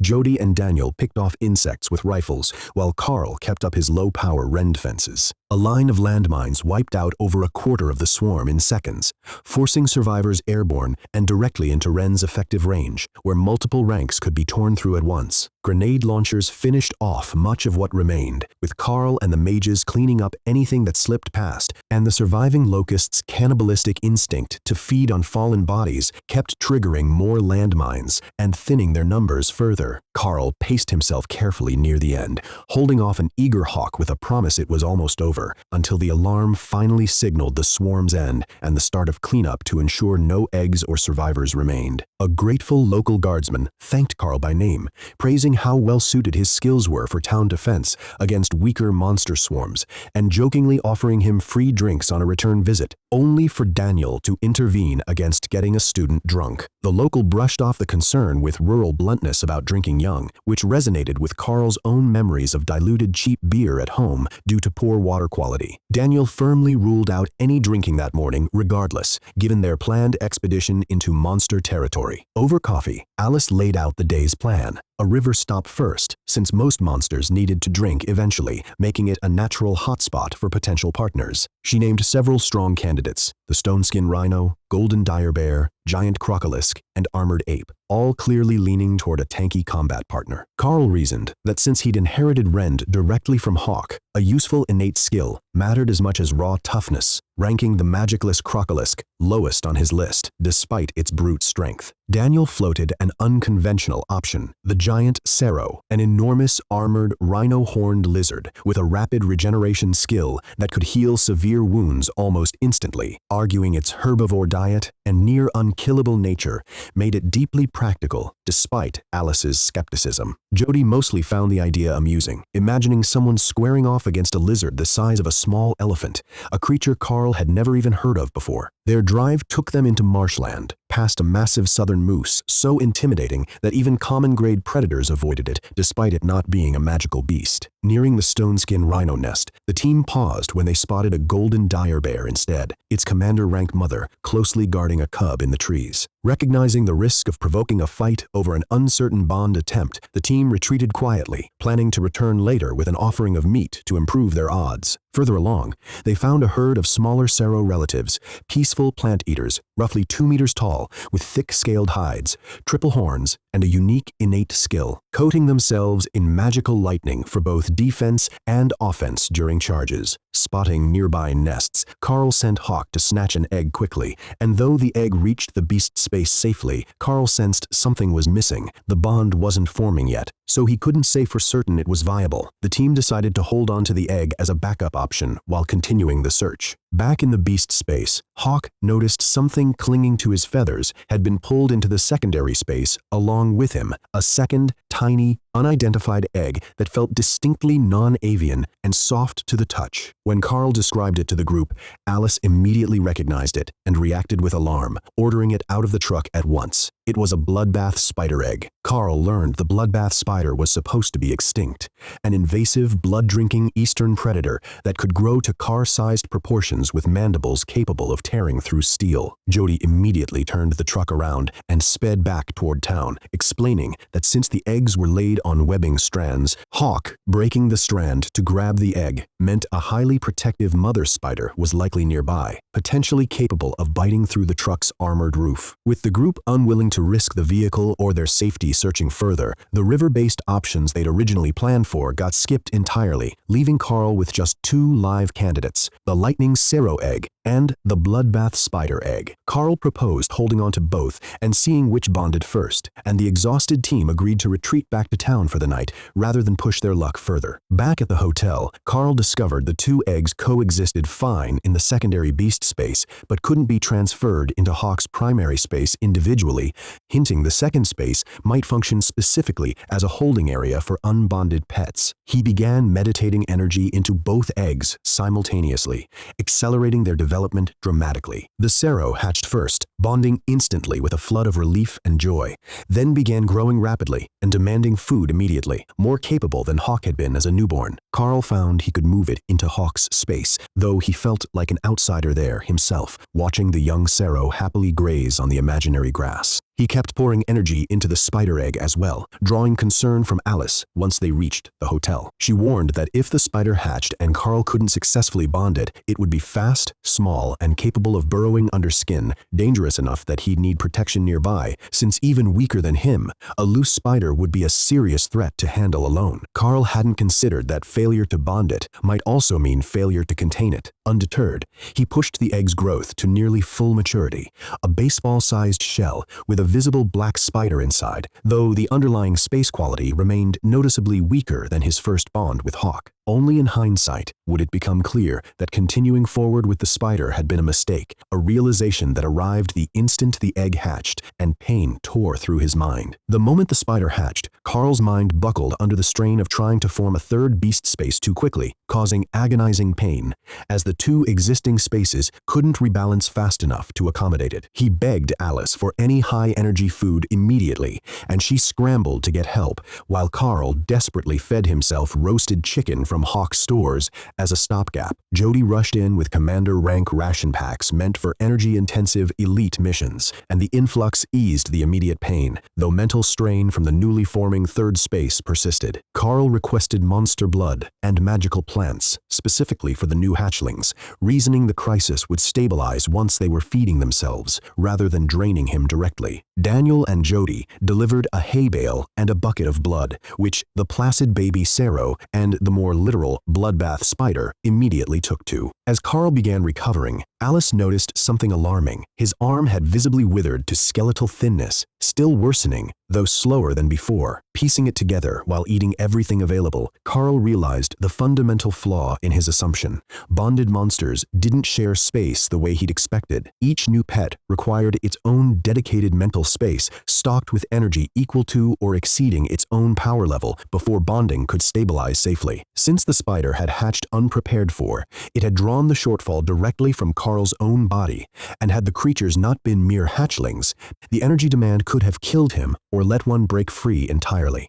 He now understood the real rule going forward: stick to hatchlings unless he had time to pre-build and fully stock a space in advance. Jody noted he'd seen similar wasting effects before, but only from hostile spells, never self-inflicted ability backlash, and confirmed with Karl that both new bonds were at least stable, if not yet ready for training. The group shifted focus entirely to Karl's recovery, with Alice warning he might need hospitalization if he couldn't regain enough lost mass before returning to the academy. Karl pushed through anyway, working methodically through the highest rank foods available, starting with a foul-tasting but potent commander-rank healing salad that flooded his system with energy faster than anything he'd previously experienced, splitting the intake 4 ways between his own body and the 3 beast spaces. The mental strain eased as the energy surplus outpaced the hatchling's draw, but a new, sharp headache emerged in its place, until a new voice suddenly cut through the pain in his mind. The spider, apparently pleased with the food and asking for more. The Sero's mental voice turned out to be the source of the immediate pressure relief, content, and easy to reassure with the promise of more food. The bloodbath spider's bond, though, remained weaker and unstable, leaving Karl unable to fully communicate with or trust it not to slip loose from the space entirely, unlike Hawk, who could freely leave the space but always obeyed the underlying bond to stay put when asked. Karl kept pouring energy into both new spaces, trying to stabilize them while also clawing back his own drained body. A doctor arrived with medical supplies, confirming Karl was stable but had a long recovery ahead, and cheerfully agreed to bill everything directly to the Bureau's expense account once Daniel confirmed government coverage. Alice explained the situation. Karl's unique class had successfully bonded 2 new hatchlings, a lightning variety Sero and a bloodbath spider. But the process had triggered severe backlash. First mental strain, then direct physical drain. The doctor guessed the spider, likely underfed initially, had been siphoning energy straight from Karl's body to compensate,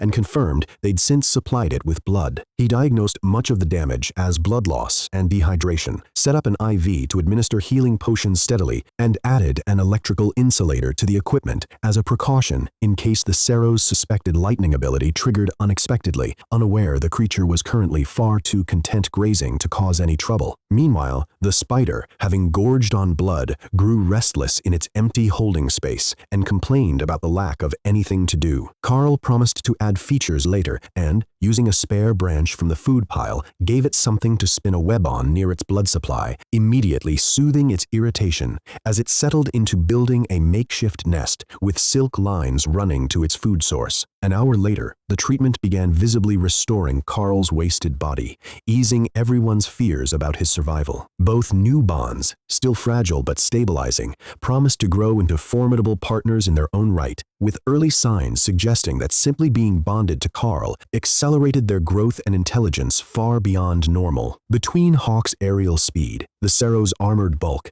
and the bloodbath spider's predatory nature, the elites recognized they were looking at the foundation of a combat team. Few opponents at their level would be able to withstand once fully matured. Karl spent the next day stabilizing both new spaces, drinking straight monster blood, as the demand from his hatchlings gradually eased. The Sero, who decided its own name was Thor after overhearing a mythology reference, unlocked its first skill after a heavy meal and nap, refreshing lightning, a defensive barrier that damaged nearby enemies while boosting Karl's healing speed.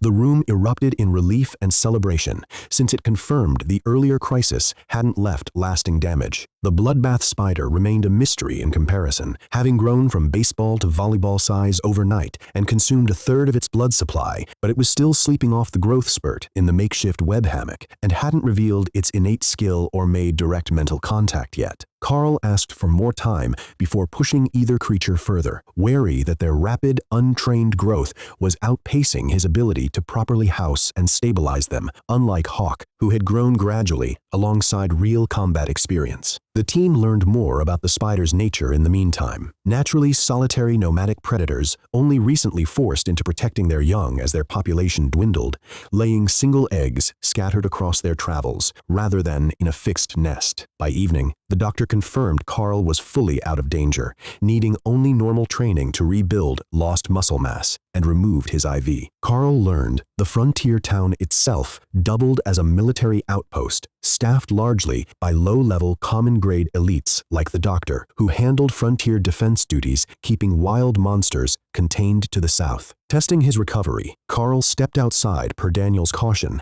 and successfully activated refreshing lightning for the first time, visibly strengthening his body, while Thor briefly stirred, mistaking the activation for an attack before settling back to sleep once it recognized Karl was simply healing. Jody marveled at the effect. Muscle regrowth, skin clearing, and a lingering ozone scent, half-jokingly calling it a healing treatment and spa day combined. Karl noted the skill only worked on himself, but agreed it looked like a solid, reliable defensive tool going forward. Alice tested refreshing lightning by raising a magic barrier for Karl to punch full force. His physical strength was still under-recovered, but the lightning effect itself held firm as an awakened rank ability, matching or exceeding the training armor's durability. Checking for side effects, they confirmed the lightning scorched the ground beneath him but left his uniform untouched, a small but appreciated mercy. Daniel noted his recovery, while slower than creatures with the innate indestructible trait, was still faster than expected. Feeling well enough to eat properly, Karl released the skill and got his first real mental contact from the spider, who spoke with a soft feminine voice, requesting a bigger nest before attempting to lure prey, reminding Karl distinctly of Hawk's early food-obsessed hatchling phase. At dinner, the spider watched curiously through Karl's senses, confused by cooked meat. And after Karl explained the appeal for human digestion and taste, agreed to try a piece transferred into the beast space. She approved enthusiastically, appreciating the warmth and seasoning, prompting Karl to relay her verdict to the table, sparking amused questions about whether she had a name yet. When pressed for one, the spider launched into a grandiose self-description as Death Incarnate, feared shadow stalker of nightmares, utterly unaware of how theatrically edgy it sounded, genuinely proud of her own eloquence, rather than herself specifically. Karl gently guided her toward inspiration by suggesting Arachne, the human goddess of weaving, after Thor's example of naming himself after mythology. Intrigued, but finding the full name too coarse, she settled on Ray instead. Daniel praised the trio of names, Hawk, Thor, and Ray, while Alice expressed eagerness to meet Ray in person, though the spider declined for the moment, put off by the brightness and distance from her nest, with a possible introduction later that night once she felt safer. Alice then raised the practical challenge ahead. With 3 bonded pets now, only Hawk had real experience working alongside Karl in combat, meaning Thor and Ray would need proper introduction and team training once back at the academy, both for safety and to maximize their combined strength. She predicted Rita would be furious at yet another disruption to her lesson plans. Thor, listening in, latched onto the idea approvingly, expressing simple but genuine appreciation for the safety and power found in numbers. On the walk back, Thor bounded around, sniffing the team to memorize them as allies, already the size of a large dog, with distinct jade-toned horns and a wrecking ball-like armored tail he carefully kept from swinging into anyone. Local townsfolk gave the group wary looks, but didn't complain, since the baby Sero behaved like an oversized, harmless puppy. Karl discovered Hawk and Thor could actually hear each other's mental speech, with Thor confidently declaring he'd soon be big enough to protect everyone, unbothered by Hawk's aerial advantage, since his hardened scales made him too heavy and tough to threaten seriously until he grew further. Ray added her own perspective, noting humans compensated for their small size with intelligence, pointing to the sprawling human web of the town itself, though Thor didn't grasp the metaphor. At an open field, Jody gathered everyone to properly introduce Ray, who remained reluctant to leave the shaded safety of the beast space. Karl moved to stand under a tree, and Ray emerged to hide camouflaged in the branches, still nervous, but trusting Karl to pull her back if needed. When Jody failed to spot her, Anise, breaking her usual silence, bluntly pointed out that Ray's body naturally adapted its coloration to blend with her surroundings, drawing laughter from the group and delighted amusement from Ray herself. Alice set up a floating barrier near the tree for Ray to test her combat growth without forcing her into the open. Ray's assault revealed a striking passive ability, offensive adaptation, which let her attacks reshape themselves for maximum efficiency against whatever she was striking. Alice judged her raw attack power roughly ascended level, despite her actual energy reserves sitting only at the low end of awakened. Thor took his turn next, charging a ground-level barrier at full speed wrapped in lightning, slamming into it repeatedly with joyful abandon despite the physical impact, laughing off Karl's concern about his horns and insisting the lightning kept him protected. Daniel marveled that no animal should be able to survive such violent, self-inflicted collisions unharmed, while Thor kept charging enthusiastically, panting but undeterred, prompting Karl to jokingly note they'd need to work on his cardio, a concept Thor cheerfully admitted he didn't understand but trusted regardless. As dusk settled, the townsfolk grew comfortable with the presence of Karl's beasts, having seen far stranger things from elites over the years. Ray finally came down to sit hidden behind Karl, close enough to observe the humans directly for the first time. Karl explained her offensive adaptation ability to the group, drawing a protest from Ray about revealing her secret, which he diffused by framing it as a way for them to help strengthen it further. Curious whether the ability was tied to their bond, Alice asked if Karl could replicate it, and he confirmed he could to a lesser degree, layering the adaptive effect over rend rather than natural claws. Testing it against a barrier, Karl's shred shifted from red to gold on impact, but the effort triggered a sharp headache, a clear sign his recovery wasn't complete yet. He estimated 1 to 2 more weeks before the strain fully passed. The group weighed the paperwork implications of returning an injured student, and Daniel suggested extending their stay another day, having Karl meditate continuously with the lightning barrier active except during meals. To gauge how much the recovery timeline might shrink, Karl agreed, having now figured out how to hold the barrier tight enough to his body to avoid scorching his clothes, which Daniel confirmed by grabbing his shirt without incident. Thor protested being sent back into the beast space, still eager to keep charging barriers, but Karl reassured him there'd be plenty of mages, including Alice, to keep providing barrier practice back at the academy. Ray, equally intrigued by the barrier challenge, mentally began strategizing how she might eventually break through one entirely, unbothered by the fact that Alice was commander rank, confident it was only a matter of time and growth before she could manage it, possibly with some added motivation, like food hidden inside. That night, Karl set two priorities: building Ray a shaded grove for her web, and Thor an open training field within the beast space, reasoning that beast space development likely needed to match each creature's growth stage the same way it had for Hawk to avoid another painful energy crisis. Jody returned with a beanbag chair filled with glass beads, believing it would insulate against Karl's lightning, technically incorrect since the beads would actually melt rather than block the charge,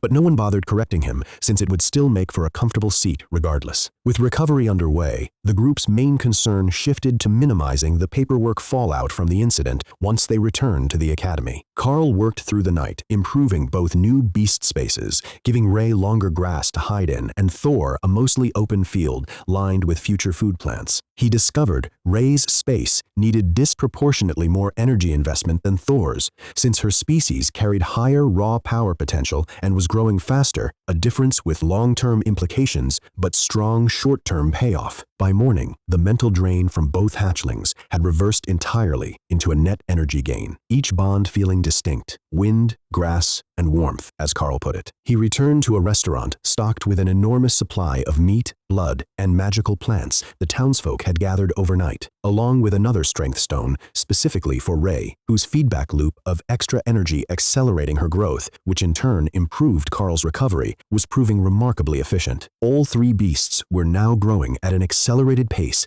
that was actually outpacing Karl's own strength gains, though he wasn't concerned, reasoning that as long as the beast spaces themselves stayed strong, his personal power mattered less. By dinner, his visible recovery reassured the team that bonding two new pets, despite the rocky start, had been the right call. When Alice asked about lasting consequences, Karl explained the real trade-off. With 3 spaces to maintain instead of 1, his overall growth speed would slow, most of his free time going into meditation until the trio matured. Beyond that, progress would depend increasingly on the monster's own natural growth rather than his input, which wouldn't be a major issue until he approached the upper end of commander rank, after which advancement would become a slow grind unless he found a new technique or an even higher potential 4th partner, something he doubted was realistic given how much strain even these 3 had already put on him, let alone something at Overlord or Royal tier. He estimated commander rank would come relatively easily. Royal rank might be achievable before graduation,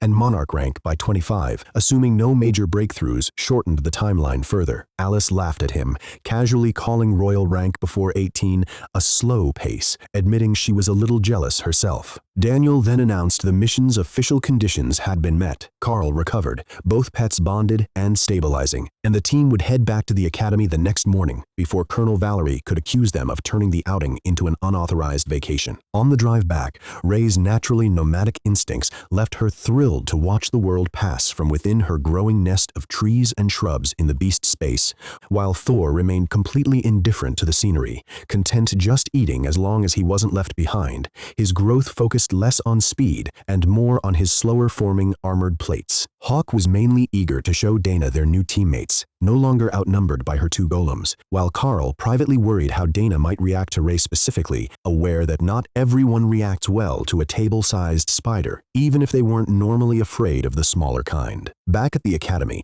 Alice ordered full written mission reports from everyone, warning Karl his would need to be significantly more detailed given the scope of what had happened. Karl included the full account of the near-catastrophic backlash from bonding 2 hatchlings simultaneously, along with his own conclusion that attempting to bond a fully grown monster, unless it was substantially more powerful than him, would likely be either fatal or counterproductive to his growth either way. That evening, Dana arrived looking frazzled, explaining that her choreography and singing instructors, frustrated at losing scheduling time to her magic training, were now cramming their reduced hours since Jill had banned them from assigning homework outright. Karl offered to introduce her to his new bonded partners, and after confirming Thor was asleep, sleep, brought Ray out to meet her. Dana's genuine warmth toward the spiders surprised and pleased Ray, who complimented her as cuter than the other ones, and grew curious after Karl explained the concept of books and reading, something she'd never encountered before, and which fascinated her enough to want to watch Dana study rather than participate herself. Ray followed Dana out to the balcony gazebo, spinning a non-sticky but sturdy web hammock to observe from above while Dana narrated her spell work aloud. Though Ray couldn't contribute meaningfully to the magic training itself, her presence still helped build the beginnings of a bond between them. With Ray occupied and burning her own energy outside rather than drawing on Karl's, he found the mental strain easing further, letting him focus more efficiently on strengthening her beast space relative to Thor's, calibrated to each species' natural growth pace. The next morning, Karl forgot to warn Jill about Ray before she went to wake Dana, and found her cocooned in webbing, glowing with a defensive barrier. Ray proved suspicious of being told to wake up Dana, considering it torture, but retreated into the beast space once Karl reassured her Jill meant no harm. Karl cut her free using Rend, and Jill managed to rouse Dana with a gentle rock of the hammock and a plucked string near her ear, a trick he credited directly to Ray's web expertise. Jill was surprised to find the cut-open webbing had formed a surprisingly well-made blanket-like fabric, and after a rushed morning, borrowed Karl's shower to keep Dana on schedule. Karl then met with Rita in the staff lounge for his mission debrief, where the trip's full story unfolded for the teaching staff. He recounted the locust attack, backing away from the aggressive golden dire bear rather than risk provoking a fight over her cub, then finding the lightning sarrow nest, and, unexpectedly, a bloodbath spider egg tangled in Hawk's feathers. He explained the resulting crisis. Not realizing both hatchlings required their own separate mental spaces, he'd been forced to form a third space under extreme time pressure, straining his body and mind severely before stabilizing. Curious teachers asked to meet the new pets. Thor bounded out eagerly, nearly bowling over furniture and people in his enthusiasm for attention, while Ray stayed shy, hiding beneath the table on Karl's lap rather than approaching directly. One teacher admired Thor's growing green and white scale pattern and asked about his eventual training plan, prompting Karl to note Rita's visible impatience, both at the lack of a plan and at the giant spider currently investigating her uniform buttons, drawing laughter from the room as Ray grew fascinated with the material the buttons were made of. Ray inspected the blackened brass button before losing interest and retreating to the beast space to avoid further attention, and the teachers agreed not to push her comfort limits further. Rita then turned the conversation to Karl's readiness for full training, and he admitted the only real test would be resuming normally and seeing if the mental strain returned, though the new spaces were stable enough now that they were feeding back energy rather than constantly draining him. Rita confirmed morning classes would resume as scheduled, but afternoon training would shift entirely to accommodate Thor, since getting his head rubbed didn't count as legitimate development. At the field, Rita arranged for Hawk to train normally while pulling several early ascended mage students to set up barriers in a rough cube formation for Thor to charge repeatedly, reasoning that sustaining full force awakened attacks would burn through their mana just as effectively as training against ascended warriors typically did. Thor tore into the barriers with clumsy enthusiasm the moment he was released, charging whichever one reappeared first with no real strategy beyond pure joy, his lightning coating both protecting his horns and amplifying the raw force behind each hit. Within 20 minutes, he'd smashed through every barrier, well before the scheduled break, and sulked visibly whenever none were immediately ready, an unspoken judgment the mages found more demoralizing than the physical exertion itself. During the break, warrior students jokingly floated the idea of literally swinging a comrade at the barriers, given how effective Thor's brute charge tactic was, while others were relieved he hadn't been assigned to test their guard skill, instead wary of the injury risk. Despite half an hour of non-stop charging, Thor's natural recovery meant he'd be fully ready to resume the moment the break ended, a fact Karl relayed with clear amusement as the exhausted mage students realized managing a monster's boundless energy was proving far harder than they'd anticipated. Without Karl to split attention with, Hawk thrived during morning training, developing an efficient talent for selectively intercepting only the attacks that would actually land while ignoring guaranteed misses, exposing which classmates had weak aim and quietly pressuring them to improve before the rest of the class stopped tolerating being shown up. After lunch, Rita and the Bureau pair shifted afternoon training entirely to group tactics, judging Karl's martial arts sufficient for minor threats, and prioritizing coordination between him and his 3 pets instead. Alice set up a simulated abduction scenario. Ascended rank guard volunteers in training armor, briefed to hold back but attack for real, would try to capture Karl, while the beasts defended him without seriously injuring the attackers. Thor was disappointed he couldn't simply smash the targets, but Hawk framed it as adult-level practice, winning him over, while Ray cautiously emerged to observe from Karl's back before committing to participate. Once the exercise began, the beasts moved with near-instant coordination thanks to their shared mental link. Thor shielded himself in lightning to block a slash attack before launching the lead attacker skyward with a groin strike, requiring Alice to cushion his fall with a barrier. The other 2 guards raised guard barriers against Hawk's rend, but Ray leapt off Karl's back and shredded straight through one barrier with her claws, landing on the guard's leg and triggering enough panic that Hawk's follow-up strike connected clean through his helmet. The last guard fared no better, overwhelmed by Thor's horns, before Ray finished him off by tearing into his armored coat from behind. Alice called the match for the defense team almost immediately, surprised at how fast the barriers had been destroyed, and one of the downed guards admitted he'd never seen a rend-type attack shatter guard that cleanly. Karl credited Hawk's accumulated combat training and Ray's offensive adaptations specifically, predicting barriers a full rank above her would eventually mean nothing once she matured. Curious to understand the mechanic better, the guard who'd taken Thor's horn strike tested his own guard directly, and Ray dismantled it instantly with visible smugness. When Karl asked if they had stronger defensive options, the guard admitted their specialty was parries and sudden strikes rather than heavy barriers, and suggested running the next round without the pets pre-deployed for better overall training, quietly hoping it would also spare him another encounter with Thor's horn. The second ambush attempt fared no better for the guards, spread out and attacking from multiple angles through the dorm building, one even leaping from a window. Karl already had all 3 located before Hawk intercepted the flyer. Ray webbed another to trip him, and Thor tossed the 3rd guard, the same one as before, well over 5 meters into the air with his horns. Karl explained his precognitive seeming awareness came from Hawk's bonded enhancement to his peripheral vision, letting him track multiple targets without turning his head, while the pets themselves seemed to possess independent situational awareness beyond what Karl consciously fed them. Checking on the guard Hawk had intercepted revealed he was fine physically, but staring blankly at the sky in quiet existential crisis, his armor bearing 6 deep claw marks, where Hawk had shattered his guard and torn through the plating before dropping him. Rita concluded the exercise had failed as a real test, the beast's coordination and Karl's reaction speed making them nearly impossible to genuinely ambush even while resting, meaning a new training approach was needed. Ray pointedly suggested the obvious solution, real combat outside the academy, and cheekily won Hawk's immediate support by dangling the prospect of eating whatever they killed, with Thor simply following the group consensus. Karl shut down the impromptu mutiny, but privately agreed their training options were becoming limited within the safety of the school grounds. Alice proposed a compromise,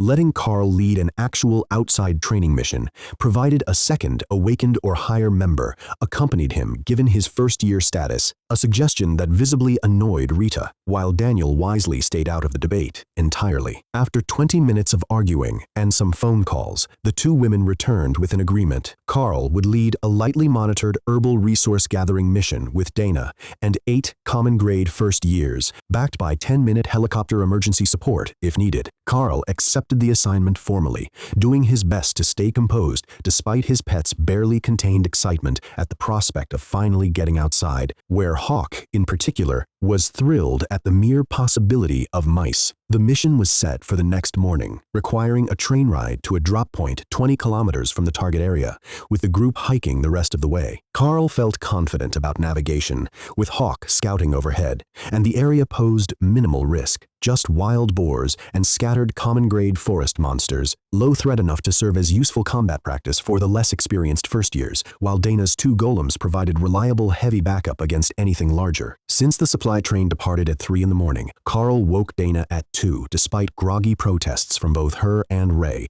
sleeping in the gazebo rafters. At the cafeteria, 2 team members were missing, prompting one student to gleefully volunteer to rouse them from their rooms nearby. The stragglers arrived 10 minutes later, half asleep, and Karl arranged to-go meals for everyone from the sole night shift cook before ushering the group toward the train stop, a kilometer's walk away. Partway there, a student complained about the darkness, and Karl realized he'd forgotten not everyone shared his enhanced night vision, prompting the group to dig out their hand-crank flashlights, standard academy issue that didn't rely on batteries. Students would inevitably forget to pack. His own kit included a similarly hand-cranked lantern capable of charging their emergency satellite phone as well. Boarding the train, Karl confirmed their mission orders with the usher, who radioed ahead to confirm the drop point before waving them aboard for a multi-stop ride lasting until lunchtime. Dana fell asleep on his arm almost immediately, and the rest of the team napped, meditated, or played games to pass the hours. With an hour left before their stop, Karl had everyone eat, use the facilities,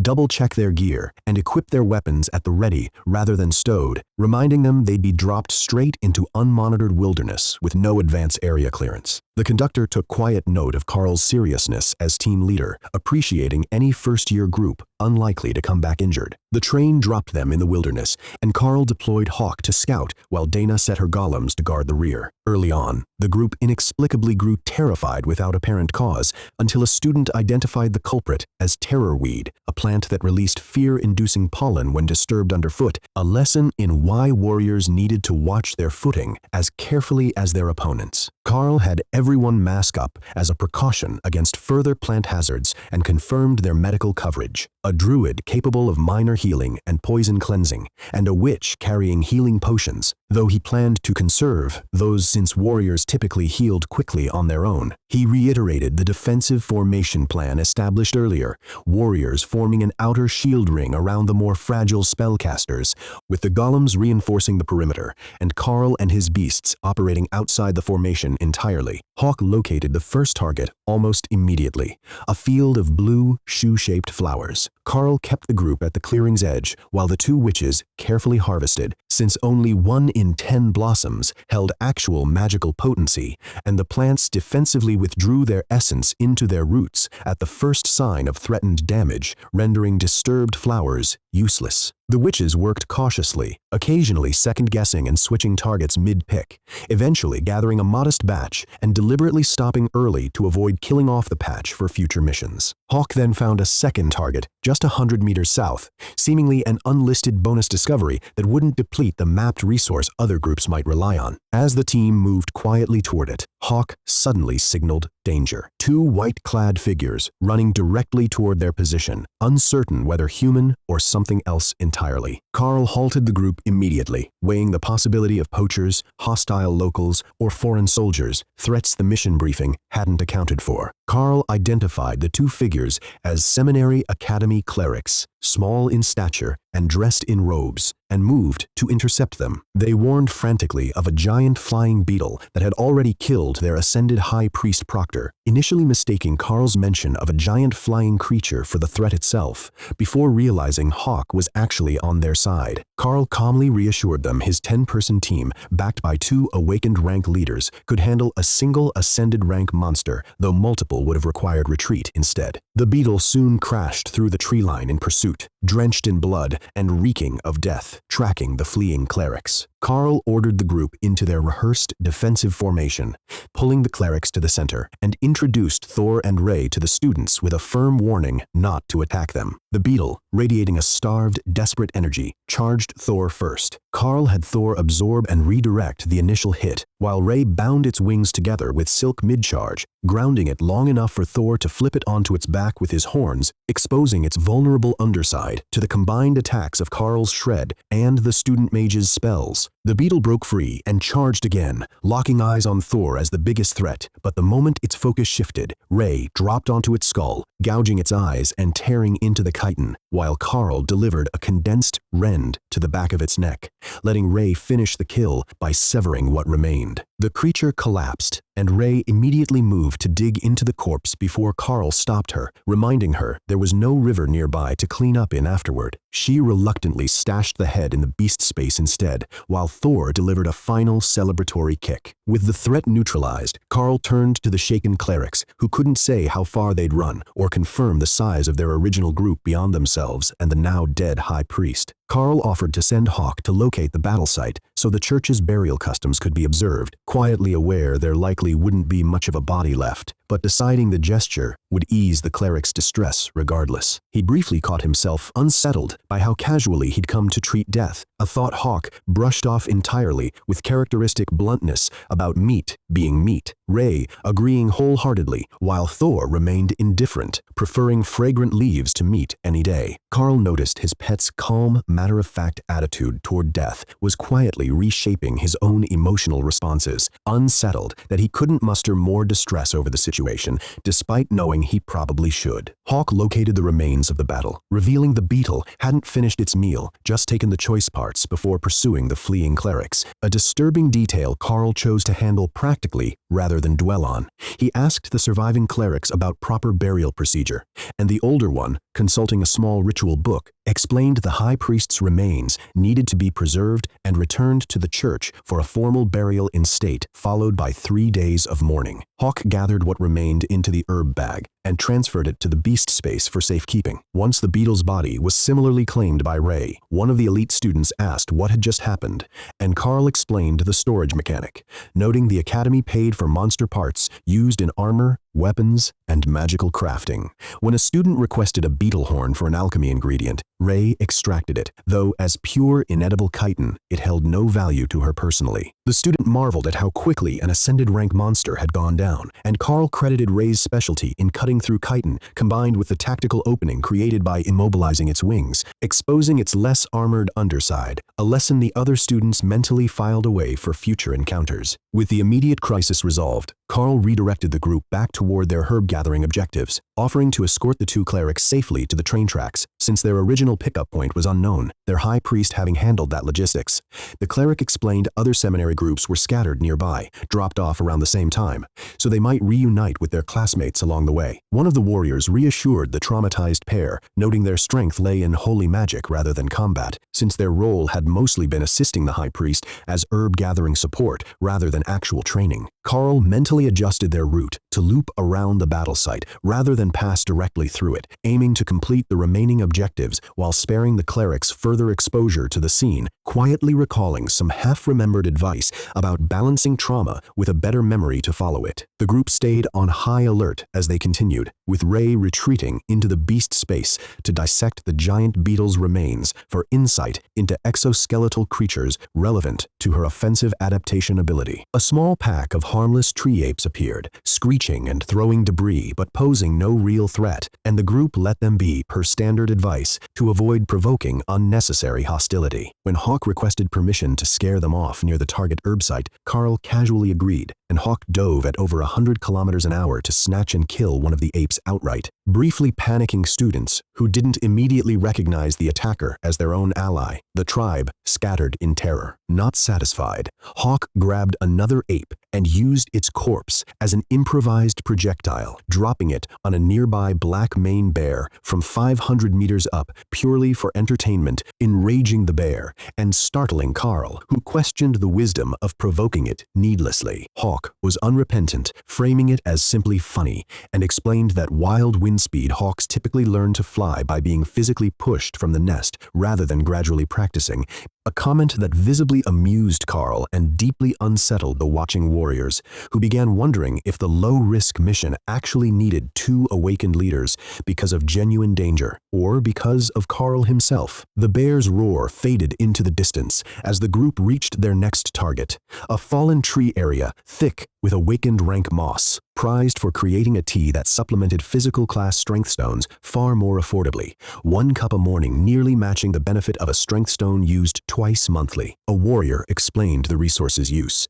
and Karl realized it could double as an efficient dietary supplement for his own beasts, given how much strength, stone, and blood Hawk already consumed. Confirming that witches, not mages, also needed the moss for potion making, Karl proposed splitting the harvest fairly among those who could actually use it, capped at 1 kilo each to avoid waste, earning grateful looks from the 2 witches for advocating on their behalf. After confirming there were no hidden dangers lurking beneath the moss, Karl drew his short sword, not to fight, but to handle the harvest and subsequent loot distribution himself, per his responsibilities as team leader. Karl worked out an efficient harvesting method for the moss by observing its growth pattern, cutting diagonal strips to remove roughly half from each log while preserving the sunniest, fastest regrowing edges. His first log alone yielded nearly 20 kilos, more than enough to cover the warriors' and witches' needs. When the group asked to harvest a bit extra to trade with other students back at the academy, since awakened rank resources this abundant were normally rare, Karl agreed to 1 more log, quietly siphoning a hidden portion into Thor's beast space via the Sero to supplement his diet as an occasional treat rather than a staple. With the moss secured, Karl chose to route the group toward a crystal cave next, prioritizing fairness so everyone, including the rescued clerics, would come away with something useful, saving the second strengthening herb site for afterward. As they traveled, escalating signs of powerful, unidentified predators, claw marks too high to be the giant beetle, unsettled the group. Though Hawk's constant aerial scouting kept everyone reassured, nothing dangerous was actively nearby, even as Thor grew visibly nervous amid the mounting evidence of a serious threat somewhere in the area. Reaching the cave's exterior, Dana spotted unlisted but recognizable plants from her botany studies. Hawk had already secretly claimed a winterberry bush for himself, apparently transplanting it directly into his beast space, a discovery that left Karl wondering just how much magical energy the spaces could sustain living plant life. Dana organized the harvest, 4 warrior volunteers to carefully collect spiny leaves without skin contact, the mages tasked with gathering tiger leaf weed for fire magic training, and Karl directing the remaining warriors on guard duty to also keep an eye out for a mildly refreshing purple and white berry, prized less for magic and more as a welcome seasoning for their standard travel oatmeal rations. The team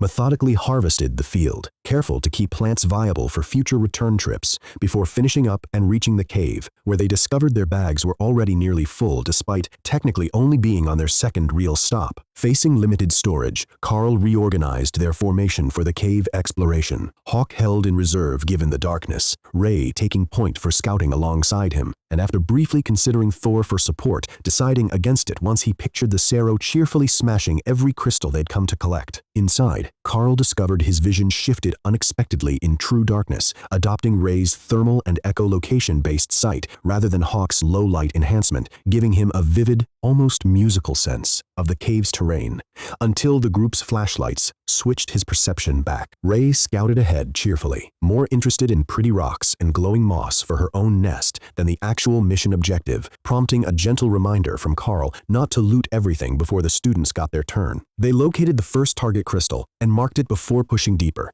until Ray reported a chamber with a pond and something moving beneath the water. Karl cautiously approached with the group and found a stunning cavern lined with hundreds of crystals along a glowing pool, but sensed an unnatural wrongness, suspecting the crystals were somehow tied to whatever lived in the water, and warning everyone to hold off harvesting. The group grew impatient at his caution, testing the water with a stick and getting no reaction, until one of the mages simply pried a crystal loose himself. Nothing happened immediately, but the moment he examined it with a bare hand, a blinding flash of light engulfed the chamber, forcing Ray back into the beast space and disorienting everyone else. Thor, unaffected since his eyes had been closed while eating, was first to recover and immediately sensed danger, bugling a challenge that echoed with a scale suggesting they were no longer in an enclosed cavern at all, but somewhere vastly larger, like an open mountain valley. The sound bought Karl the few seconds he needed for his vision to readjust, revealing something entirely unexpected once he could finally see again. The group found themselves transported into a hidden valley dominated by an ancient golden pyramid temple, guarded by thousands of stationary crystal golems that watched but didn't attack. Dana was awestruck, while Thor readied his lightning barrier defensively. A message appeared,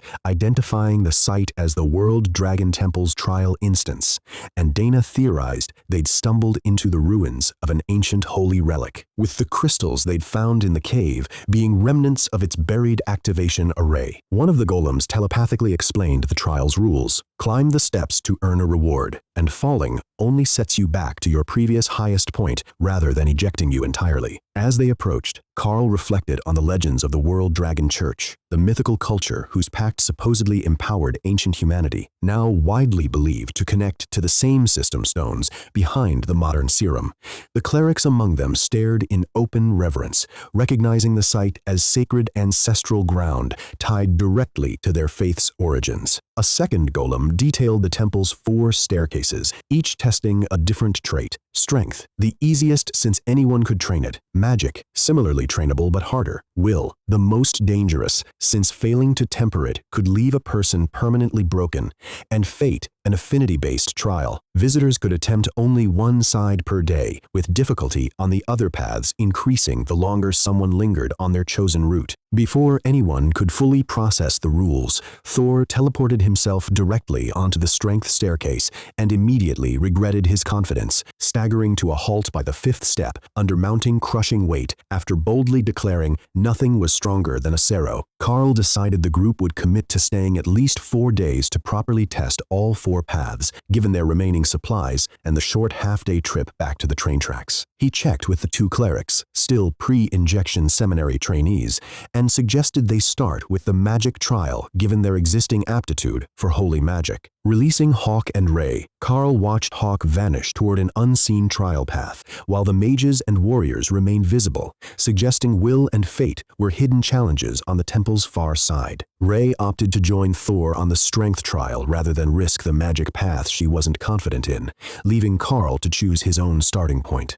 Will, the trial he felt most personally prepared for. Karl chose the willpower staircase first. Reasoning, his mining background, and beast bond strengthened resolve gave him an edge, though doubt crept in almost immediately, questioning whether he should have tested his stronger traits, strength or magic, before relying purely on determination. Pushing forward regardless, he passed a mage frozen in existential crisis on step 5, and Hawk pausing for a snack on step 7, before the world dissolved entirely around step 10 into a vivid memory vision. Trapped in a mind collapse, Karl relived giving his own rebreather mask to a struggling coworker, holding his breath against toxic fumes for what felt like an agonizing 10 seconds until the man returned with fresh air. Jolted back to the staircase, Karl found the psychological weight of the trial mounting with each step, self-doubt whispering that the climb was pointless, that no one could reasonably endure this kind of manufactured torment, that he could simply pretend to have tried and no one would know, since the trials were solitary and unwitnessed. But each wavering thought was countered by his growing resolve.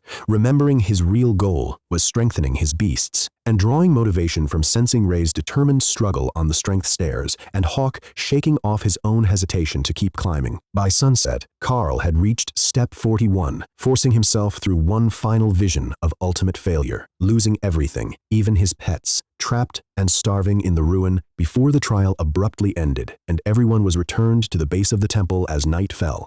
The golem clarifying trials lasted no more than a single day, regardless of progress. Back at camp, Dana admitted the trial had been brutal, even in the shortened afternoon session, and one of the warriors confessed he'd been forced to retreat 2 steps near the end as the pressure became unbearable. Karl, privately resolved never to attempt the willpower stairs again, redirected the group toward practical matters, setting up camp and making dinner for the night. Camp setup revealed the group's inexperience, taking an hour just to pitch tents around the magical fire pit, which many students underestimated as the temperature dropped sharply once night fell. Karl and Dana had positioned themselves near the fire, deliberately for tactical response coverage, while students who'd initially camped farther out for privacy eventually relocated closer once the cold set in. Ray and the golems handled the first watch, with Hawk relieving Ray later so both could rest, and nothing dangerous emerged overnight beyond Thor's eventual antics come morning, when the Sero volunteered his warm body to shivering students, inadvertently drawing a crowd eager to feed him in thanks. At breakfast, a rancher's son organized a communal cowboy stew, pooling everyone's rations, berries, oatmeal, and dried fruit into one shared pot, boiled over a stick tripod using a mage's water spell. Karl contributed a stored piece of iron tusk boar meat from his beast space, a cut Hawk routinely ignored, in favor of better food, food that stayed perfectly preserved indefinitely inside. The meal turned out well, fruity oatmeal and grilled meat skewers, leaving everyone satisfied before the day's trial choices. Karl addressed the group, letting everyone pick their path freely for the day. No rush required, since only one trial could be attempted daily. Privately, he reconsidered his own approach. His meditation during the previous night's willpower trial had significantly advanced his beast spaces, and he wondered whether his real bottleneck as a human bonded to magical creatures was his own weak mana pool, since Rend still ran on magical energy, despite not feeling like traditional spellcasting. Reasoning that the temple's three trainable paths, strength, magic, and will, mirrored the well-rounded mastery ancient warriors likely needed, rather than relying on rare bloodlines alone, Karl decided to spend the day on the mana staircase instead, treating it as productive meditation time regardless of outcome. The group split according to preference. Hawk chose magic as well after exhausting his appetite, testing willpower the day before. Ray stuck with strength to keep building her rapidly growing body, and Thor, and most warriors, defaulted to strength, except for one berserker eyeing the willpower stairs,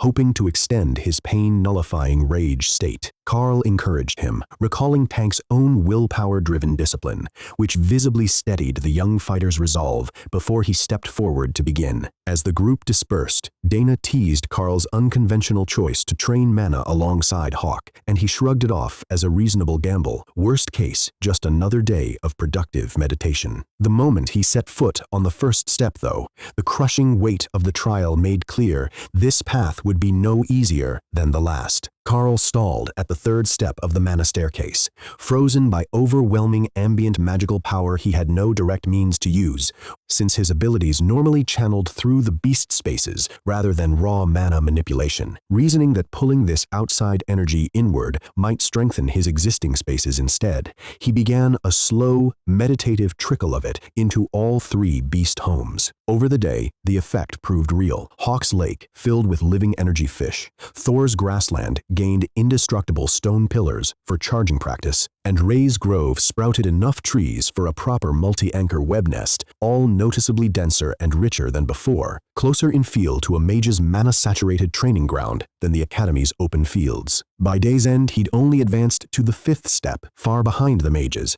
but the qualitative improvement to his beast spaces was unmistakable. Back at camp, dinner preparations got an unexpected boost when the young cleric successfully cast Blessing of Nutrition for the first time, conjuring nearly 5 kilos of rice, a genuine milestone marking her as a true magical acolyte. Her companion, visibly torn between pride and envy, responded not by competing, but by offering a near-functional healing spell to soothe the group's aches instead. Over the meal, the mages reported real gains, roughly a quarter more mana capacity, plus a shared technique for continued growth even after leaving, while the warriors, unable to measure their progress definitively, pointed to incremental gains like extra steps climbed as rough proof of improvement. Karl reminded the group to plan carefully, since this kind of trial ground access was likely rare, possibly a once-in-a-lifetime opportunity, per the cleric's own explanation, given how such relics typically opened only on set intervals or holidays. She promised to have the church formally protect the site once they left. Weighing his own path forward, Karl considered whether to continue focusing on mana control,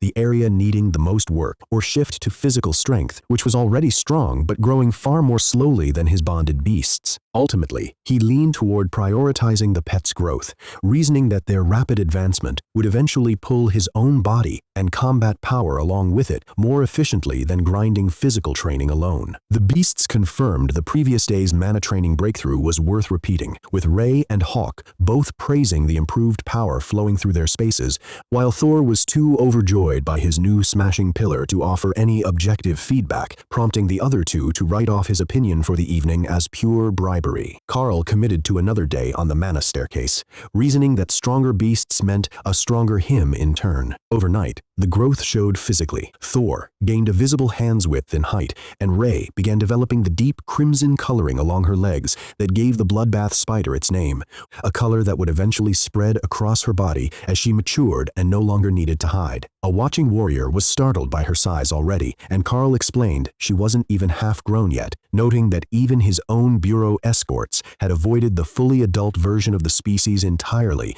when he'd acquired her as an egg instead. Returning to the mana stairs, Karl made real progress this time. Having learned to draw external energy directly into the beast spaces rather than relying solely on converted food, pushing from the 5th step all the way to the 10th despite mounting pressure. By day's end, all 3 beast spaces had grown into proper miniature landscapes rather than bare constructs. Meanwhile, the rest of the group showed visible gains too, the cleric's eyes glowing faintly gold, the mages brimming with expanded mana, and the warriors visibly more toned and powerful than before. Then the golems delivered unexpected news. Only 24 hours remained before the trial closed entirely, a time limit no one had anticipated. Panic rippled through the group, many having assumed they'd have more days to sample every path. Karl felt no regret over his own choices, having prioritized willpower and mana since his body was already ahead of his mind, but had to decide how to spend his final day. Rather than repeat a familiar path, he chose to gamble on the neglected fate trial, reasoning that since everyone present had already proven compatible with the divine serum, they likely carried some innate affinity worth testing, even if the outcome turned out to be nothing more than an interesting story to tell later.